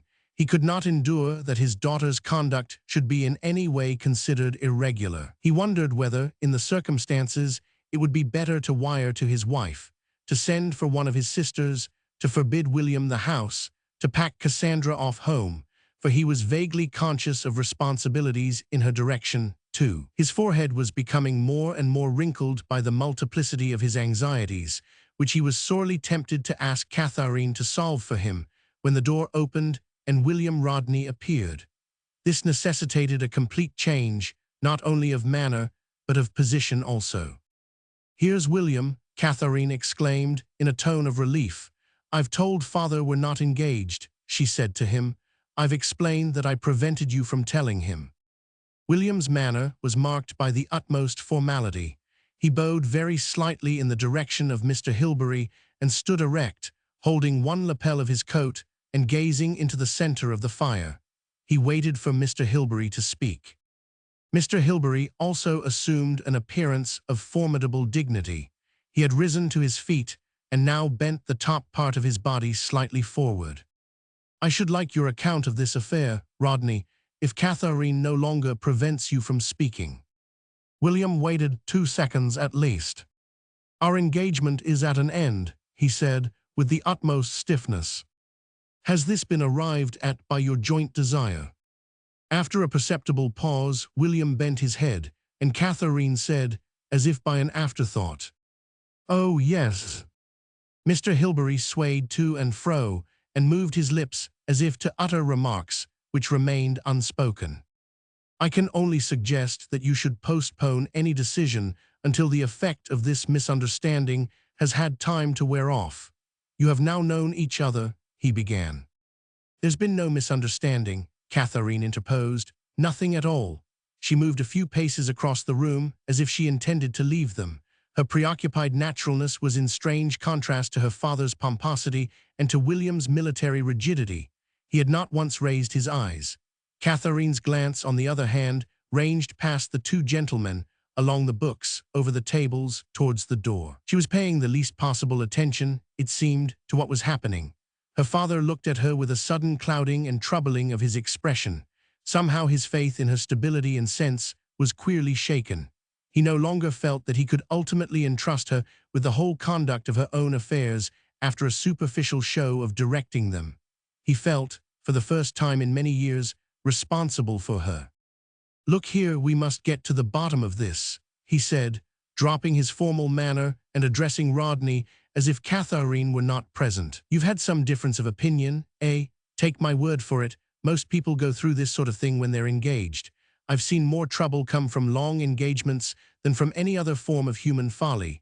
Take my advice and put the whole matter out of your minds, both of you. I prescribe a complete abstinence from emotion. Visit some cheerful seaside resort, Rodney."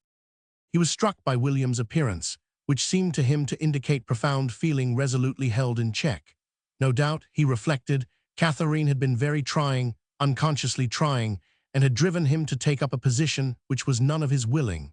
Mr. Hilbery certainly did not overrate William's sufferings. No minutes in his life had hitherto extorted from him such intensity of anguish. He was now facing the consequences of his insanity. He must confess himself entirely and fundamentally other than Mr. Hilbery thought him. Everything was against him. Even the Sunday evening and the fire and the tranquil library scene were against him.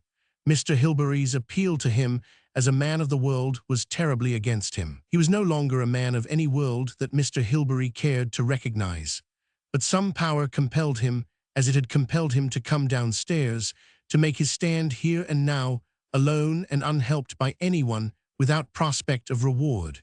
He fumbled with various phrases and then jerked out, "I love Cassandra." Mr. Hilbery's face turned a curious dull purple. He looked at his daughter.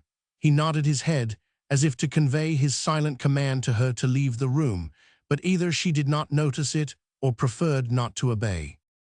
"You have the impudence," Mr. Hilbery began, in a dull, low voice that he himself had never heard before, when there was a scuffling and exclaiming in the hall, and Cassandra, who appeared to be insisting against some dissuasion on the part of another, burst into the room. "Uncle Trevor," she exclaimed, "I insist upon telling you the truth." She flung herself between Rodney and her uncle as if she sought to intercept their blows. As her uncle stood perfectly still, looking very large and imposing, and as nobody spoke, she shrank back a little and looked first at Katharine and then at Rodney. "You must know the truth," she said, a little lamely. "You have the impudence to tell me this in Katharine's presence," Mr. Hilbery continued, speaking with complete disregard of Cassandra's interruption. "I am aware, quite aware," Rodney's words, which were broken in sense, spoken after a pause, and with his eyes upon the ground, nevertheless expressed an astonishing amount of resolution. "I am quite aware what you must think of me," he brought out, looking Mr. Hilbery directly in the eyes for the first time. "I could express my views on the subject more fully if we were alone," Mr. Hilbery returned. "But you forget me," said Katharine. She moved a little towards Rodney, and her movement seemed to testify mutely to her respect for him and her alliance with him. "I think William has behaved perfectly rightly, and after all, it is I who am concerned, I and Cassandra." Cassandra, too, gave an indescribably slight movement, which seemed to draw the three of them into alliance together. Katharine's tone and glance made Mr. Hilbery once more feel completely at a loss, and in addition, painfully and angrily obsolete, but in spite of an awful inner hollowness, he was outwardly composed. "Cassandra and Rodney have a perfect right to settle their own affairs according to their own wishes, but I see no reason why they should do so either in my room or in my house. I wish to be quite clear on this point, however. You are no longer engaged to Rodney." He paused, and his pause seemed to signify that he was extremely thankful for his daughter's deliverance. Cassandra turned to Katharine, who drew her breath as if to speak and checked herself. Rodney, too, seemed to await some movement on her part. Her father glanced at her as if he half anticipated some further revelation. She remained perfectly silent. In the silence, they heard distinctly steps descending the staircase, and Katharine went straight to the door. "Wait," Mr. Hilbery commanded. I wish to speak to you alone, he added. She paused, holding the door ajar. I'll come back, she said, and as she spoke, she opened the door and went out. They could hear her immediately speak to someone outside, though the words were inaudible. Mr. Hilbery was left confronting the guilty couple, who remained standing as if they did not accept their dismissal, and the disappearance of Katharine had brought some change into the situation. So, in his secret heart, Mr. Hilbery felt that it had, for he could not explain his daughter's behavior to his own satisfaction. Uncle Trevor, Cassandra exclaimed impulsively, don't be angry, please. I couldn't help it. I do beg you to forgive me. Her uncle still refused to acknowledge her identity and still talked over her head as if she did not exist. I suppose you have communicated with the Otways, he said to Rodney grimly. Uncle Trevor, we wanted to tell you, Cassandra replied for him. We waited. She looked appealingly at Rodney, who shook his head ever so slightly. Yes, what were you waiting for? Her uncle asked sharply, looking at her at last. The words died on her lips. It was apparent that she was straining her ears as if to catch some sound outside the room that would come to her help. He received no answer. He listened, too. This is a most unpleasant business for all parties, he concluded, sinking into his chair again, hunching his shoulders and regarding the flames. He seemed to speak to himself, and Rodney and Cassandra looked at him in silence. Why don't you sit down? He said suddenly. He spoke gruffly, but the force of his anger was evidently spent, or some preoccupation had turned his mood to other regions. While Cassandra accepted his invitation, Rodney remained standing. I think Cassandra can explain matters better in my absence, he said, and left the room, Mr. Hilbery giving his assent by a slight nod of the head. Meanwhile, in the dining room next door, Denham and Katharine were once more seated at the mahogany table. They seemed to be continuing a conversation broken off in the middle, as if each remembered the precise point at which they had been interrupted, and was eager to go on as quickly as possible. Katharine, having interposed a short account of the interview with her father, Denham made no comment, but said, Anyhow, there's no reason why we shouldn't see each other. Or stay together. It's only marriage that's out of the question, Katharine replied. But if I find myself coming to want you more and more, if our lapses come more and more often. He sighed impatiently and said nothing for a moment. But at least, he renewed, we've established the fact that my lapses are still in some odd way connected with you. Yours have nothing to do with me. Katharine, he added, his assumption of reason broken up by his agitation, I assure you that we are in love, what other people call love. Remember that night. We had no doubts whatever then. We were absolutely happy for half an hour. You had no lapse until the day after. I had no lapse until yesterday morning. We've been happy at intervals all day until I went off my head, and you, quite naturally, were bored. Ah, she exclaimed, as if the subject chafed her, I can't make you understand. It's not boredom, I'm never bored. Reality, she ejaculated, tapping her finger upon the table as if to emphasize and perhaps explain her isolated utterance of this word. I cease to be real to you. It's the faces in a storm again, the vision in a hurricane. We come together for a moment and we part. It's my fault too. I'm as bad as you are, worse perhaps. They were trying to explain, not for the first time, as their weary gestures and frequent interruptions showed, what in their common language they had christened their lapses, a constant source of distress to them in the past few days, and the immediate reason why Ralph was on his way to leave the house when Katharine, listening anxiously, heard him and prevented him. What was the cause of these lapses? Either because Katharine looked more beautiful or more strange, because she wore something different or said something unexpected, Ralph's sense of her romance welled up and overcame him either into silence or into inarticulate expressions, which Katharine, with unintentional but invariable perversity, interrupted or contradicted with some severity or assertion of prosaic fact. Then the vision disappeared, and Ralph expressed vehemently in his turn the conviction that he only loved her shadow and cared nothing for her reality. If the lapse was on her side, it took the form of gradual detachment until she became completely absorbed in her own thoughts, which carried her away with such intensity that she sharply resented any recall to her companion's side. It was useless to assert that these trances were always originated by Ralph himself. However little in their later stages they had to do with him. The fact remained that she had no need of him and was very loath to be reminded of him.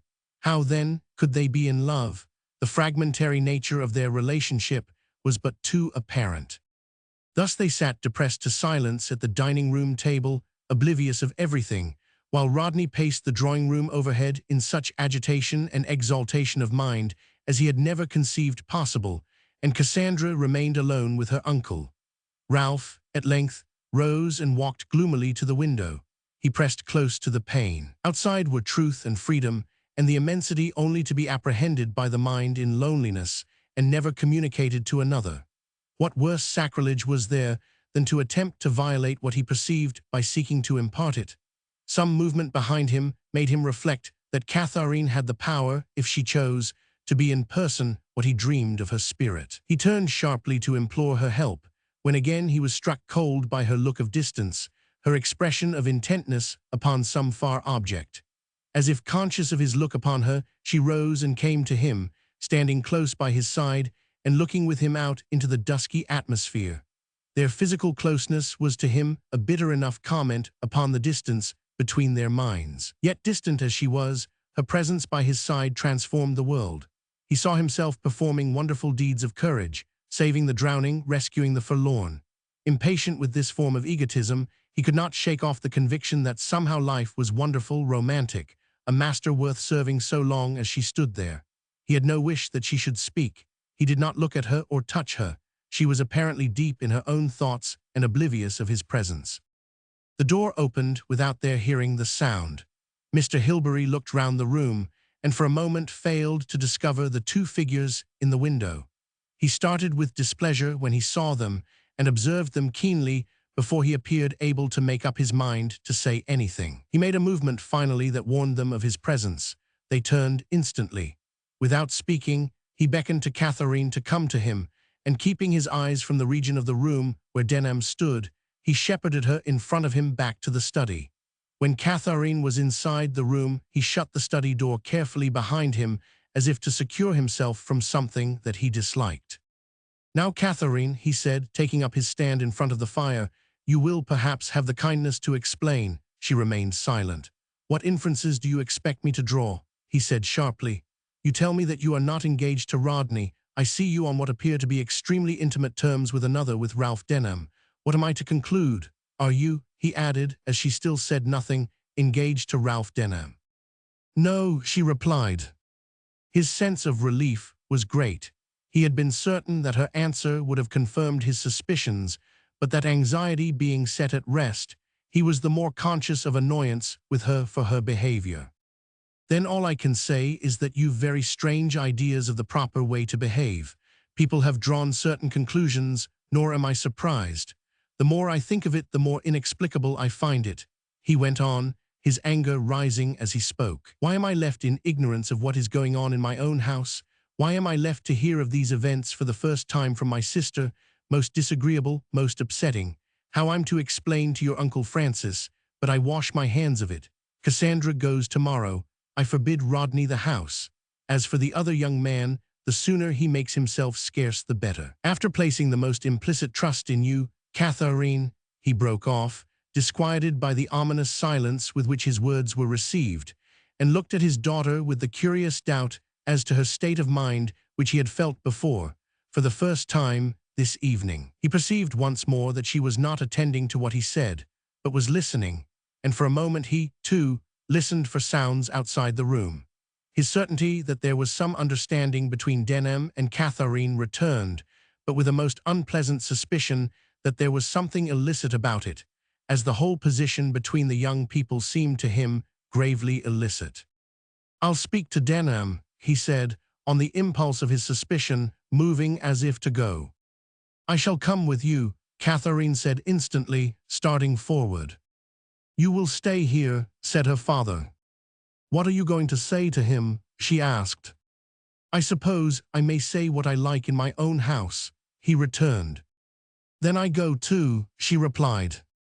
At these words, which seemed to imply a determination to go forever, Mr. Hilbery returned to his position in front of the fire and began swaying slightly from side to side without for the moment making any remark. "I understood you to say that you were not engaged to him," he said at length, fixing his eyes upon his daughter. "We are not engaged," she said. "It should be a matter of indifference to you, then, whether he comes here or not. I will not have you listening to other things when I am speaking to you." He broke off angrily, perceiving a slight movement on her part to one side. "Answer me frankly, what is your relationship with this young man?"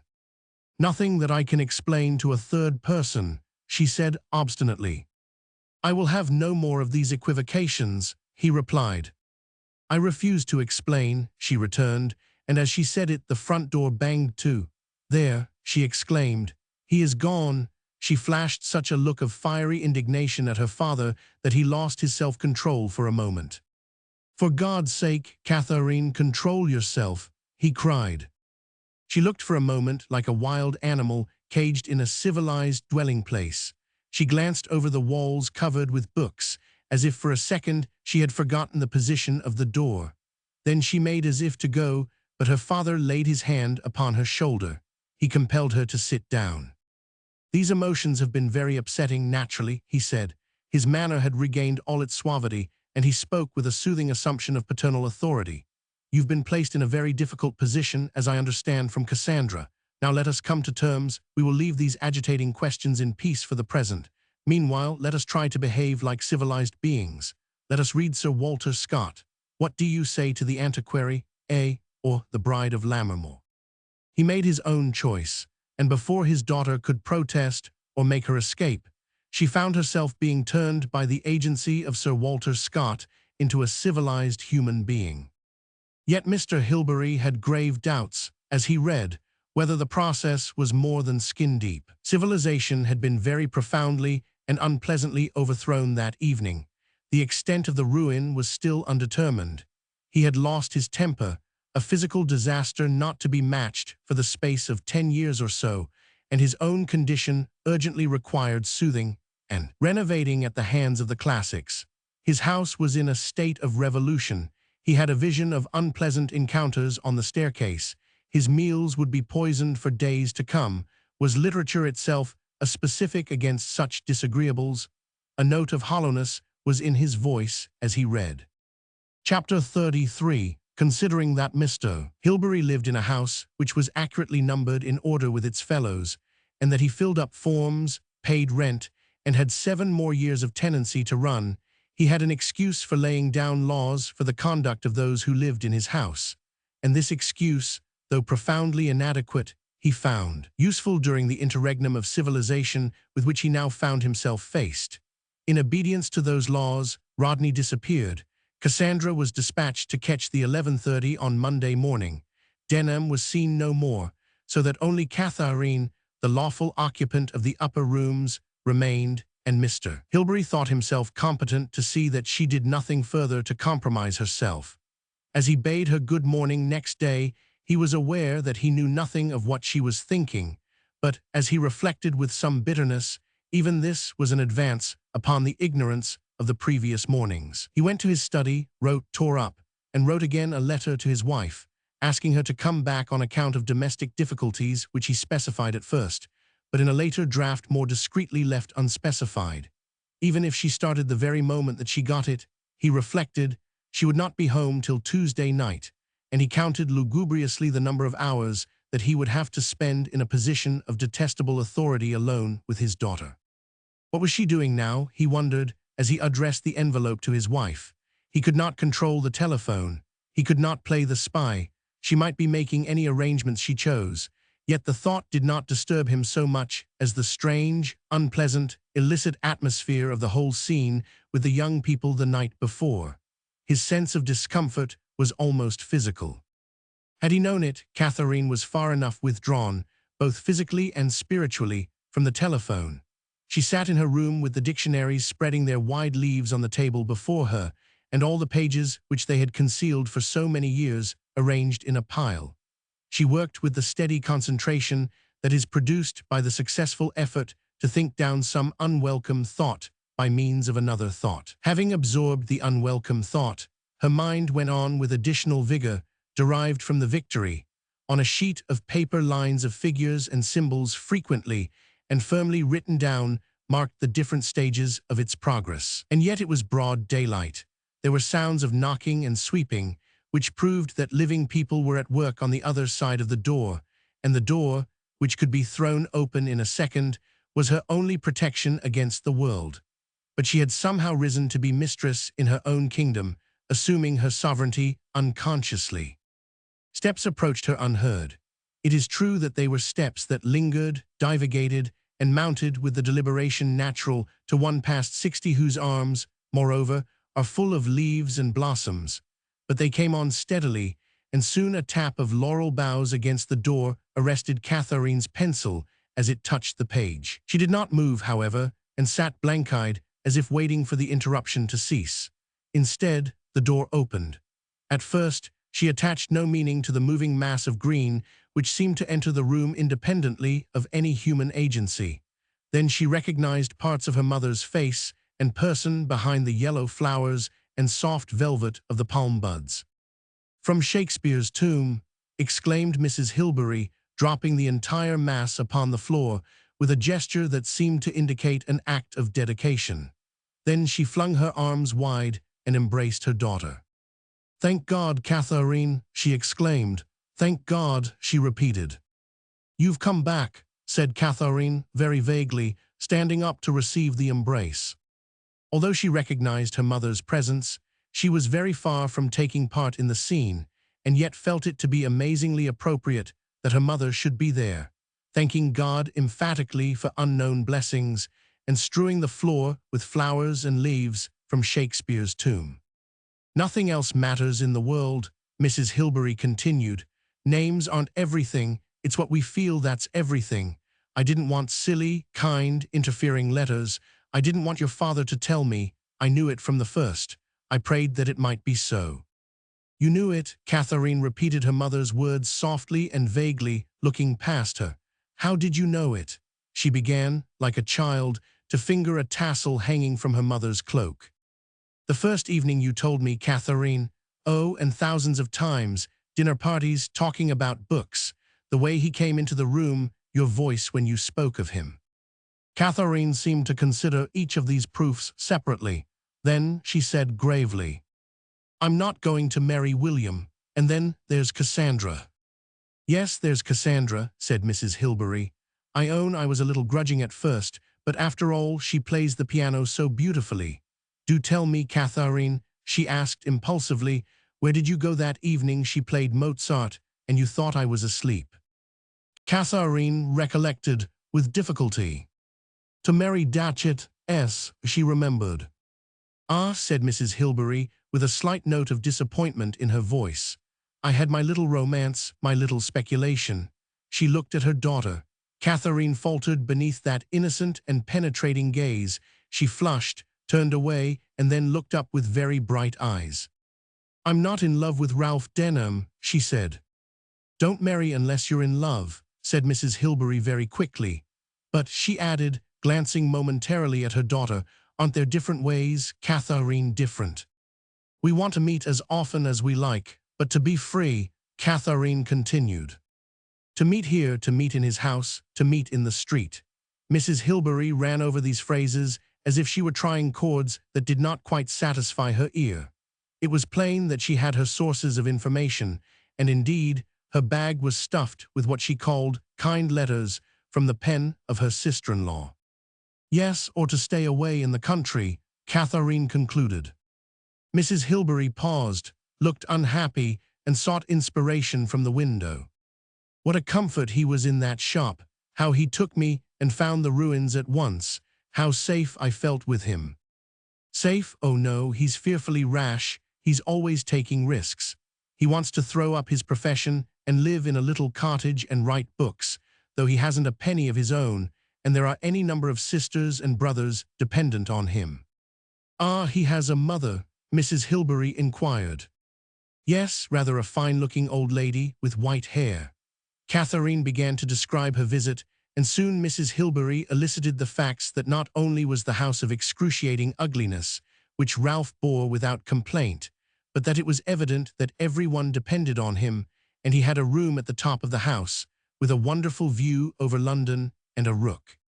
A wretched old bird in a corner, with half its feathers out, she said, with a tenderness in her voice that seemed to commiserate the sufferings of humanity while resting assured in the capacity of Ralph Denham to alleviate them, so that Mrs. Hilbery could not help exclaiming, "But Katharine, you are in love," at which Katharine flushed, looked startled, as if she had said something that she ought not to have said, and shook her head. Hastily, Mrs. Hilbery asked for further details of this extraordinary house, and interposed a few speculations about the meeting between Keats and Coleridge in a lane, which tided over the discomfort of the moment, and drew Katharine on to further descriptions and indiscretions. In truth, she found an extraordinary pleasure in being thus free to talk to someone who was equally wise and equally benignant, the mother of her earliest childhood, whose silence seemed to answer questions that were never asked. Mrs. Hilbery listened, without making any remark, for a considerable time. She seemed to draw her conclusions rather by looking at her daughter than by listening to her, and if cross-examined, she would probably have given a highly inaccurate version of Ralph Denham's life history, except that he was penniless, fatherless, and lived at Highgate, all of which was much in his favor. But by means of these furtive glances, she had assured herself that Katharine was in a state which gave her, alternately, the most exquisite pleasure and the most profound alarm. She could not help ejaculating at last, "It's all done in 5 minutes at a registry office nowadays, if you think the church service a little florid, which it is, though there are noble things in it." "But we don't want to be married," Katharine replied emphatically, and added, "Why, after all, isn't it perfectly possible to live together without being married?" Again Mrs. Hilbery looked discomposed, and, in her trouble, took up the sheets which were lying upon the table, and began turning them over this way and that, and muttering to herself as she glanced, "A plus B minus C equals XYZ, it's so dreadfully ugly, Katharine, that's what I feel, so dreadfully ugly." Katharine took the sheets from her mother's hand and began shuffling them absent-mindedly together, for her fixed gaze seemed to show that her thoughts were intent upon some other matter. "Well, I don't know about ugliness," she said at length. "But he doesn't ask it of you," Mrs. Hilbery exclaimed, "not that grave young man with the steady brown eyes. He doesn't ask anything, we neither of us ask anything. If I could help you, Katharine, by the memory of what I felt." "Yes, tell me what you felt." Mrs. Hilbery, her eyes growing blank, peered down the enormously long corridor of days, at the far end of which the little figures of herself and her husband appeared fantastically attired, clasping hands upon a moonlit beach, with roses swinging in the dusk. "We were in a little boat going out to a ship at night," she began. "The sun had set, and the moon was rising over our heads. There were lovely silver lights upon the waves, and 3 green lights upon the steamer in the middle of the bay. Your father's head looked so grand against the mast. It was life, it was death. The great sea was round us. It was the voyage for ever and ever." The ancient fairy tale fell roundly and harmoniously upon Katharine's ears. Yes, there was the enormous space of the sea, there were the 3 green lights upon the steamer, the cloaked figures climbed up on deck. And so, voyaging over the green and purple waters, past the cliffs and the sandy lagoons, and through pools crowded with the masts of ships and the steeples of churches, here they were. The river seemed to have brought them and deposited them here at this precise point. She looked admiringly at her mother, that ancient voyager. "Who knows," exclaimed Mrs. Hilbery, continuing her reveries, "where we are bound for, or why, or who has sent us, or what we shall find, who knows anything, except that love is our faith, love," she crooned, and the soft sound beating through the dim words was heard by her daughter as the breaking of waves solemnly in order. Upon the vast shore that she gazed upon, she would have been content for her mother to repeat that word almost indefinitely, a soothing word when uttered by another, a riveting together of the shattered fragments of the world. But Mrs. Hilbery, instead of repeating the word love, said pleadingly, "And you won't think those ugly thoughts again, will you, Katharine?" At which words the ship which Katharine had been considering seemed to put into harbor and have done with its seafaring. Yet she was in great need, if not exactly of sympathy, of some form of advice, or, at least, of the opportunity of setting forth her problems before a third person so as to renew them in her own eyes. "But then," she said, ignoring the difficult problem of ugliness, "you knew you were in love, but were different. It seems," she continued, frowning a little as she tried to fix the difficult feeling, "as if something came to an end suddenly, gave out, faded, an illusion, as if when we think we're in love we make it up, we imagine what doesn't exist. That's why it's impossible that we should ever marry. Always to be finding the other an illusion, and going off and forgetting about them, never to be certain that you cared, or that he wasn't caring for someone, not you at all. The horror of changing from one state to the other, being happy one moment and miserable the next. That's the reason why we can't possibly marry.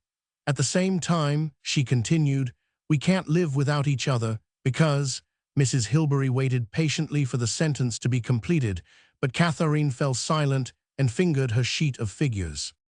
"We have to have faith in our vision," Mrs. Hilbery resumed, glancing at the figures, which distressed her vaguely and had some connection in her mind with the household accounts.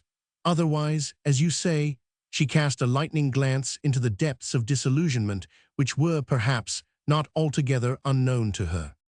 "Believe me, Katharine, it's the same for everyone, for me too, for your father," she said earnestly, and sighed.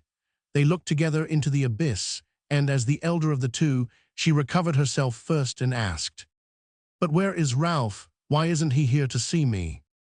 Katharine's expression changed instantly. "Because he's not allowed to come here," she replied bitterly. Mrs. Hilbery brushed this aside. "Would there be time to send for him before luncheon?" she asked. Katharine looked at her as if, indeed, she were some magician. Once more she felt that instead of being a grown woman, used to advise and command, she was only a foot or two raised above the long grass and the little flowers, and entirely dependent upon the figure of indefinite size whose head went up into the sky, whose hand was in hers, for guidance. "I'm not happy without him," she said simply. Mrs. Hilbery nodded her head in a manner which indicated complete understanding and the immediate conception of certain plans for the future. She swept up her flowers, breathed in their sweetness, and humming a little song about a miller's daughter, left the room. The case upon which Ralph Denham was engaged that afternoon was not apparently receiving his full attention, and yet the affairs of the late John Leake of Dublin were sufficiently confused to need all the care that a solicitor could bestow upon them, if the widow Leake and the 5 Leake children of tender age were to receive any pittance at all. But the appeal to Ralph's humanity had little chance of being heard today. He was no longer a model of concentration. The partitions so carefully erected between the different sections of his life had been broken down, with the result that though his eyes were fixed upon the last will and testament, he saw through the page a certain drawing-room in Chain Walk. He tried every device that had proved effective in the past for keeping up the partitions of the mind, until he could decently go home.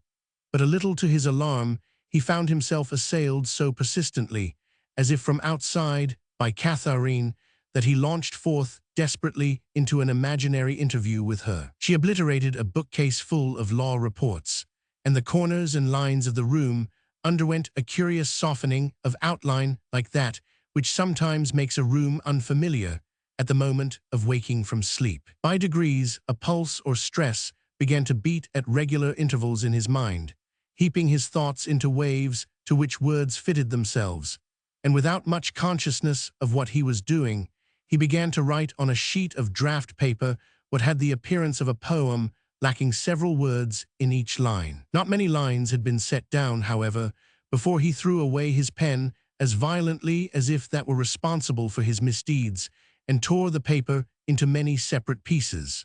This was a sign that Katharine had asserted herself and put to him a remark that could not be met poetically. Her remark was entirely destructive of poetry, since it was to the effect that poetry had nothing whatever to do with her. All her friends spent their lives in making up phrases, she said. All his feeling was an illusion, and next moment, as if to taunt him with his impotence, She had sunk into one of those dreamy states which took no account whatever of his existence. Ralph was roused by his passionate attempts to attract her attention to the fact that he was standing in the middle of his little private room in Lincoln's Inn Fields at a considerable distance from Chelsea. The physical distance increased his desperation. He began pacing in circles until the process sickened him, and then took a sheet of paper for the composition of a letter which, he vowed before he began it, should be sent that same evening. It was a difficult matter to put into words. Poetry would have done it better justice, but he must abstain from poetry. In an infinite number of half-obliterated scratches, he tried to convey to her the possibility that although human beings are woefully ill-adapted for communication, still, such communion is the best we know. Moreover, they make it possible for each to have access to another world independent of personal affairs, a world of law, of philosophy, or more strangely a world such as he had had a glimpse of the other evening when, together they seemed to be sharing something, creating something, an ideal, a vision flung out in advance of our actual circumstances. If this golden rim were quenched, if life were no longer circled by an illusion, but was it an illusion after all, then it would be too dismal an affair to carry to an end. So he wrote with a sudden spurt of conviction which made clear way for a space and left at least one sentence standing whole. Making every allowance for other desires, on the whole this conclusion appeared to him to justify their relationship. But the conclusion was mystical. It plunged him into thought. The difficulty with which even this amount was written, the inadequacy of the words, and the need of writing under them and over them others which, after all, did no better, led him to leave off before he was at all satisfied with his production, and unable to resist the conviction that such rambling would never be fit for Katharine's eye. He felt himself more cut off from her than ever. In idleness, and because he could do nothing further with words, he began to draw little figures in the blank spaces, heads meant to resemble her head, blots fringed with flames meant to represent, perhaps, the entire universe. From this occupation, he was roused by the message that a lady wished to speak to him. He had scarcely time to run his hands through his hair in order to look as much like a solicitor as possible, and to cram his papers into his pocket, already overcome with shame that another eye should behold them, when he realized that his preparations were needless. The lady was Mrs. Hilbery. "I hope you're not disposing of somebody's fortune in a hurry," she remarked, gazing at the documents on his table, "or cutting off an entail at one blow, because I want to ask you to do me a favor. And Anderson won't keep his horse waiting. Anderson is a perfect tyrant, but he drove my dear father to the Abbey the day they buried him. I made bold to come to you, Mr. Denham, not exactly in search of legal assistance, though I don't know who I'd rather come to if I were in trouble, but in order to ask your help in settling some tiresome little domestic affairs that have arisen in my absence. I've been to Stratford-on-Avon. I must tell you all about that one of these days, and there I got a letter from my sister-in-law, a dear kind goose who likes interfering with other people's children because she's got none of her own. We're dreadfully afraid that she's going to lose the sight of one of her eyes, and I always feel that our physical ailments are so apt to turn into mental ailments.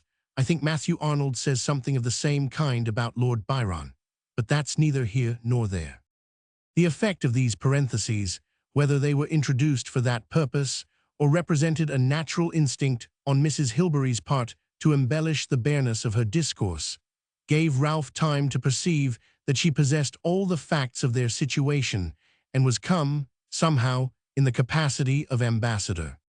"I didn't come here to talk about Lord Byron," Mrs. Hilbery continued with a little laugh, "though I know that both you and Katharine, unlike other young people of your generation, still find him worth reading." She paused. "I'm so glad you've made Katharine read poetry, Mr. Denham," she exclaimed, "and feel poetry and look poetry. She can't talk it yet, but she will. Oh, she will." Ralph, whose hand was grasped, and whose tongue almost refused to articulate, somehow contrived to say that there were moments when he felt hopeless, utterly hopeless, though he gave no reason for this statement on his part. "But you care for her?" Mrs. Hilbery inquired. "Good God!" he exclaimed, with a vehemence which admitted of no question. "It's the Church of England's service you both object to?" Mrs. Hilbery inquired innocently. "I don't care a damn what service it is," Ralph replied.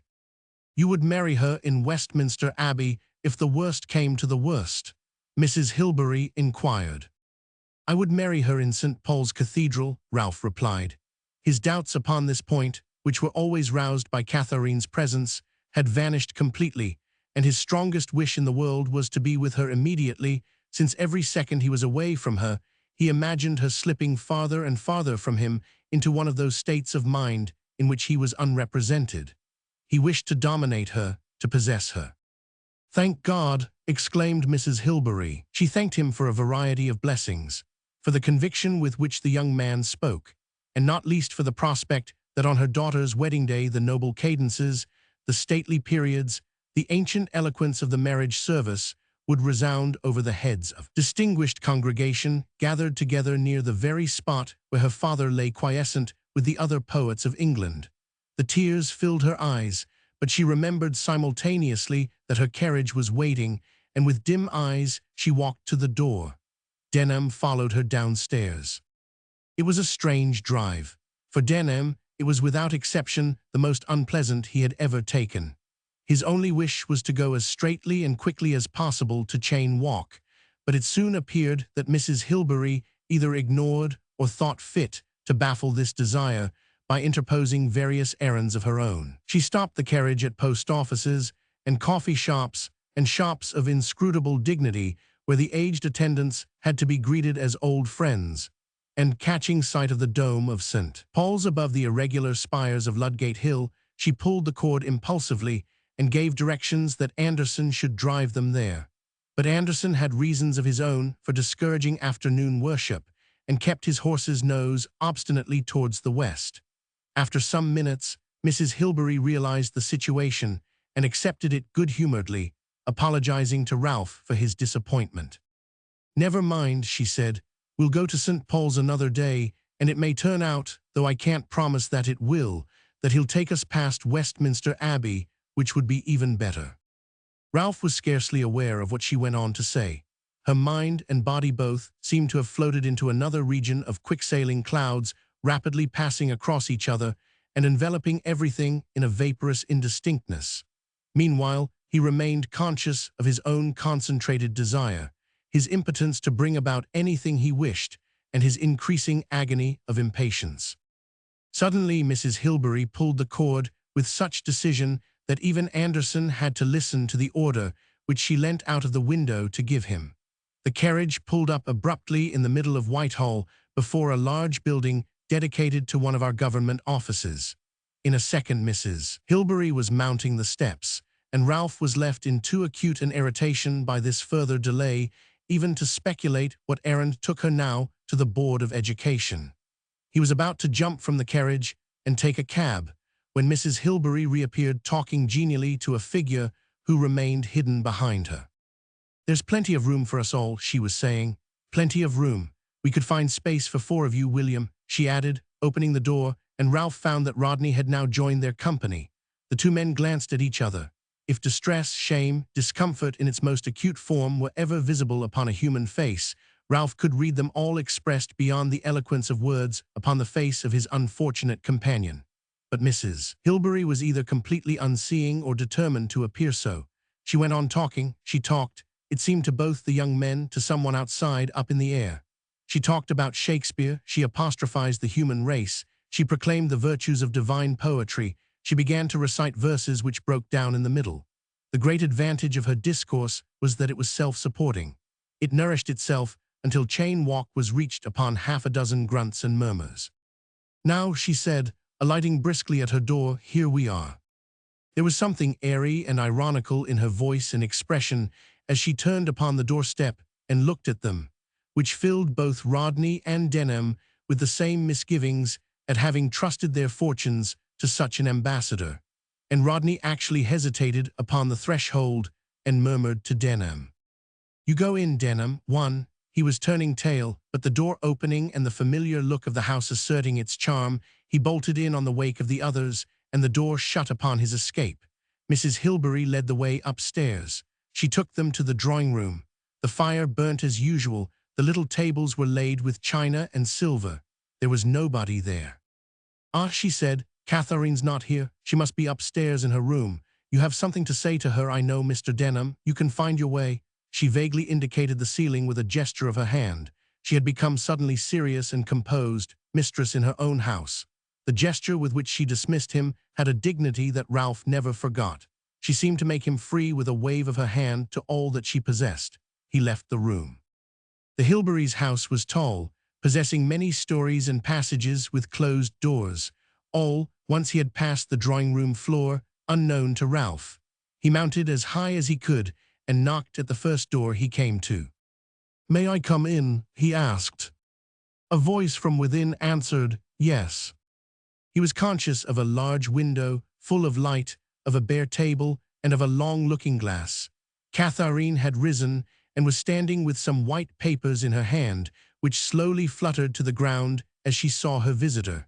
The explanation was a short one. The sounds were inarticulate. No one could have understood the meaning save themselves. As if the forces of the world were all at work to tear them asunder, they sat, clasping hands, near enough to be taken even by the malicious eye of time himself for a united couple, an indivisible unit. "Don't move, don't go," she begged of him, when he stooped to gather the papers she had let fall. But he took them in his hands, and giving her by a sudden impulse his own unfinished dissertation, with its mystical conclusion, they read each other's compositions in silence. Katharine read his sheets to an end. Ralph followed her figures as far as his mathematics would let him. They came to the end of their tasks at about the same moment and sat for a time in silence. "Those were the papers you left on the seat at Kew," said Ralph at length. "You folded them so quickly that I couldn't see what they were." She blushed very deeply, but as she did not move or attempt to hide her face, she had the appearance of someone disarmed of all defenses, or Ralph likened her to a wild bird just settling with wings trembling to fold themselves within reach of his hand. The moment of exposure had been exquisitely painful, the light shed startlingly 508. She had now to get used to the fact that someone shared her loneliness. The bewilderment was half shame and half the prelude to profound rejoicing. Nor was she unconscious that on the surface the whole thing must appear of the utmost absurdity. She looked to see whether Ralph smiled, but found his gaze fixed on her with such gravity that she turned to the belief that she had committed no sacrilege, but enriched herself, perhaps immeasurably, perhaps eternally. She hardly dared steep herself in the infinite bliss, but his glance seemed to ask for some assurance upon another point of vital interest to him. It beseeched her mutely to tell him whether what she had read upon his confused sheet had any meaning or truth to her. She bent her head once more to the papers she held. "I like your little dot with the flames round it," she said meditatively. Ralph nearly tore the page from her hand in shame and despair when he saw her actually contemplating the idiotic symbol of his most confused and emotional moments. He was convinced that it could mean nothing to another, although somehow to him it conveyed not only Katharine herself, but all those states of mind which had clustered round her since he first saw her pouring out tea on a Sunday afternoon. It represented by its circumference of smudges surrounding a central blot all that encircling glow which for him surrounded, inexplicably, so many of the objects of life, softening their sharp outline so that he could see certain streets, books, and situations wearing a halo almost perceptible to the physical eye. Did she smile? Did she put the paper down wearily, condemning it not only for its inadequacy but for its falsity? Was she going to protest once more that he only loved the vision of her? But it did not occur to her that this diagram had anything to do with her. She said simply, and in the same tone of reflection, "Yes, the world looks something like that to me too." He received her assurance with profound joy.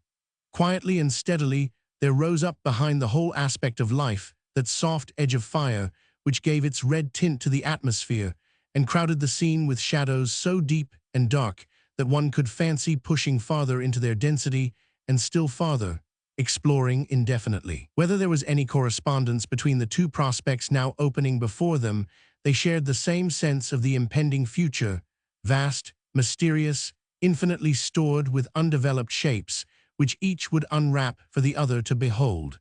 But for the present, the prospect of the future was enough to fill them with silent adoration. At any rate, their further attempts to communicate articulately were interrupted by a knock on the door, and the entrance of a maid who, with a due sense of mystery, announced that a lady wished to see Miss Hilbery, but refused to allow her name to be given. When Katharine rose, with a profound sigh, to resume her duties, Ralph went with her, and neither of them formulated any guess, on their way downstairs, as to who this anonymous lady might prove to be. Perhaps the fantastic notion that she was a little black hunchback provided with a steel knife, which she would plunge into Katharine's heart, appeared to Ralph more probable than another, and he pushed first into the dining room to avert the blow. Then he exclaimed, "Cassandra!" with such heartiness at the sight of Cassandra Otway standing by the dining room table that she put her finger to her lips and begged him to be quiet. "Nobody must know I'm here," she explained in a sepulchral whisper. "I missed my train. I have been wandering about London all day. I can bear it no longer. Katharine, what am I to do?" Katharine pushed forward a chair. Ralph hastily found wine and poured it out for her. If not actually fainting, she was very near it. "William's upstairs," said Ralph, as soon as she appeared to be recovered. "I'll go and ask him to come down to you." His own happiness had given him a confidence that everyone else was bound to be happy too, but Cassandra had her uncle's commands and anger too vividly in her mind to dare any such defiance. She became agitated and said that she must leave the house at once. She was not in a condition to go had they known where to send her. Katharine's common sense, which had been in abeyance for the past week or two, still failed her, and she could only ask, "But where's your luggage?" in the vague belief that to take lodgings depended entirely upon a sufficiency of luggage. Cassandra's reply, "I've lost my luggage," in no way helped her to a conclusion. "You've lost your luggage," she repeated. Her eyes rested upon Ralph, with an expression which seemed better fitted to accompany a profound thanksgiving for his existence or some vow of eternal devotion than a question about luggage. Cassandra perceived the look and saw that it was returned. Her eyes filled with tears. She faltered in what she was saying. She began bravely again to discuss the question of lodging when Katharine, who seemed to have communicated silently with Ralph and obtained his permission, took her ruby ring from her finger and giving it to Cassandra, said, "I believe it will fit you without any alteration." These words would not have been enough to convince Cassandra of what she very much wished to believe, had not Ralph taken the bare hand in his and demanded, "Why don't you tell us you're glad?" Cassandra was so glad that the tears ran down her cheeks. The certainty of Katharine's engagement not only relieved her of 1,000 vague fears and self-reproaches, but entirely quenched that spirit of criticism which had lately impaired her belief in Katharine. Her old faith came back to her. She seemed to behold her with that curious intensity which she had lost, as a being who walks just beyond our sphere, so that life in their presence is a heightened process, illuminating not only ourselves, but a considerable stretch of the surrounding world. Next moment, she contrasted her own lot with theirs and gave back the ring. "I won't take that unless William gives it me himself," she said. "Keep it for me, Katharine." "I assure you everything's perfectly all right," said Ralph. "Let me tell William." He was about, in spite of Cassandra's protest, to reach the door, when Mrs. Hilbery, either warned by the parlour-maid or conscious, with her usual prescience of the need for her intervention, opened the door and smilingly surveyed them. "My dear Cassandra," she exclaimed, "how delightful to see you back again. What a coincidence," she observed in a general way. "William is upstairs, the kettle boils over. Where's Katharine, I say? I go to look, and I find Cassandra." She seemed to have proved something to her own satisfaction, although nobody felt certain what thing precisely it was. "I find Cassandra," she repeated. "She missed her train," Katharine interposed, seeing that Cassandra was unable to speak. "Life," began Mrs. Hilbery, drawing inspiration from the portraits on the wall apparently, "consists in missing trains and in finding." But she pulled herself up and remarked that the kettle must have boiled completely over everything. To Katharine's agitated mind, it appeared that this kettle was an enormous kettle, capable of deluging the house in its incessant showers of steam, the enraged representative of all those household duties which she had neglected. She ran hastily up to the drawing-room, and the rest followed her, for Mrs. Hilbery put her arm round Cassandra and drew her upstairs. They found Rodney observing the kettle with uneasiness, but with such absence of mind that Katharine's catastrophe was in a fair way to be fulfilled. In putting the matter straight, no greetings were exchanged, but Rodney and Cassandra chose seats as far apart as possible and sat down with an air of people making a very temporary lodgment. Either Mrs. Hilbery was impervious to their discomfort, or chose to ignore it, or thought it high time that the subject was changed, for she did nothing but talk about Shakespeare's tomb.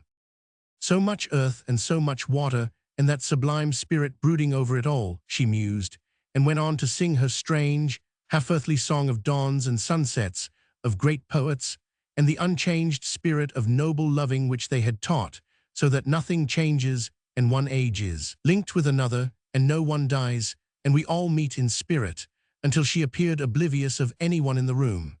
But suddenly, her remarks seemed to contract the enormously wide circle in which they were soaring, and to alight, airily and temporarily, upon matters of more immediate moment. Katharine and Ralph, she said, as if to try the sound, William and Cassandra.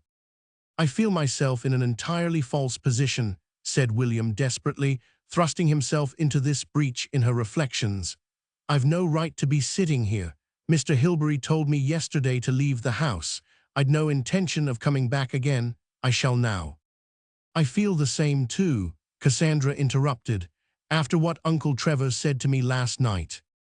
I have put you into a most odious position, Rodney went on, rising from his seat, in which movement he was imitated simultaneously by Cassandra. Until I have your father's consent, I have no right to speak to you, let alone in this house, where my conduct, he looked at Katharine, stammered and fell silent, where my conduct has been reprehensible and inexcusable in the extreme. He forced himself to continue. I have explained everything to your mother. She is so generous as to try and make me believe that I have done no harm. You have convinced her that my behavior, selfish and weak as it was, selfish and weak, he repeated, like a speaker who has lost his notes. Two emotions seemed to be struggling in Katharine, one the desire to laugh at the ridiculous spectacle of William making her a formal speech across the tea table, the other a desire to weep at the sight of something childlike and honest in him which touched her inexpressibly. To everyone's surprise she rose, stretched out her hand, and said, "You've nothing to reproach yourself with, you've been always." But here her voice died away, and the tears forced themselves into her eyes and ran down her cheeks, while William, equally moved, seized her hand and pressed it to his lips. No one perceived that the drawing-room door had opened itself sufficiently to admit at least half the person of Mr. Hilbery, or saw him gaze at the scene round the tea-table with an expression of the utmost disgust and expostulation. He withdrew unseen. He paused outside on the landing, trying to recover his self-control and to decide what course he might with most dignity pursue. It was obvious to him that his wife had entirely confused the meaning of his instructions. She had plunged them all into the most odious confusion. He waited a moment, and then, with much preliminary rattling of the handle, opened the door a second time. They had all regained their places. Some incident of an absurd nature had now set them laughing and looking under the table, so that his entrance passed momentarily unperceived. Katharine, with flushed cheeks, raised her head and said, "Well, that's my last attempt at the dramatic." "It's astonishing what a distance they roll," said Ralph, stooping to turn up the corner of the hearthrug. "Don't trouble, don't bother. We shall find it," Mrs. Hilbery began, and then saw her husband and exclaimed, "Oh, Trevor, we're looking for Cassandra's engagement ring." Mr. Hilbery looked instinctively at the carpet. Remarkably enough, the ring had rolled to the very point where he stood. He saw the rubies touching the tip of his boot. Such is the force of habit that he could not refrain from stooping, with an absurd little thrill of pleasure at being the one to find what others were looking for, and picking the ring up, he presented it, with a bow that was courtly in the extreme, to Cassandra. Whether the making of a bow released automatically feelings of complacence and urbanity, Mr. Hilbery found his resentment completely washed away during the second in which he bent and straightened himself. Cassandra dared to offer her cheek and received his embrace. He nodded with some degree of stiffness to Rodney and Denham, who had both risen upon seeing him and now altogether sat down. Mrs. Hilbery seemed to have been waiting for the entrance of her husband, and for this precise moment, in order to put to him a question which, from the ardor with which she announced it, had evidently been pressing for utterance for some time past. "Oh, Trevor, please tell me, what was the date of the first performance of Hamlet?" In order to answer her, Mr. Hilbery had to have recourse to the exact scholarship of William Rodney, and before he had given his excellent authorities for believing as he believed, Rodney felt himself admitted once more to the society of the civilized and sanctioned by the authority of no less a person than Shakespeare himself. The power of literature, which had temporarily deserted Mr. Hilbery, now came back to him, pouring over the raw ugliness of human affairs its soothing balm, and providing a form into which such passions as he had felt so painfully the night before could be molded, so that they fell roundly from the tongue in shapely phrases, hurting nobody. He was sufficiently sure of his command of language at length to look at Katharine and again at Denham. All this talk about Shakespeare had acted as a soporific, or rather as an incantation upon Katharine. She leaned back in her chair at the head of the tea-table, perfectly silent, looking vaguely past them all, receiving the most generalized ideas of human heads against pictures, against yellow-tinted walls, against curtains of deep crimson velvet. Denham, to whom he turned next, shared her immobility under his gaze. But beneath his restraint and calm, it was possible to detect a resolution, a will, set now with unalterable tenacity, which made such turns of speech as Mr. Hilbery had at command appear oddly irrelevant. At any rate, he said nothing. He respected the young man. He was a very able young man. He was likely to get his own way.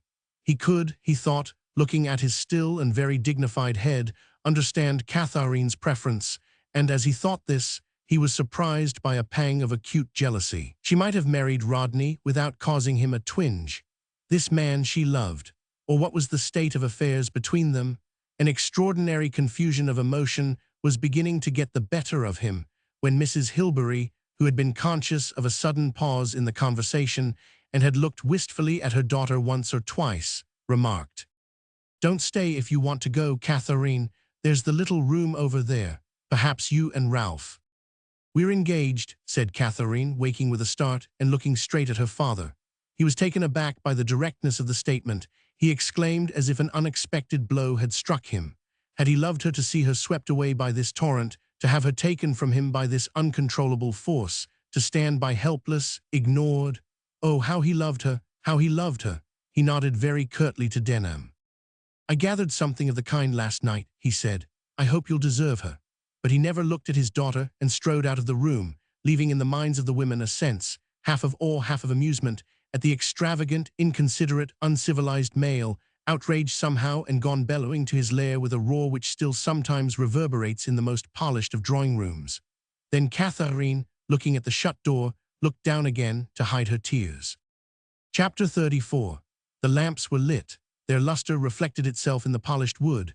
Good wine was passed round the dinner table. Before the meal was far advanced, civilization had triumphed, and Mr. Hilbery presided over a feast which came to wear more and more surely an aspect, cheerful, dignified, promising well for the future. To judge from the expression in Katharine's eyes, it promised something, but he checked the approach to sentimentality. He poured out wine. He bade Denham help himself. They went upstairs, and he saw Katharine and Denham abstract themselves directly. Cassandra had asked whether she might not play him something, some Mozart, some Beethoven. She sat down to the piano. The door closed softly behind them. His eyes rested on the closed door for some seconds unwaveringly, but by degrees the look of expectation died out of them, and with a sigh he listened to the music. Katharine and Ralph were agreed with scarcely a word of discussion as to what they wished to do, and in a moment she joined him in the hall dressed for walking. The night was still and moonlit, fit for walking, though any night would have seemed so to them, desiring more than anything movement, freedom from scrutiny, silence, and the open air.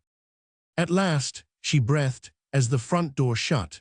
She told him how she had waited, fidgeted, thought he was never coming, listened for the sound of doors, half expected to see him again under the lamp-post, looking at the house. They turned and looked at the serene front with its gold-rimmed windows, to him the shrine of so much adoration. In spite of her laugh and the little pressure of mockery on his arm, He would not resign his belief, but with her hand resting there, her voice quickened and mysteriously moving in his ears, he had not time, they had not the same inclination, other objects drew his attention. How they came to find themselves walking down a street with many lamps, corners radiant with light, and a steady succession of motor omnibuses plying both ways along it, they could neither of them tell, nor account for the impulse which led them suddenly to select one of these wayfarers and mount to the very front seat. After curving through streets of comparative darkness, so narrow that shadows on the blinds were pressed within a few feet of their faces, they came to one of those great knots of activity where the lights, having drawn close together, thin out again and take their separate ways. They were borne on until they saw the spires of the city churches pale and flat against the sky. "Are you cold?" he asked as they stopped by Temple Bar. "Yes, I am rather," she replied, becoming conscious that the splendid race of lights drawn past her eyes by the superb curving and swerving of the monster on which she sat was at an end. They had followed some such course in their thoughts too. They had been borne on, victors in the forefront of some triumphal car, spectators of a pageant enacted for them, masters of life. But standing on the pavement alone, this exaltation left them. They were glad to be alone together. Ralph stood still for a moment to light his pipe beneath a lamp. She looked at his face, isolated in the little circle of light. "Oh, that cottage," she said. "We must take it and go there." "And leave all this?" he inquired. "As you like," she replied. She thought, looking at the sky above Chancery Lane, how the roof was the same everywhere, how she was now secure of all that this lofty blue and its steadfast lights meant to her. Reality, was it, figures, love, truth? "I've something on my mind," said Ralph abruptly. "I mean, I've been thinking of Mary Datchet. We're very near her rooms now. Would you mind if we went there?" She had turned before she answered him. She had no wish to see anyone tonight. It seemed to her that the immense riddle was answered. The problem had been solved.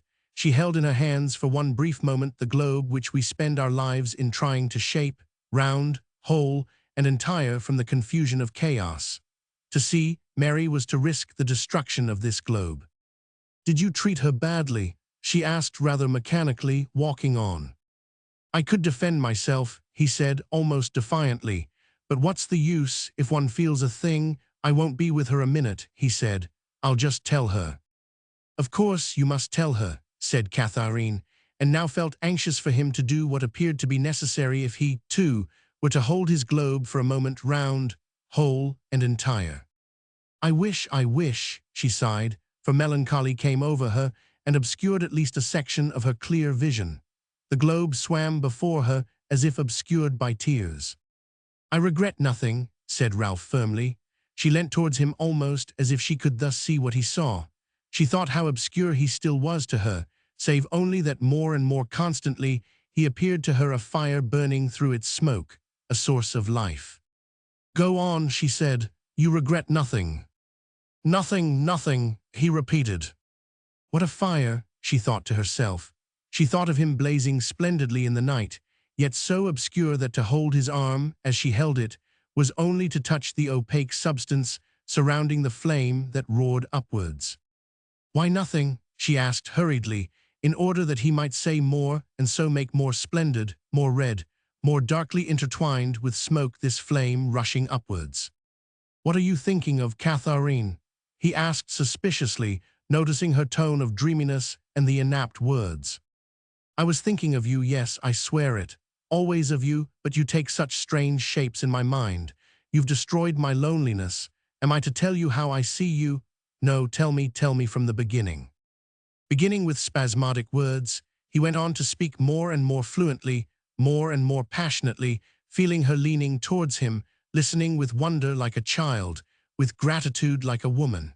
She interrupted him gravely now and then. "But it was foolish to stand outside and look at the windows. Suppose William hadn't seen you, would you have gone to bed?"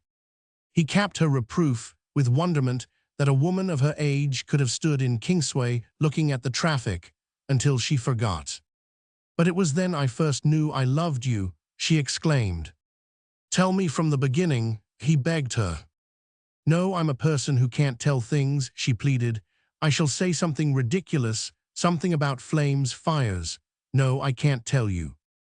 But he persuaded her into a broken statement, beautiful to him, charged with extreme excitement as she spoke of the dark red fire, and the smoke twined round it, making him feel that he had stepped over the threshold into the faintly lit vastness of another mind, stirring with shapes, so large, so dim, unveiling themselves only in flashes, and moving away again into the darkness engulfed by it. They had walked by this time to the street in which Mary lived, and being engrossed by what they said and partly saw, passed her staircase without looking up.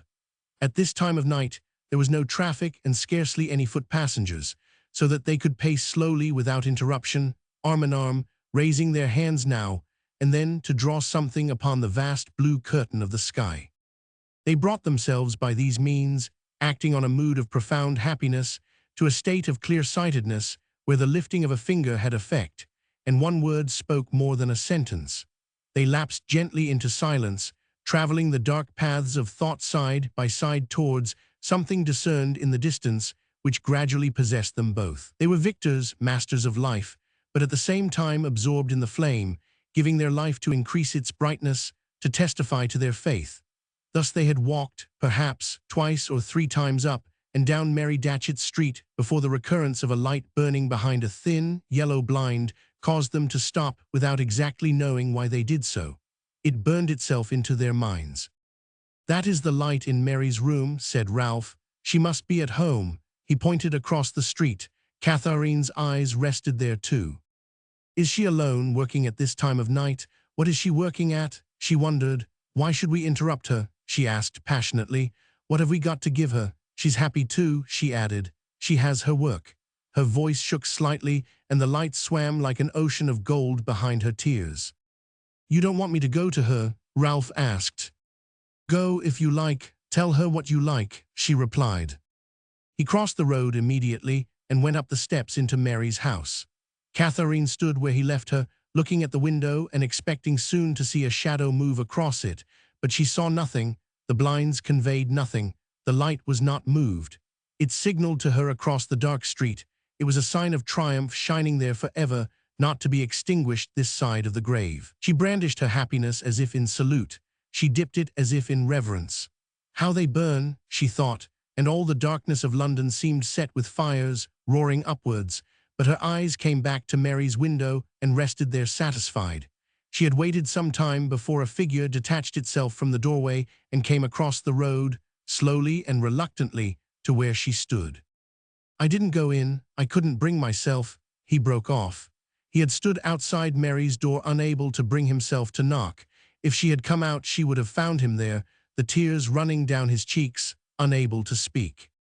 They stood for some moments, looking at the illuminated blinds, an expression to them both of something impersonal and serene in the spirit of the woman within, working out her plans far into the night, her plans for the good of a world that none of them were ever to know. Then their minds jumped on, and other little figures came by in procession, headed, in Ralph's view, by the figure of Sally Seal. "Do you remember Sally Seal?" he asked. Katharine bent her head.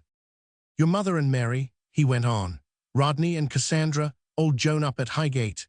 He stopped in his enumeration, not finding it possible to link them together in any way that should explain the queer combination which he could perceive in them as he thought of them. They appeared to him to be more than individuals, to be made up of many different things in cohesion. He had a vision of an orderly world. "It's all so easy, it's all so simple," Katharine quoted, remembering some words of Sally Seal's, and wishing Ralph to understand that she followed the track of his thought.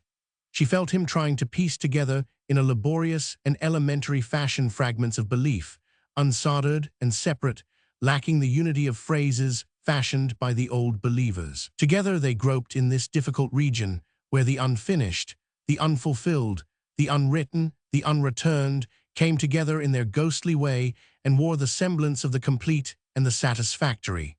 The future emerged more splendid than ever from this construction of the present. Books were to be written, and since books must be written in rooms, and rooms must have hangings, and outside the windows there must be land, and an horizon to that land, and trees perhaps, and a hill, they sketched a habitation for themselves upon the outline of great offices in the Strand, and continued to make an account of the future upon the omnibus, which took them towards Chelsea. And still, for both of them, it swam miraculously in the golden light of a large, steady lamp. As the night was far advanced, they had the whole of the seats on the top of the omnibus to choose from, and the roads, save for an occasional couple, wearing even at midnight an air of sheltering their words from the public, were deserted. No longer did the shadow of a man sing to the shadow of a piano. A few lights in bedroom windows burnt, but were extinguished one by one as the omnibus passed them. They dismounted and walked down to the river. She felt his arms stiffen beneath her hand, and knew by this token that they had entered the enchanted region. She might speak to him, but with that strange tremor in his voice, those eyes blindly adoring, whom did he answer? What woman did he see? And where was she walking? And who was her companion? Moments, fragments, a second of vision, and then the flying waters, the winds dissipating and dissolving. Then, too, the recollection from chaos, the return of security, the earth firm, superb and brilliant in the sun. From the heart of his darkness he spoke his thanksgiving. From a region as far as hidden she answered him. On a June night the nightingales sing, they answer each other across the plain. They are heard under the window among the trees in the garden. Pausing, they look down into the river, which bore its dark tide of waters, endlessly moving beneath them. They turned and found themselves opposite the house. Quietly they surveyed the friendly place, burning its lamps either in expectation of them or because Rodney was still there talking to Cassandra. Katharine pushed the door half open and stood upon the threshold. The light lay in soft golden grains upon the deep obscurity of the hushed and sleeping household. For a moment they waited, and then loosed their hands. "Good night," he breathed. "Good night," she murmured back to him.